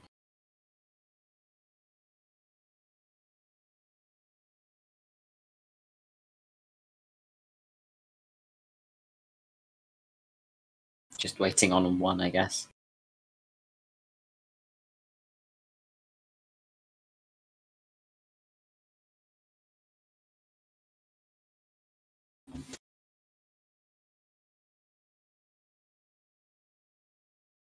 Okie dokie.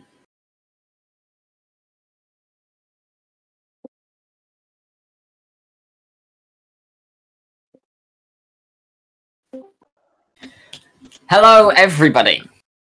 Hello, hello, hello. Congratulations on the win. Thank you so much. Look like some difficult games in the middle there, No, to say not the really. least. Definitely.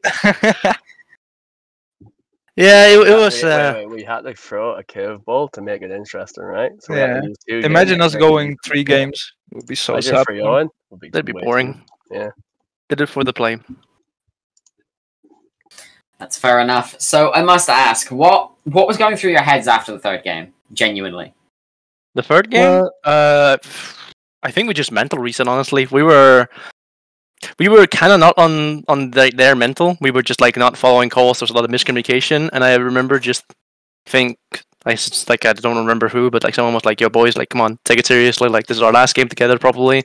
I mean, At least what we can do is just take it on." And then everyone was just doing great shot calling. Like, there was just everyone was on the map really, and everyone was just doing things constantly compared to like the. I mean, the more to be fair, honest Kibo answer- just the got. more, the more honest answer is the coach and me just flamed the fuck out the whole team. Simple. And we Understandable. Got to put people in their place. Understandable. Kibo just proving he hates randoms in those last 2 games with the cane. Yeah, completely. Stellar performance, honest to God. And Apo going, you got Ezreal 4 out of the 5 games? Yeah. And you were as consistent as anybody could have expected you to be on it. Gekno, I don't know if you would have heard, but we were actively asking to see you on a carry champion for one of the games to see if it would help. But you proved us wrong. Proved us wrong. You played tank every game and you made it work. So well played. Tanks ain't my forte. I'm not playing a fucking champ for damage. I'd rather play Mundo. Fair enough. We saw the Wukong hover and got excited, and then it came to nothing. It made me very upset. To be fair, they actually the rest of the team wanted Wukong. I wanted Mundo. The Wukong.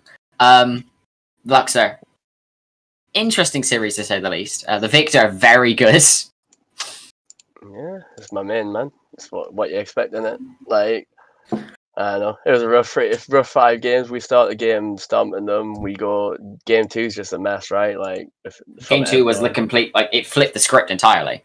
Yeah, and then game 3 was like a curveball. We wanted to see if we could cash them out for the list. We did pretty well early game, but then we just kind of fell apart mid game. And then game 4, 5. I mean, game 5 was just the funnest, right? They're literally just hard camping me when my team shit stomping them across the map. It's kind of sad, really. But hey, if that's what they think the win con was, hey, look where I got them, man. A big fat 2nd place, man. Absolutely massive team fights coming out in the end of game 5 for everybody there. Crown, some of the engages I was seeing on that Rakan. As someone who quite enjoys playing Rakan myself, well played. Thank you so much. Yeah, so honest to God, very well played today, guys. Is there anything you guys wanted to say, or anybody you wanted to shout out to while you're here? I do. I think we should definitely shout out Doomby or Fatal. Like, he came in at the start of playoffs and he did kind of make a difference. Like, he's always definitely kind of a meme, but like he made quite a lot of difference when it comes to pick ban. Keep stroking my ego, boys. It's fine. I'm the most winningest coach in VL.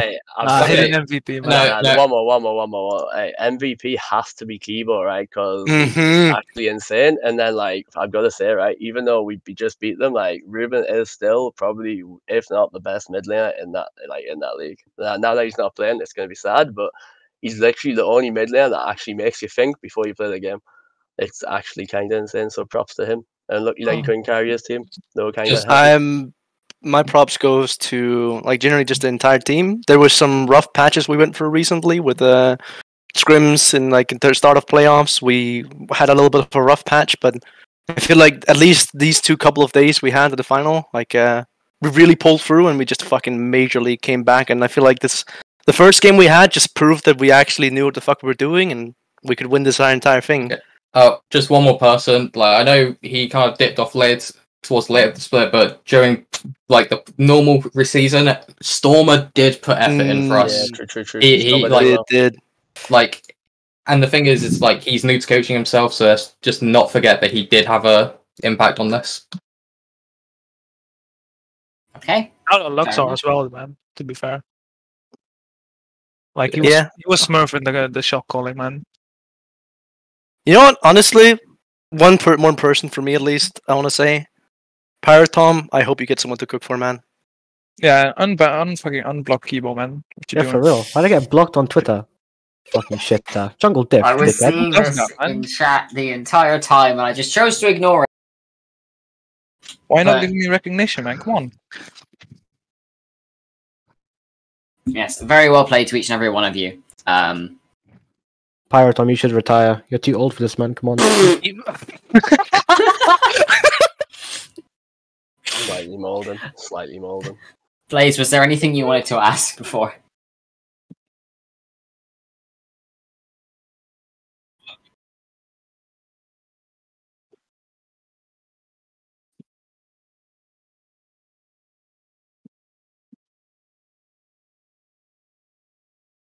Oh, fucking no.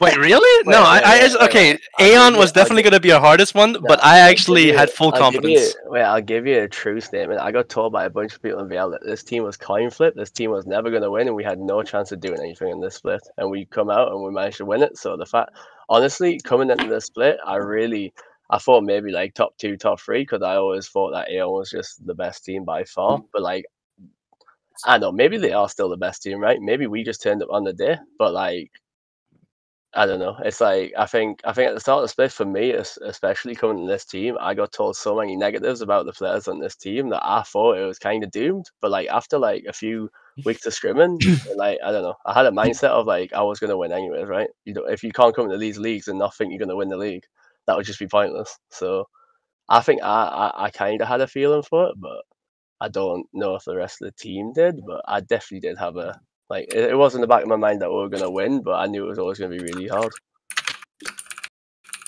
Yeah, I mean, yeah, definitely. I just kind of want to say, again, I know this is at least probably last split for me and Apo. I mean, definitely Apo. I just want to say, even though we had our ups and downs, I really just enjoyed playing with you guys. I'm so happy that I got the teammates that I got, and that I didn't get the fucking old team, because... yeah, I would have lost the finals then, because those 2 people just lost finals as well. So I'm super. I am so happy that I got you guys, and I just want to say that I enjoyed almost every single moment, even though we had our ups and downs. Thank you so much for playing with us. Oh. Apple, shut your fucking homophobic ass up. Whoa! Yo, you're exposing me, man. Look, guys, calm it. Well, we found the peacekeeper of the team. Anyway, again, big congratulations to you guys for winning the split. Absolutely stellar performances from everybody today. And thank you for coming on for the interview. Yeah, Pyro Tom, you're fucking terrible. Shut up. Kick him from the big thing. I'm out. Yeah, I'm out too. See you guys. Yeah, GG's. Bye, guys. And with that, we have come to the end of Division 1 Finals. Thank you, everybody, for joining us in today's adventure. I have been Jika, and we did have Doper Student here as well. Blaze, thank you for producing today's stream, as always. Absolutely.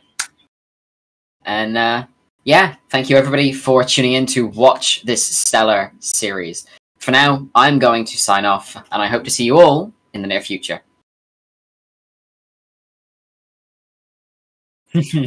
Immediately.